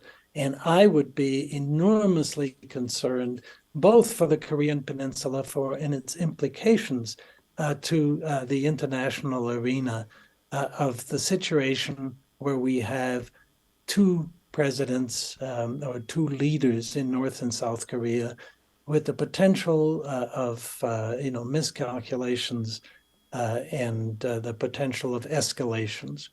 And then the last thing that I want to talk about is sort of what I view as the economic consequences. The most immediate ones, again, since I spend a lot of time in South Korea, from Daejeon down to Busan, and looking at Doosan heavy industry, and in Daejeon looking at the nuclear fuel fabrication capabilities, South Korea today is at the top of nuclear power reactor countries and capabilities. Of course, it got that $20 billion or so contract to build the nuclear reactors in the UAE. Essentially, every other major country on the Western side of things, France, United States, has faltered terribly in costs, having gone totally out of sight for nuclear reactor construction. The Chinese and the Russians, in that sense, have done somewhat better. But the Koreans, the South Koreans, are able to build the best nuclear reactors and do it in a way that I think is sort of a major indication to the world that it can still be done. And this, if it goes towards a nuclear arsenal, it will break the back of the Korean nuclear power industry, both for its potential of export as well as its indigenous capabilities, because it depends on its enrichment and its fuel from at least the agreement with the United States and procuring it from external sources as such.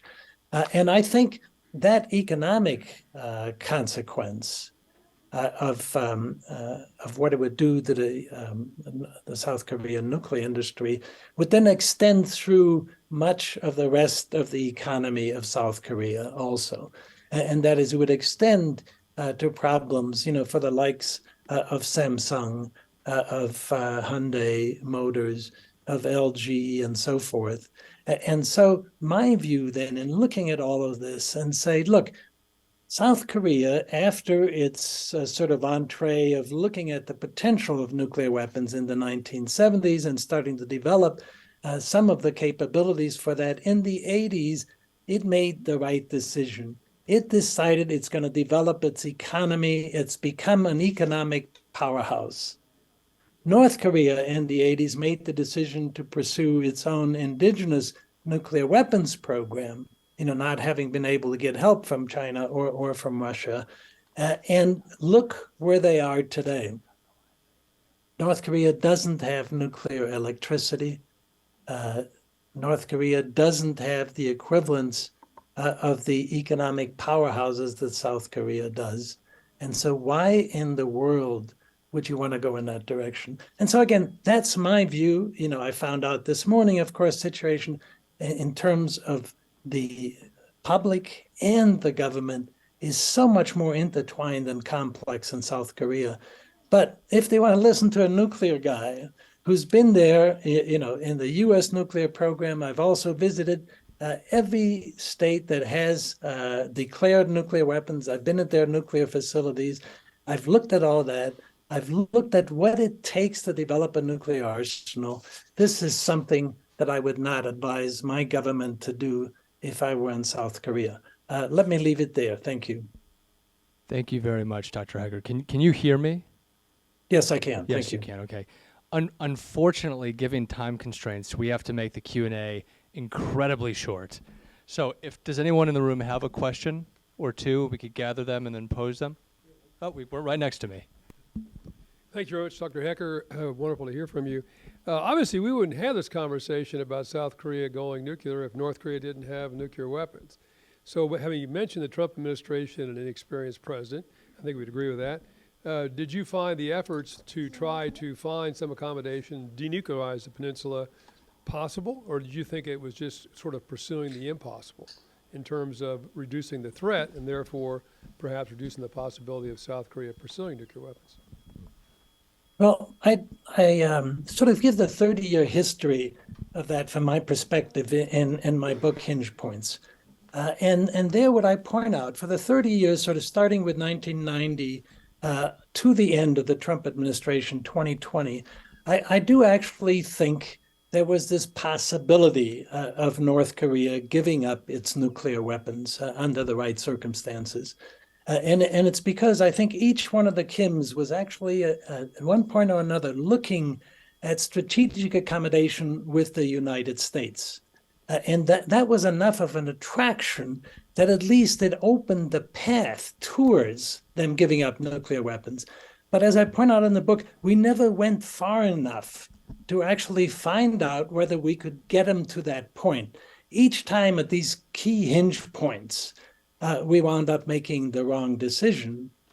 So that's the way it was. I think there was a chance. So that's the answer to their question. However, now, in the past, particularly the past year, since maybe February of last year, but set into motion by the failure of the Hanoi summit, I believe now North Korea has shown every indication that it is not interested of seeking accommodation with the United States anymore.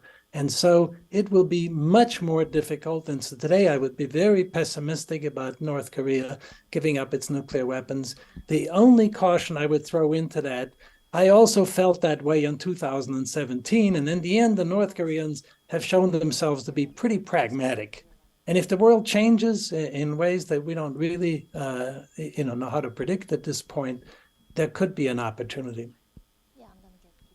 Thank you very much, Dr. Hecker. Your insight is welcome, and you've obviously touched on the multifaceted complexities around this issue that have motivated our effort to hold this conference to begin with. I'm sorry that we don't have more time for Q&A, but we do hope that you stay on as an audience member as we quickly transition to our third panel, which, as you mentioned, will cover the international implications, and there are so many of them, of South Korea's potential nuclear armament. So thank you again, Dr. Hecker. Okay, thank you, and thank you for allowing me to speak. I look forward to listening to the rest of the conference. Thank you. I do just want to quickly acknowledge Yoon Sun, who very, very graciously, at very late notice, accepted our invitation request to come give the Chinese perspective. Anyone who's familiar with Yoon's work knows that she is hardly a backup. She is, she might technically be in this case, but she is as expert as they come. So thank you again, Yoon, for filling in like that.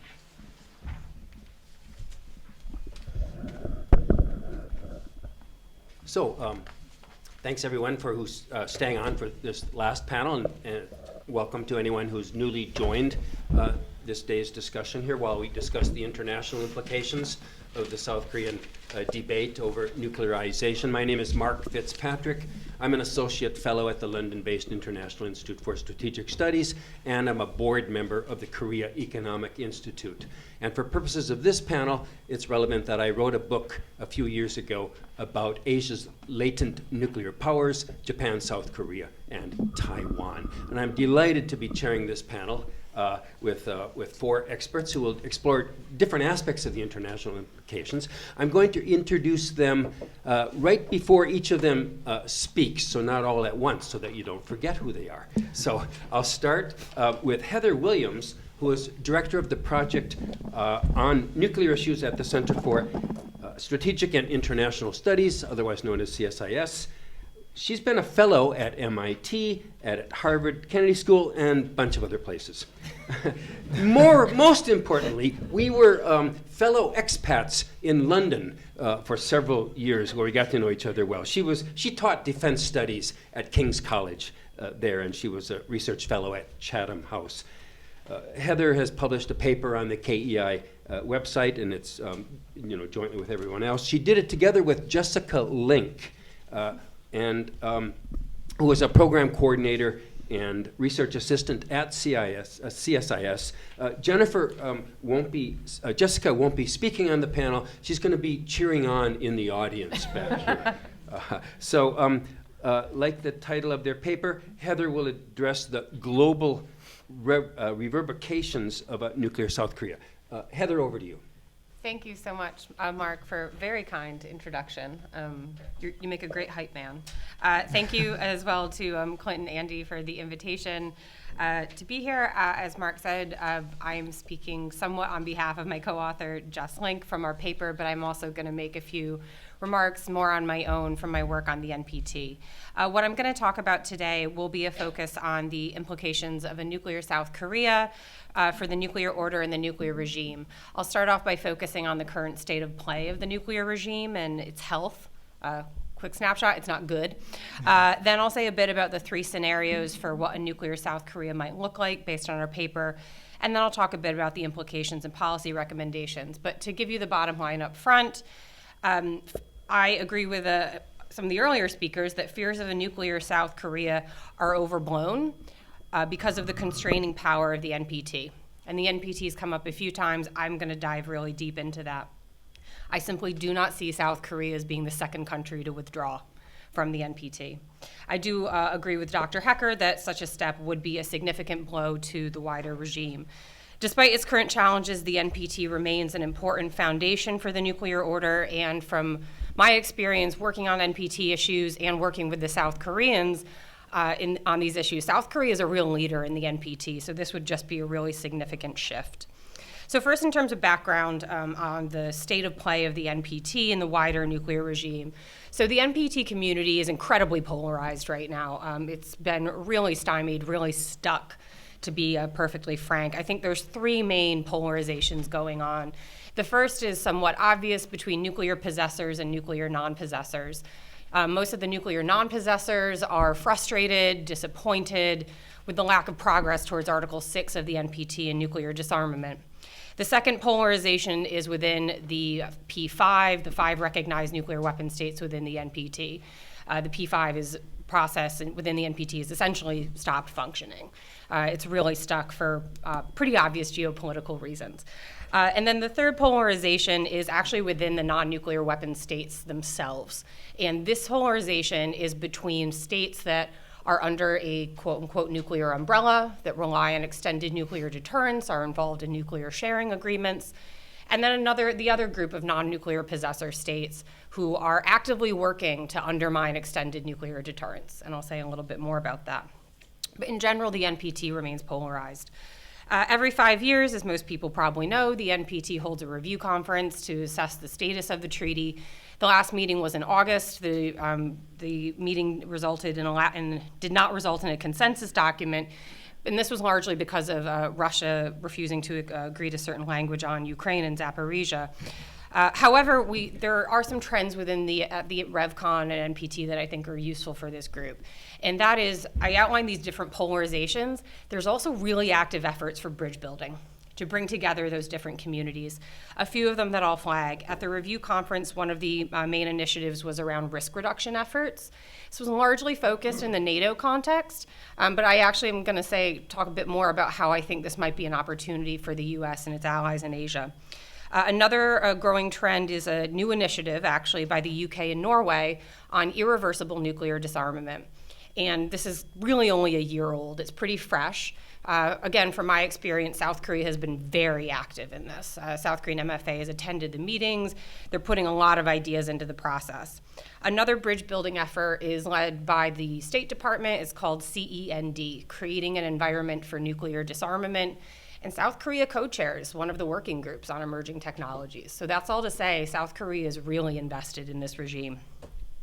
Other pressures weighing on the nuclear regime right now, the biggest one one of the biggest ones I want to point to is the Nuclear Ban Treaty, the Treaty on the Prohibition of Nuclear Weapons, the TPNW. They held their first meeting of states parties in June. This treaty had a lot of momentum behind it.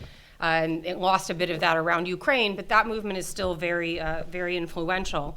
And there are a lot of voices within the TPNW community that are calling for states to withdraw from the NPT because of lack of progress towards disarmament.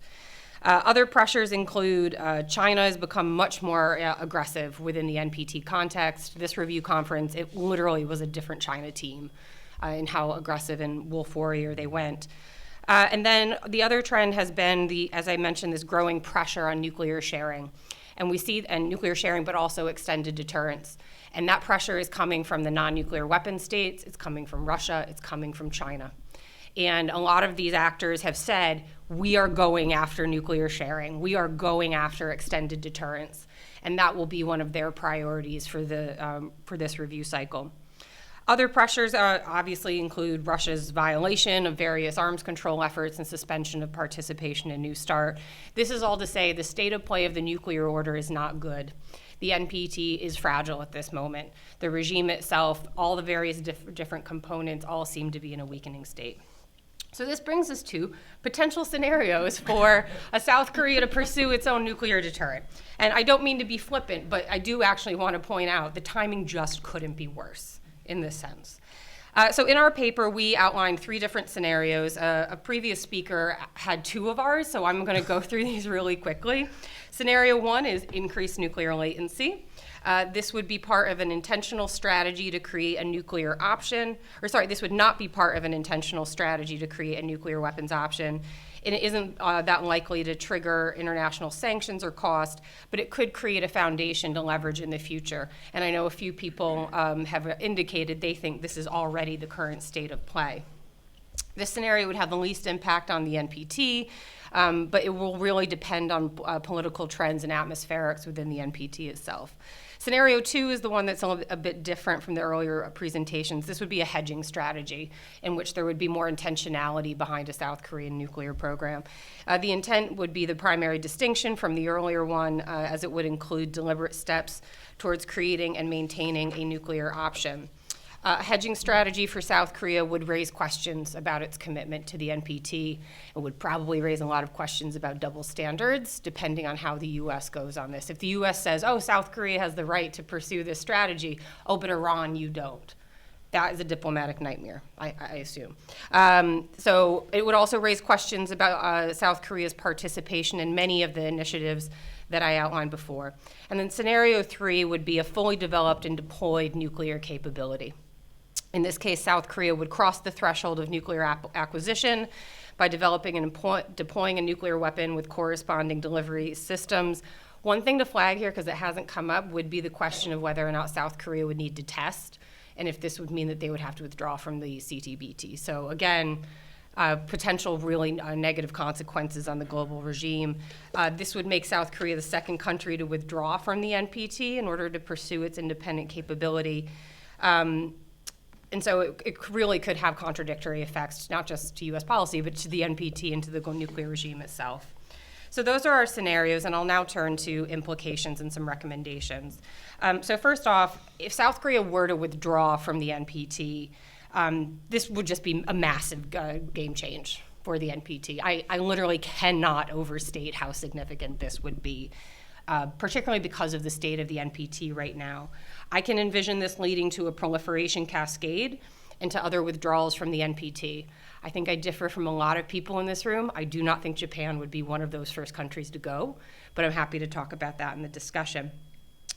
Fundamentally, this could lead to the collapse of the NPT. That is how significant I think that would be at this moment in time. So what can be done to try to avoid all this? Two kind of areas I want to focus on. The first would be cooperation between the US and South Korea as part of the alliance to strengthen the nuclear order, but also to strengthen the rules-based international order more broadly. China, Russia, South Korea, or North Korea, various other actors, when they withdraw or when they suspend participation in arms control treaties, this is literally an assault on the rules-based international order. It is an assault on the nuclear order as we know it. It is intended to increase ambiguity and uncertainty. It is really essential that the US and its closest allies, including South Korea, uphold that order, that they are in lockstep on what that looks like. Some ways that they could cooperate to achieve this, continuing with the CE&D initiative.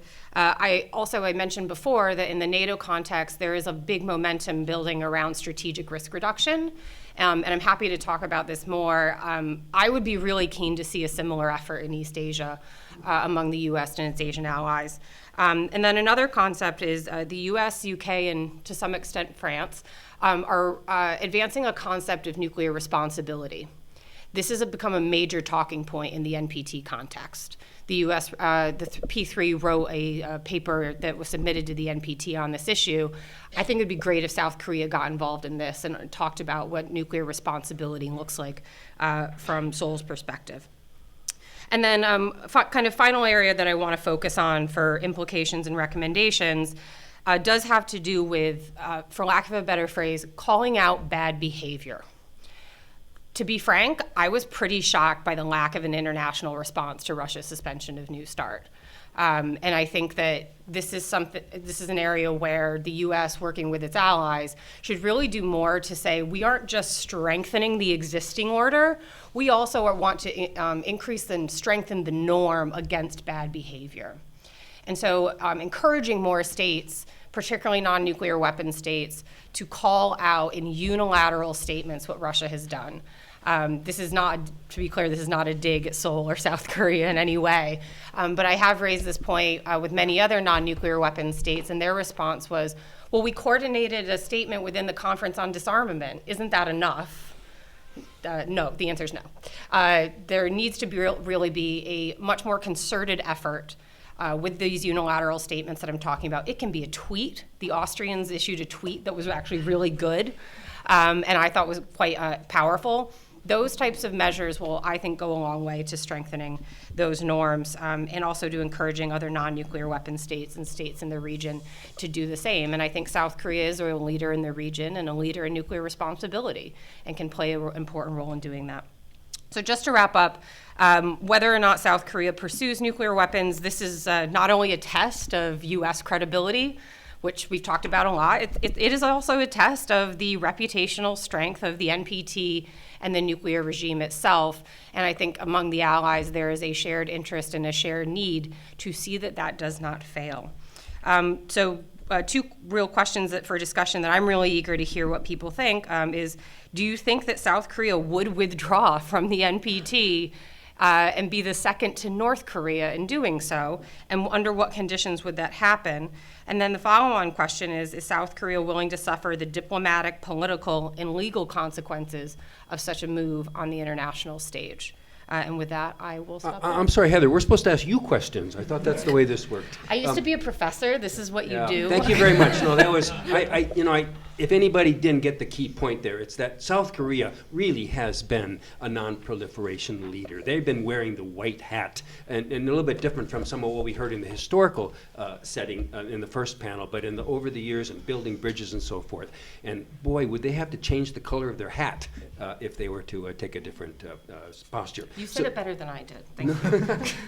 Thanks. So next up is Terrence Matsuo. He's a freelance writer and a non-resident fellow here at KEI. I first met Terrence when he was the assistant editor and senior research analyst at the Nelson Report under the tutelage of our great friend Chris Nelson. Terrence has a Master of Public Policy degree from Pepperdine University. He works on American foreign policy vis-a-vis the Indo-Pacific with a focus on Korea and Japan. And Terrence will talk about Japan's response to a prospective nuclear South Korea. Over to you, Terrence. Great. Thanks for that great introduction. And I also want to say thank you to KEI for inviting me on this project. I'm very honored to sit here among such distinguished colleagues. So Japan's government has been a strong supporter of non-proliferation efforts. Japan has signed on to most of the arms control treaties governing nuclear weapons, including the 1963 Partial Test Ban Treaty, the 1970 Treaty on the Non-Proliferation of Nuclear Weapons, which we've just covered very deeply, and the 1996 Comprehensive Nuclear Test Ban Treaty, which has not yet entered into force yet. And so there are also some domestic Japanese legal laws and norms that have supported this kind of non-proliferation stance. I'm sure we all know about Article 9 of the Japanese Constitution, which calls for a pacifist foreign and defense policy by Japan. There's also the 1955 Atomic Energy Basic Act, which confines nuclear research to peaceful purposes. And there's also the 3 non-nuclear principles, which are not codified into law, but are kind of a guiding statement of Japanese government policy. They were introduced in 1967 in remarks to the Diet by then Prime Minister Eisaku Sato, who said that Japan would not produce, possess, or permit the introduction of nuclear weapons in Japanese territory. At the same time, Japanese officials have sort of wavered in this opposition to nuclear weapons. As early as 1957, then Prime Minister Nobusuke Kishi suggested that nuclear weapons were permissible under Article 9 of the Japanese Constitution, so long as they were considered small nuclear weapons. Even Prime Minister Sato himself, who articulated the 3 non-nuclear principles, noted that they were not codified into law and suggested that Japan needed nuclear weapons to deter China. And so this kind of ambivalent approach to nuclear weapons has continued under the Kishida government. Prime Minister Fumio Kishida, his family is from Hiroshima City and his constituency is still in that city. And so he's intimately familiar with the horrors of atomic warfare. He became the first Japanese leader to attend the NPT Review Conference last year. And he's also announced that he will host members of the G7 this year in Hiroshima City to support efforts to limit the proliferation of nuclear weapons. At the same time, Japan has still not yet signed on to the treaty prohibiting nuclear weapons and has echoed previous governments that the participation of nuclear weapon states is essential for the treaty to work. So Japan's government has not said a whole lot about this current debate in South Korea on nuclear weapons. I think this is for 2 primary reasons. The first is that far more attention has been placed on addressing the historical issues, which I think this audience is intimately familiar with. I think that issue has much more urgency and thus priority for the Japanese government. And I think also that this kind of quietness on the part of the Japanese government kind of indicates that Japan is a mature society and recognizes that this is still kind of a domestic debate that South Korean public needs to have. Having said that, I do think that if South Korea chose to pursue nuclear weapons, I think there would be a very strong reaction from the Japanese side. I would expect to see economic sanctions limiting trade and commerce between Japan and Korea, as well as a pullback from the kind of military and security cooperation that we've seen kind of revive in the last few years. I would also expect to see a very strong diplomatic reaction, perhaps including things like recalling the Japanese ambassador to Tokyo for consultations with the government, as well as Japan using international fora like the UN Security Council or the International Atomic Energy Agency to kind of isolate South Korea for its actions. The reason that I kind of believe this is because this is basically what Japanese government did in response to India's development of a nuclear weapon. In 1998, over the course of 2 days, India conducted 5 nuclear tests that were called Pokhran-2 after its location in the desert. And Japan was one of the states that really criticized India for this action. The Japanese government recalled the ambassador to India. They froze all Japanese aid grants to India, as well as called for a review of all international loans made to India by international organizations. They also used venues like the then G8, as well as the UN Security Council to kind of criticize India for this, for its actions. And I think specific to Korea, I think another important development would be a severe breakdown in the bilateral relationship. Under the previous government, I'm told that there was a sense amongst Japanese policymakers that Korea was kind of moving the goalposts when it came to international agreements that it had signed on to. Things like the 2015 Comfort Women deal, as well as the 1965 Normalization Treaty. They were criticized by some in Korea as being illegitimate. And that really fueled a sense of Korea fatigue amongst Japanese policymakers, and also encouraged a kind of perception on the Japanese side that South Korea was aligning more with states like the North and China. And so I think if South Korea chose to pursue nuclear weapons and withdraw from the NPT and basically reverse course on all these non-proliferation efforts, I think Japan would see these as kind of a betrayal of the so-called shared values that Japan and South Korea share. And it is possible that bilateral relations could recover. I mean, we've seen that with Japan and India. Both are very strong partners, both participants in the Quad and things like that. But bilateral relations between South Korea and Japan are difficult even in the best of times, both for diplomatic reasons as well as domestic politics reasons. And so, I don't think it's a good idea for South Korea to willingly create new sources of friction with a partner and a neighbor that it already has such a complicated relationship with. And so in conclusion, I would say that policymakers need to make decisions that advance their national interests, as they do here in Washington, in Seoul, and Tokyo. But I would say that South Korea should not consider Japan's rather reticence on this issue. That's not a signal of indifference or even quiet acceptance of this program. If South Korea chose to go nuclear, I think it would have severe short-term consequences. In the long term, maybe things could recover, but I think you would have just a more fraught bilateral relationship between South Korea and Japan when that relationship is already so complicated and difficult. And so that kind of concludes my remarks, and I look forward to the discussion. Thank you. Thanks very much, Terrence. You stressed that Japan has also been a non-proliferation white hat holder. And you also, I think, very usefully brought up the historical precedents of Japan's response to India nuclearization, which is the only comparable historical situation here.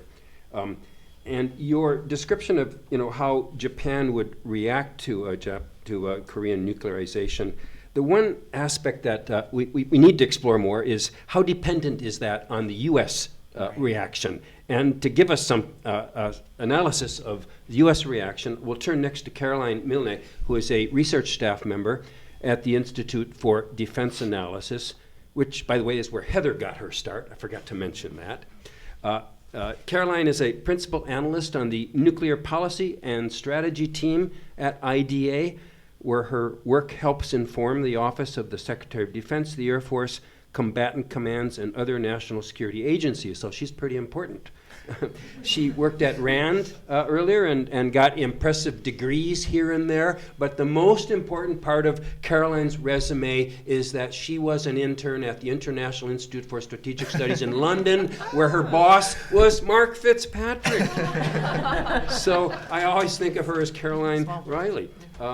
She was great. She was one of those interns where I searched her out, not vice versa. So please address the implications for the U.S. ROK alliance. Thanks, boss.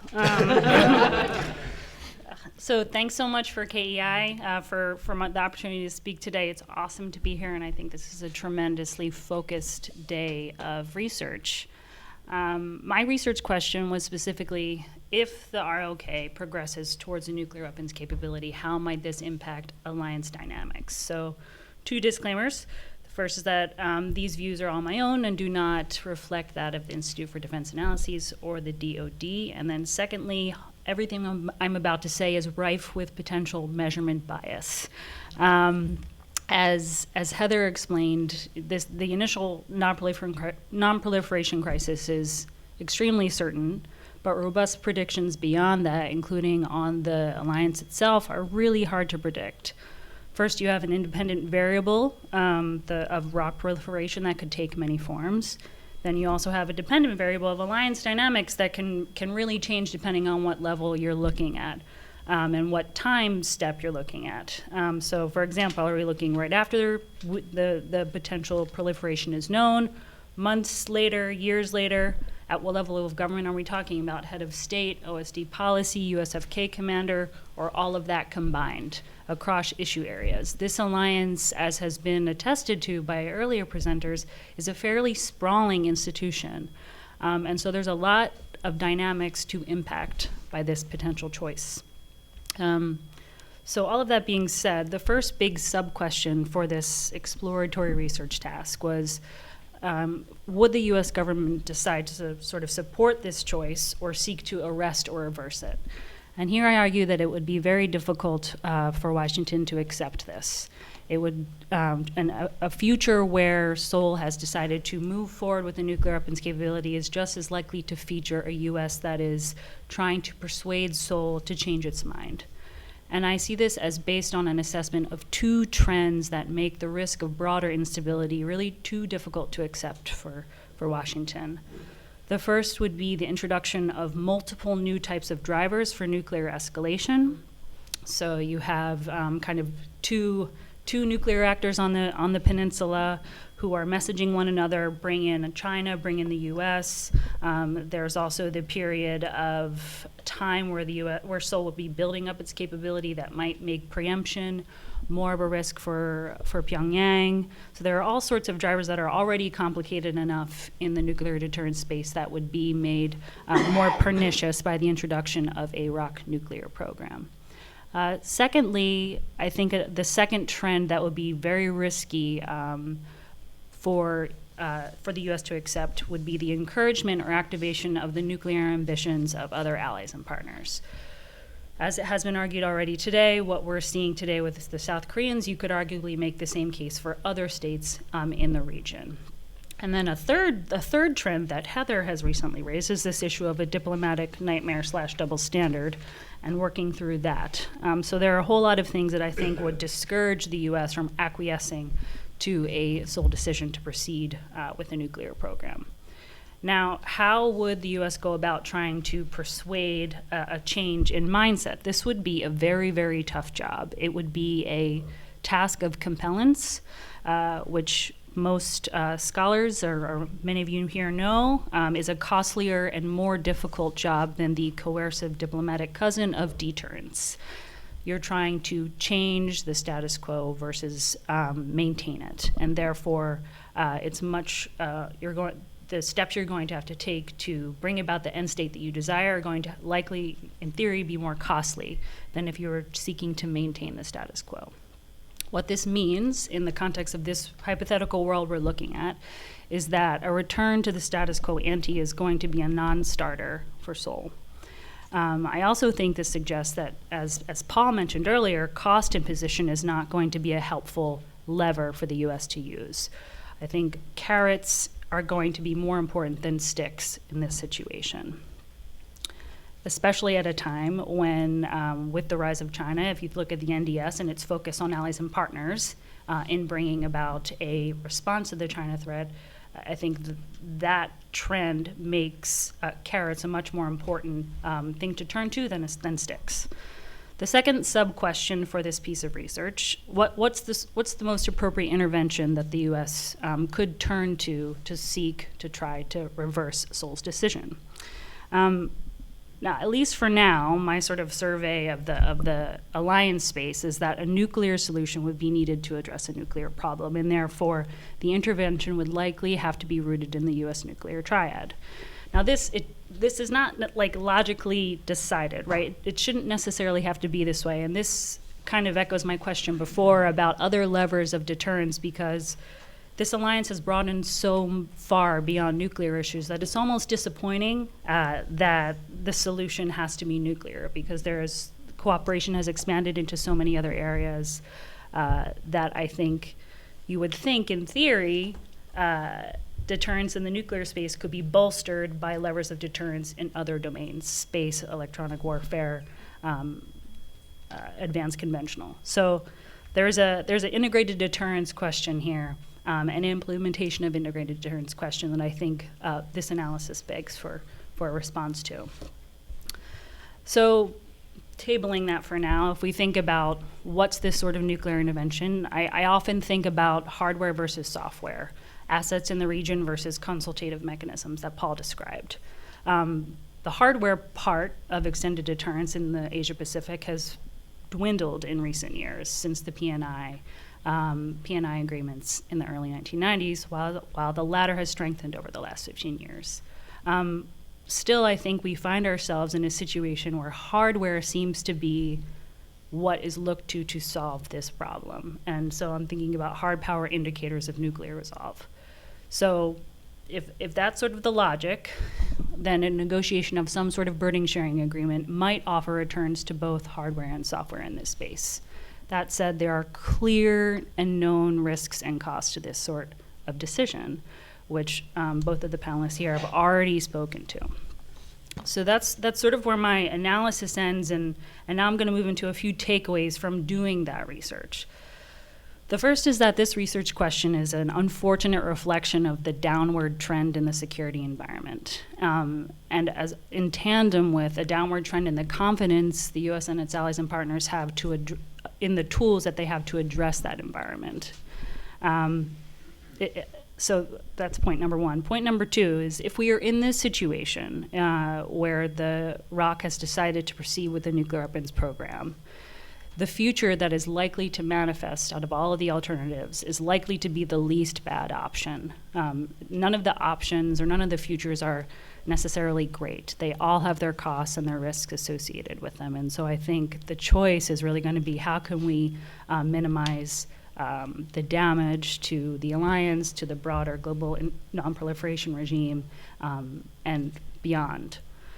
Third, as the U.S. considers its response to this situation, I would argue it would seek to adhere to two principles that have guided its choices about nuclear policy for years: commitment to non-proliferation, and sort of these things have always been in tension, but also a commitment to extended deterrence and assurance. So I think it would seek to adhere to both of those principles as best it could, but the form and function that the solution would ultimately take will likely feature compromises on both of those principles.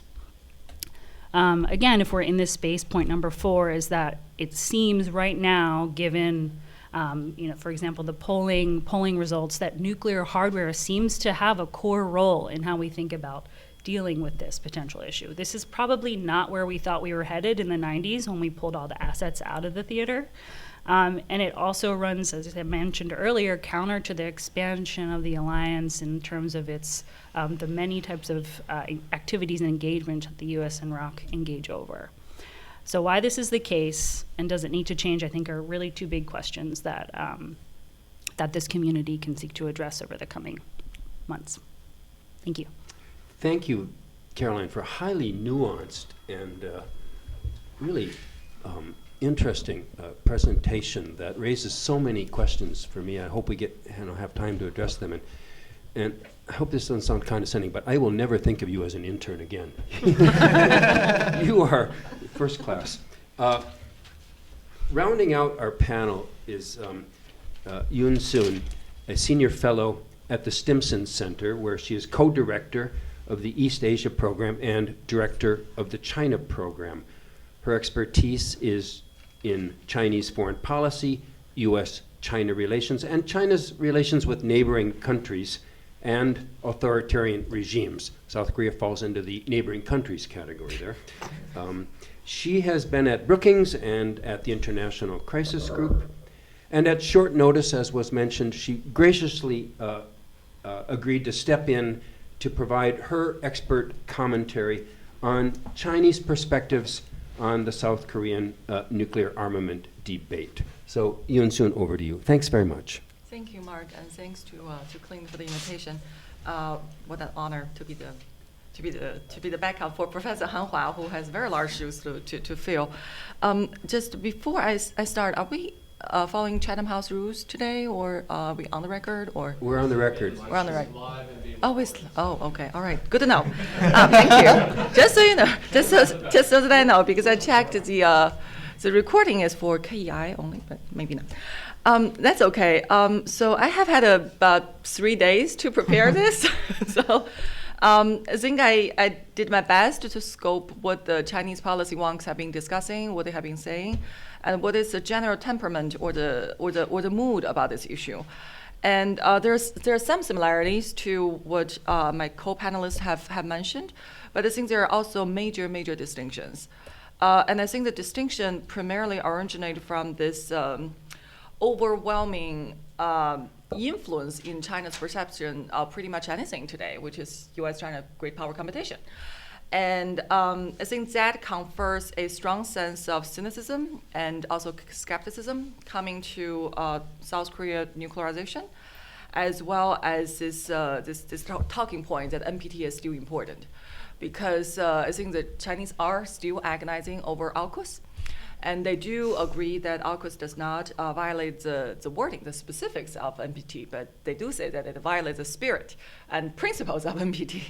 So I think that's why the sense of cynicism and skepticism are quite striking in a Chinese assessment of this issue. So I'll cover 4 issues. The first one is the Chinese incredulity. That if you ask the Chinese South Korea analysts that, hey, do you believe that South Korea is going nuclear? Yeah, maybe, but no, not really. I think there's a very high level of disbelief that this is eventually going to, maybe not eventually, but this is going to happen in the near future. So the question is not only a political one. Of course, they are aware of the political, economic, diplomatic costs that South Korea will have to pay, and they do believe it has certain level of deterrence effect over Seoul's decision-making. But I think they also question from a technical point of view that yes, South Korea has spent fuel, but to develop weapon-grade uranium, are they there? How long it will take? Do they have the infrastructure not only to develop the nuclear material, but also, now South Korea has pretty advanced missile capability, but in terms of other related infrastructure, is South Korea there? How long does it take for South Korea to get there? And one point that's raised by a foreign ministry affiliated analyst is that even if President Yoon starts today, he cannot finish within his term. So what does that mean for his decision making and also for his future successor, and whether this policy is going to be sustainable? So I think there are those skepticisms in China about this. And there is also the question about, well, South Korea is so small, where are they going to have the nuclear test? But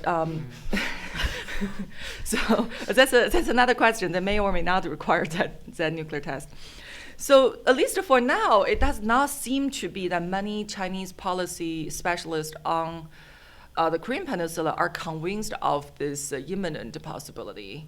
Although none of them denies that this could happen, they just see a lot of obstacles, not only political, economic, diplomatic, but also technical associated with it. And I think this is a reasonable response from the Chinese policy community because they have more imminent concerns about South Korea, other than nuclearization, which is President Yoon's policy shifts from President Moon, right? And they are watching that South Korea improving relations with Japan. They are looking at this nightmare scenario that the rapprochement between Japan and South Korea, which is something that China had counted on to prevent the emergence of what they see as a Northeast Asia NATO led by the United States, and seeing that it's going away and this could happen. And they are concerned about, well, they know that President Yoon has adopted a completely different policy from his predecessor in terms of China, relationship with China and relationship with the United States. And they are, so far, they would say that, well, we have done our best, we have tried our best to hold our frustration and to play as nice as possible. Look, President Xi met with President Yoon in Bali for 15 minutes, but they met. But for them, I think this unpredictability of President Yoon's policy, not just on nuclear issues, but more broadly about North Korea, about China, about the regional security architecture, that's a much higher level of concern an imminent concern for China. And that brings to the third issue, which is where the cynicism comes in. That I think for even some of the senior Chinese strategists on the Korean Peninsula, they see this discussion about South Korea going nuclear as a strategy, as a means to an end, but not the end itself. And that's what was discussed as, well, a nuclear question needs a nuclear solution. And that's where the speculation that, well, maybe South Korea knows that it cannot go nuclear. Maybe its more realistic goal is to inflate this demand, and in the end, it will get something else. Still better than getting nothing, right? And this could be the nuclear sharing. This could be the enhanced interoperability between U.S. force, USFK, and South Korean forces. It could be the deeper integration between the two militaries. And at the minimum, it will exert more pressure on United States, on China, on Japan, on North Korea, on Russia, on everyone to change their behavior. So I think for the Chinese assessment, this point is particularly salient, that maybe South Korea is not aiming for nuclear weapons. They're aiming for something else. And I think this idea that, well, maybe nuclear solution, what U.S. can do hardware-wise or software-wise is the answer, I think that will sort of substantiate what the Chinese were speculating. In the event that South Korea does go nuclear, even before South Korea goes nuclear, South Korea talks about going nuclear, a go-to strategy for China, and I think it does reflect their true concern and true intention, is to blame the United States. That first and foremost, how can you let this happen? This is your ally. Hold off your ally and manage your ally. And if you cannot, then what kind of global leader are you? So I think this will become a very big vulnerability in terms of the U.S.-China relations, because the Chinese will be attacking U.S. in every single way possible if this is going to happen. And I think the Chinese will raise the issue of AUKUS because it does see it as a precedent of a U.S. double standard. I think they are going to hold the U.S. at an impossible level of accountability on this particular issue. And compared to that, I would say the Chinese concern about NPT, of course, they're concerned about NPT's crisis and NPT's credibility. But I think for them to use this issue or to attack U.S. for this issue is going to be a much higher priority. In the event that South Korea does go nuclear, what is the end game? I don't think the Chinese have talked a lot about this. But the sense is that, well, yeah, if it happens, of course, it's bad. But look at India, Pakistan. Eventually, the world renormalized the relationship with India. and people, well, the world moved on. So I don't think the Chinese will go there as their first priority, as their first go to talking point. But if it does happen, then I think for the Chinese, they will try to coordinate a collective international response through United Nations. This is not going to be a unilateral reaction by China, right? And this is not going to be just unilateral response by the region. This is a global issue. I think the Chinese will bring this to UN Security Council, and they will seek UN Security Council action, because for them, this is not a China problem. This is a world problem. But at the same time, I think before it happens, like the discussion we're having today, we're trying to speculate what China will do unilaterally. I think the Chinese are very unlikely to announce or hint or even imply any unilateral or preemptive measures that it would adopt in the event of South Korea goes nuclear, because I think the Chinese will fear of being exploited. And the U.S. could point China to South Korea and say, look, China is a bad guy. If you do this, China will punish you. So I don't think the Chinese will see that as a feasible strategy, especially at this point when they're trying to maintain a stable relationship with the Yun administration. And last but not least, the U.S. response will have a significant impact over China. If U.S. tries to be lenient, which it doesn't sound like U.S. will be, if that is the case, then I think the Chinese attack on the U.S. alliance system, on the credibility issue, will escalate to the next level compared to what the Chinese have said about AUKUS. But on the other hand, if U.S. is willing to pursue let's say hypothetically, the same level of sanction it pursued against India in 1998, then I think that will be something that the Chinese will prefer to see. But the implied message is that if U.S. does pursue that level of sanctions, that's inevitably going to do damage to the U.S. ROK alliance, right? Well, I guess it was to be asked that will the alliance still be there if South Korea has nuclear weapons? So for the Chinese, it raises a whole different list of questions. What's going to happen to the alliance? What's going to happen to the U.S. Military commitment, military presence on the Korean Peninsula? So that's going to represent a major opportunity of change on the Korean Peninsula, and I suspect that the Chinese will make full use of that opportunity. So I'll stop there. Thank you. Wow, that's another sophisticated, highly nuanced presentation. If you can do that in just 3 days' notice, I think you should always give yourself just 3 days to do anything. Come out brilliantly. Yeah. The point at the end that you made, would the alliance still be there if the ROK acquired nuclear weapons, is one that I'd like other panelists to address in their answers to the questions that I'll be posing. And I'm going to pose one to each of them in order, and then maybe another round of that, and we'll interact with members of the audience as well. So starting off, here we go. Heather. Going through these scenarios, and you talked about a lot of the measures the United States might take, kind of to punish, but to compel or coerce.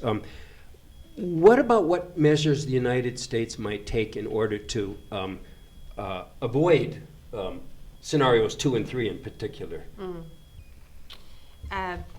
Thank you for the question. I think Caroline covered some of it, so I'll just tease out, I think, one point in particular you made about integrated deterrence, because hearing the first panel this morning, particularly Paul's talk, I don't think you used the phrase integrated deterrence, but I was like, this is integrated deterrence, but we still don't quite know what it means, particularly in an extended deterrence context. So I think I'll pick that apart as a way that I think the U.S. might be able to offer more assurances to Seoul.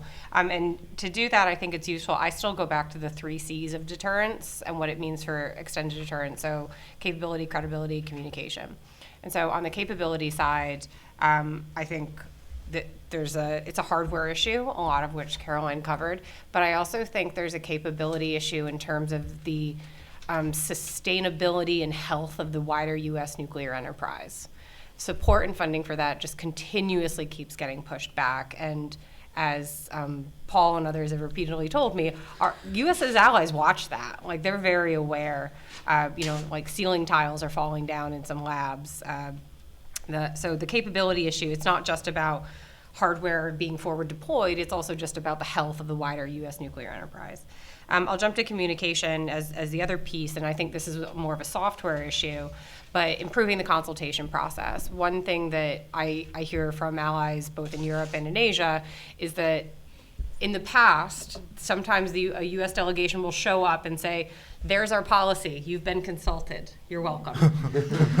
And that isn't really a consultation. And so improving the consultation process, and as I understand, the Biden administration has made real efforts, particularly following the sole purpose declaratory policy debate. But then that leaves credibility, and I actually think this is the biggest, and to be clear, all three of these are very much interwoven, but I actually think the credibility challenge might be the biggest, and that is because of U.S. domestic politics. That if I were a U.S. ally right now, I'd say all these assurances are really great. Thank you for improving your consultation process. Thank you for trying to increase investment in the nuclear enterprise and all these things. How do we know that that's not going to change in almost exactly, like in 2 years? And I don't have a good answer for that. And so I think that that's a piece that there isn't a lot that we can do about other than, so that's where I actually think focusing on the capability and the communication side really is the best in time investment on the U.S.'s part to try to reassure South Korea to avoid the hedging and the breakout scenarios. Thanks. Okay, thanks very much, Heather. Terrence, you mentioned that at times historically, Japan has wavered a bit in its commitment to nonproliferation, or at least has talked about it a little bit. So let me say this. Before lunch, or during lunch, a couple of us were talking kind of flippantly about how many minutes it would take Japan to go nuclear if Korea did. And sorry, that was very flippant.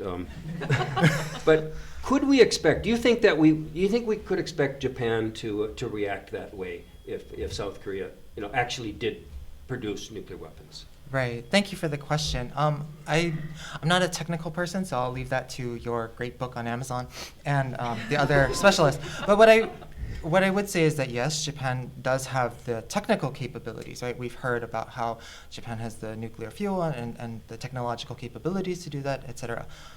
But I don't think that the political will is there quite yet. I didn't include it in my paper because it was a little out of scope, but there was a small survey of Japanese and Korean university students done in 2020, I believe.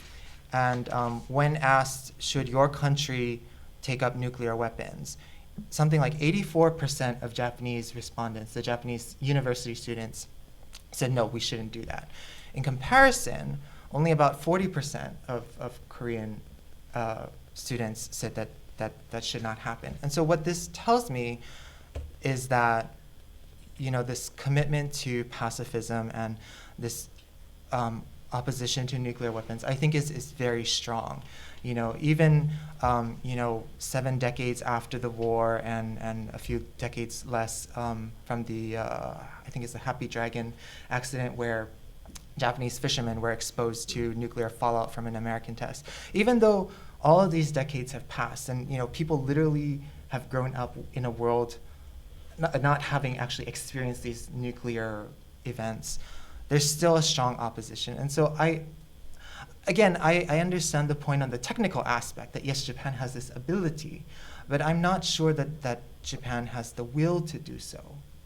Well, I guess, Terrence, it's not so much the technical, it's the emotional response. If this neighbor across the sea with whom they've had so many historical issues and there's this lingering animosity we're all well aware of, if they develop nuclear weapons, would that change the emotional attitudes that you've described so well about the anti-nuclear attitudes? Would that be strong enough to change that attitude? And I'm guessing you're going to say no, but maybe not. Yeah, I don't think so.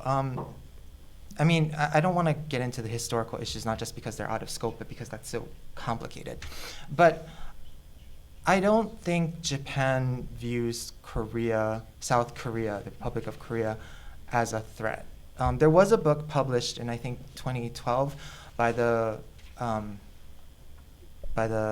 Asia Pacific Initiative Foundation in Japan that identified a unified Korea with North Korean nuclear weapons as kind of the worst possible scenario for Japan. But I think that has a lot of assumptions built into it, and that presumes that a united Korea with nuclear weapons, or just a Korea with nuclear weapons for today's discussion, is one that is revisionist, is hostile to its neighbors, and is threatening in that sense. And so, that's why I brought in the point of India, right? India does not have nuclear weapons directed at Japan. India has acted otherwise fairly responsibly in terms of nuclear issues and security efforts. And so I'm not certain that Japan would feel extremely threatened by nuclear weapons in Korea. Okay, thanks very much, Terrence. Yoon, you talked to, I think, well described the incredulity with which Chinese, look at the debate in South Korea. They don't think it's going to happen. But then you also mentioned the potential for nuclear sharing as one option that the United States and South Korea conceivably could pursue, and others have suggested this might be one answer. Would Chinese see that kind of nuclear sharing? And there's variations of what nuclear sharing could be. I mean, you mentioned the possibility of a Northeast Asia NATO. That very well could involve some kind of nuclear sharing. So do they think this is a real possibility, and how would they react to it? Yeah, that issue is actually is pretty well elaborated in the Chinese policy discourse as well, and I do think that they see that as a bigger possibility compared to the nuclearization of South Korea. But I think at this point, they still see that likelihood is relatively low. So it's possible, but the probability is not extremely high. It's higher than South Korea going nuclear. But like one elaboration in China has called into question that, well, first off, there needs to be domestic consensus in South Korea. Secondly, there needs to be domestic consensus in the United States. And thirdly, US and South Korea also need to develop a consensus on what will be shared, how and when. So I think that's what the Chinese see as a process, and it's not going to be a speedy process for any of these consensus to develop. And there's also the question as well, what kind of nuclear sharing? Of course, any kind of nuclear sharing between US and South Korea will be seen as bad news by China, right? But the details still matter. Yeah. Is it a NATO-like or NATO type of nuclear sharing that US will have tactical nuclear weapons in the member states, but the member states military will be trained to use them or deliver them with the approval from US and UK? Or it will be, I think President Yoon mentioned at least once that he does not want technical nuclear weapons on the South Korean soil. Then maybe this is a Chinese misquote, but I read it in the Chinese deliberation. So what does that look like? I think those questions are still quite unclear in terms of the arrangement, but overall it's higher probability than South Korean nuclear armament, but still a big issue for China moving down the road. Thanks very much, Yoon.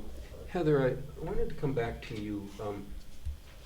Were you the one who said you need who said a nuclear response is needed? I'm sorry, Caroline. Dr. Millman. A nuclear response is needed to a nuclear problem. Can you elaborate? Did you mean nuclear sharing, or what did you have in mind there? I meant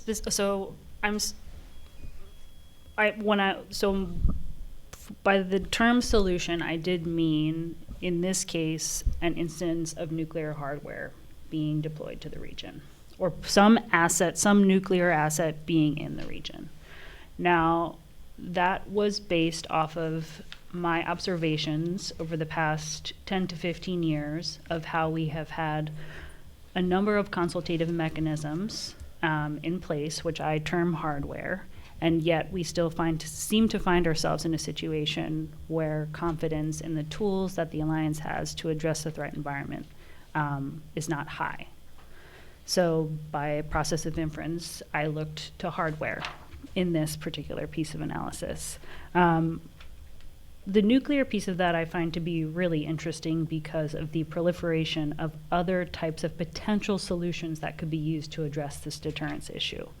Space cooperation, electronic warfare. Sorry, I've mentioned these a few times, but cooperation in cyber. These are other tools that presumably should be more at the forefront of addressing issues of coercive diplomacy, and yet the debate seems to keep coming back to the nuclear type of solution. Okay, thanks very much. I'm going to ask the audience in a minute here if anybody's got any great questions. Has anybody got any lukewarm questions? Paul, you got a great question, I'll bet. Lukewarm. So I'd like to ask whoever on the panel might be able to speak to this about the point that Dr. Milne just made. I see one challenge with non-nuclear capabilities achieving strategic deterrence is the ability to prove its effects. How are we able to demonstrate that? You know, whether it's space or cyber, to the point where we can raise confidence that you can, in fact, achieve nuclear deterrence via non-nuclear means.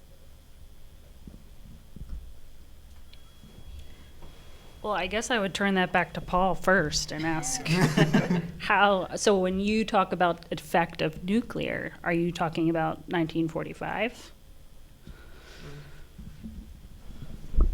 So this is where I think in the South Korean military, it's very poorly communicated when we say that our advanced missile capability has the same power as, say, low-yield nuclear weapons.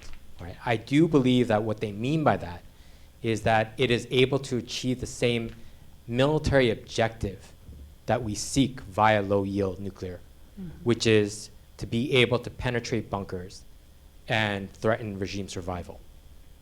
Right?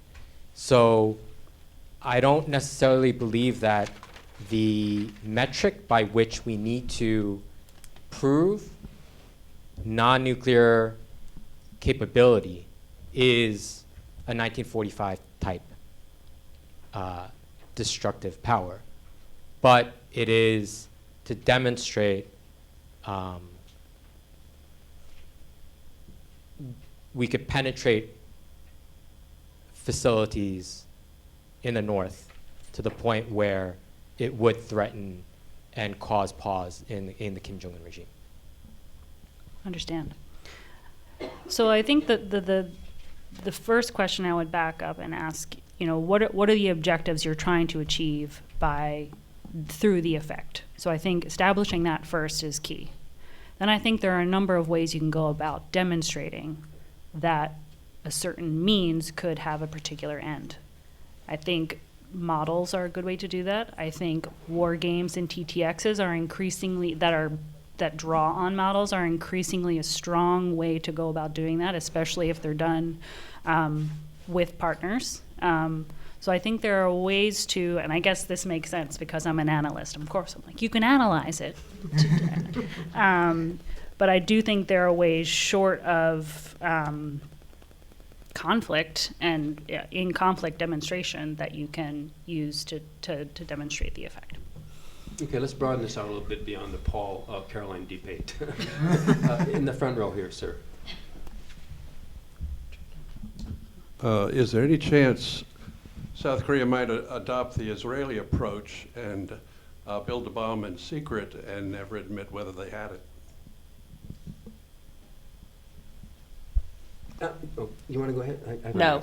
an answer. The reason there's no chance is because South Korea is such a vibrant society. The press is so free to the point of being irresponsible. And there's no way that anything can be kept secret in South Korea. It becomes news immediately. You know, and back in the 1970s when Park Chung-hee was pursuing it in secret, the United States found out then when they didn't have press freedom. So I think the idea that they could do it in secret today without anybody knowing, I mean, it's just not possible.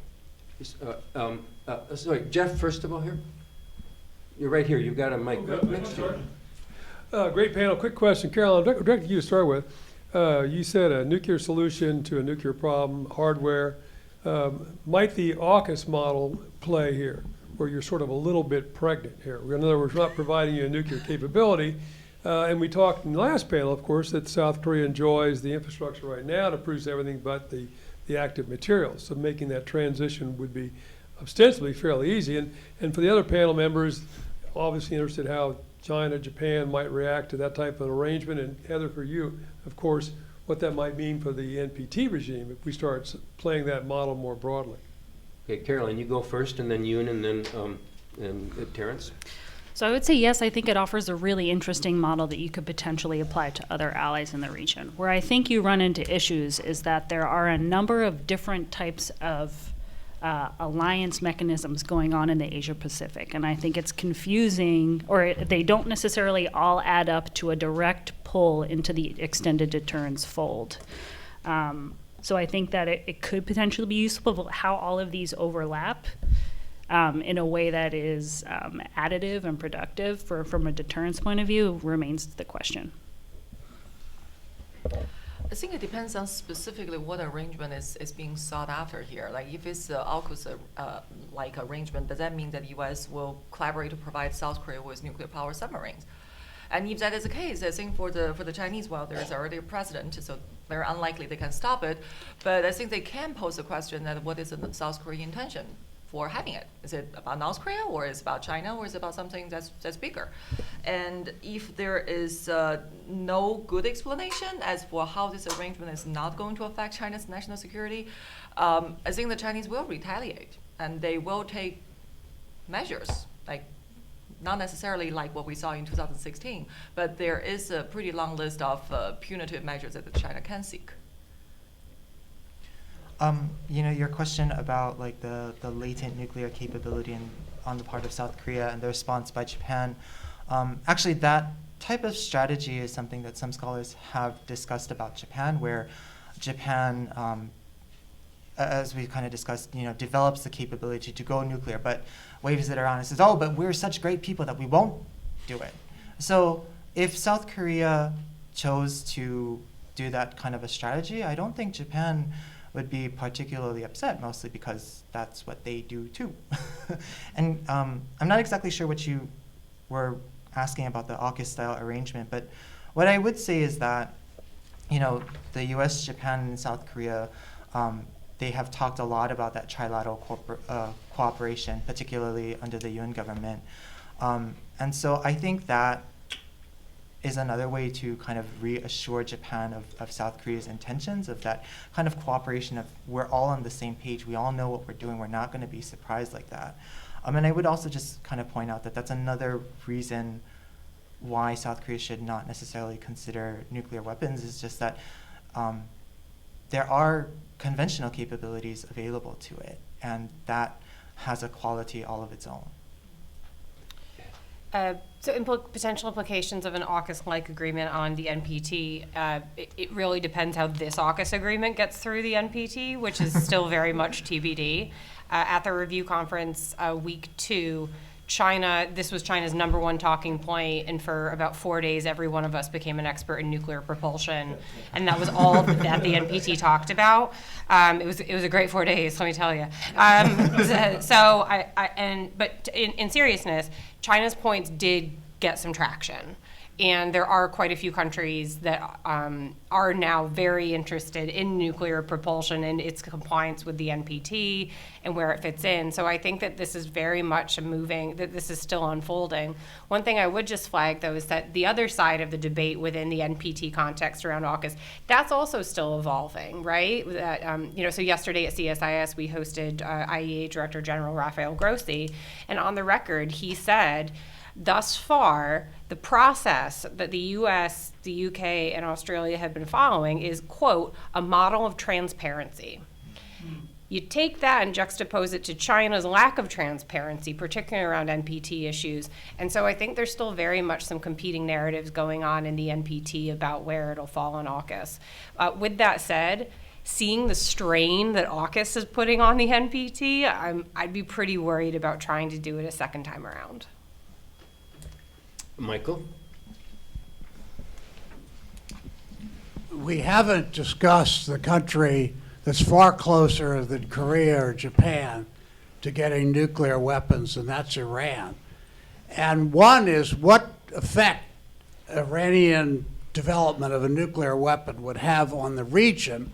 And I bring it up in this context because every analysis I've read since last week says that China's role as a marriage broker between Saudi Arabia and Iran has vastly diminished the likelihood or the possibility for the U.S. and Israel to take action against Iran should they do so. Kind of sounds like my question, because I do Iran day in and day out. Well, I was thinking of you when I asked. I don't think China's stage managing this rapprochement has any impact on Israeli ability or willingness to take military action to stop Iran from developing nuclear weapons. Because China isn't going to be, attacked. And China doesn't have military assets to bring to bear on these issues. They have commercial assets, and that's what gave them leverage with Iran. I think if Iran did get nuclear weapons, this wasn't your question, but the impact on Northeast Asia, it provides an incremental motivation possibly, or excuse for other countries to think about moving out of the NPT. Everybody would watch how, if South Korea, broke out of the NPT, I'm sorry, if Iran breaks out of the NPT and gets nuclear weapons, maybe South Korea would be slightly more interested in doing so, but only very, very slightly, because they have their own totally domestic reasons for doing so. We have to end in a couple minutes here. Before we end, I just have one last question for both Heather and Caroline, and it has to do with timelines. You talked, Heather, about kind of discrete scenarios of latent and latent capability and hedging and nuclear weapons, but of course it's all one continuum. And similarly, Caroline, you kind of talked about you can't return to the status quo ante, but what's the status quo ante if there's this continuum? It kind of depends on where we are along this. Maybe each of you maybe address that continuum issue? You go first. For me, the status quo ante is a situation where the tools of the nuclear tools of the alliance are mostly mostly in the U.S.'s job jar, and so I don't think in a situation where the rock has proliferated, that returning to or that maintaining that would be useful to reversing the decision. I think this is an area where, and I think that the generalized phenomena here is that you have an alliance where the ally is seeking to take on a broader role, and the U.S. is going to have to start to work with that more in the burden sharing department. Not necessarily nuclear burden sharing, but just extended deterrence at large. It's always been Ally 1 does something, Ally 2 does something, and then they work together to do something. So far, it's mostly been in the U.S. when it comes to nuclear tools of deterrence. I think spreading those tools around might be more advantageous in this situation. Okay, thanks. In terms of I think of the NPT context and a continuum, I think it's really going to depend on how the nuclear regime, responds to three different evolving trends, which are all at odds with each other, which is going to make it really, really hard. But the first is how the regime responds to what's looking like Iran's further enrichment activities, but also other bad behavior. Does Russia just get to suspend involvement in New START and suffer zero political consequences? That doesn't say a lot about the strength of the regime. At the same time, it's a question of how can the regime adapt to increasing great power competition? How can it remain flexible to that? And then I think the third pressure is and all three of these are going to happen before the next review conference. These are all things that the regime's going to have to kind of evolve with. And the third one is how the regime will respond to growing pressure for nuclear disarmament. And it feels strange to talk about that pressure at a time of an ongoing war in Ukraine that is backed up by nuclear threats and when nuclear risks are rising, but disarmament pressure is also rising in tandem with that. And so kind of my final point on all of this is that that continuum of how those things evolve and how the regime responds to it, the U.S. and South Korea as allies can play a really important and influential role in shaping that. And it's just really important that they are in total lockstep on how they want the nuclear order and the nuclear regime to evolve over time. Great. We end on a very positive, forward-looking notion there. Please join me in thanking great panelists. And then Clint has something to say. Just very quickly, it's been a long day, and I really want to thank everybody for sitting through all of it, both here and then online. I had high hopes for this conference beforehand, and I really have to honestly say they've been far exceeded.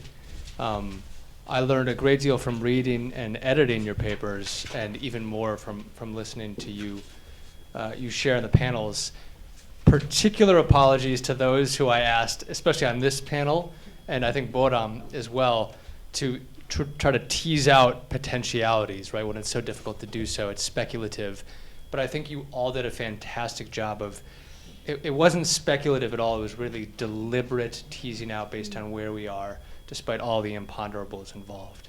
And the last thing I'll say is, this was not meant to be a sort of, here are direct policy recommendations, marching orders for policymakers. This was meant to foster deeper understanding so as to help support policymakers in their efforts in a very difficult environment. And I think we've absolutely achieved that, even though we've probably raised many more questions than we maybe answered.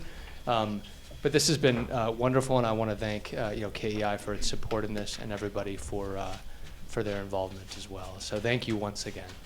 Thank you.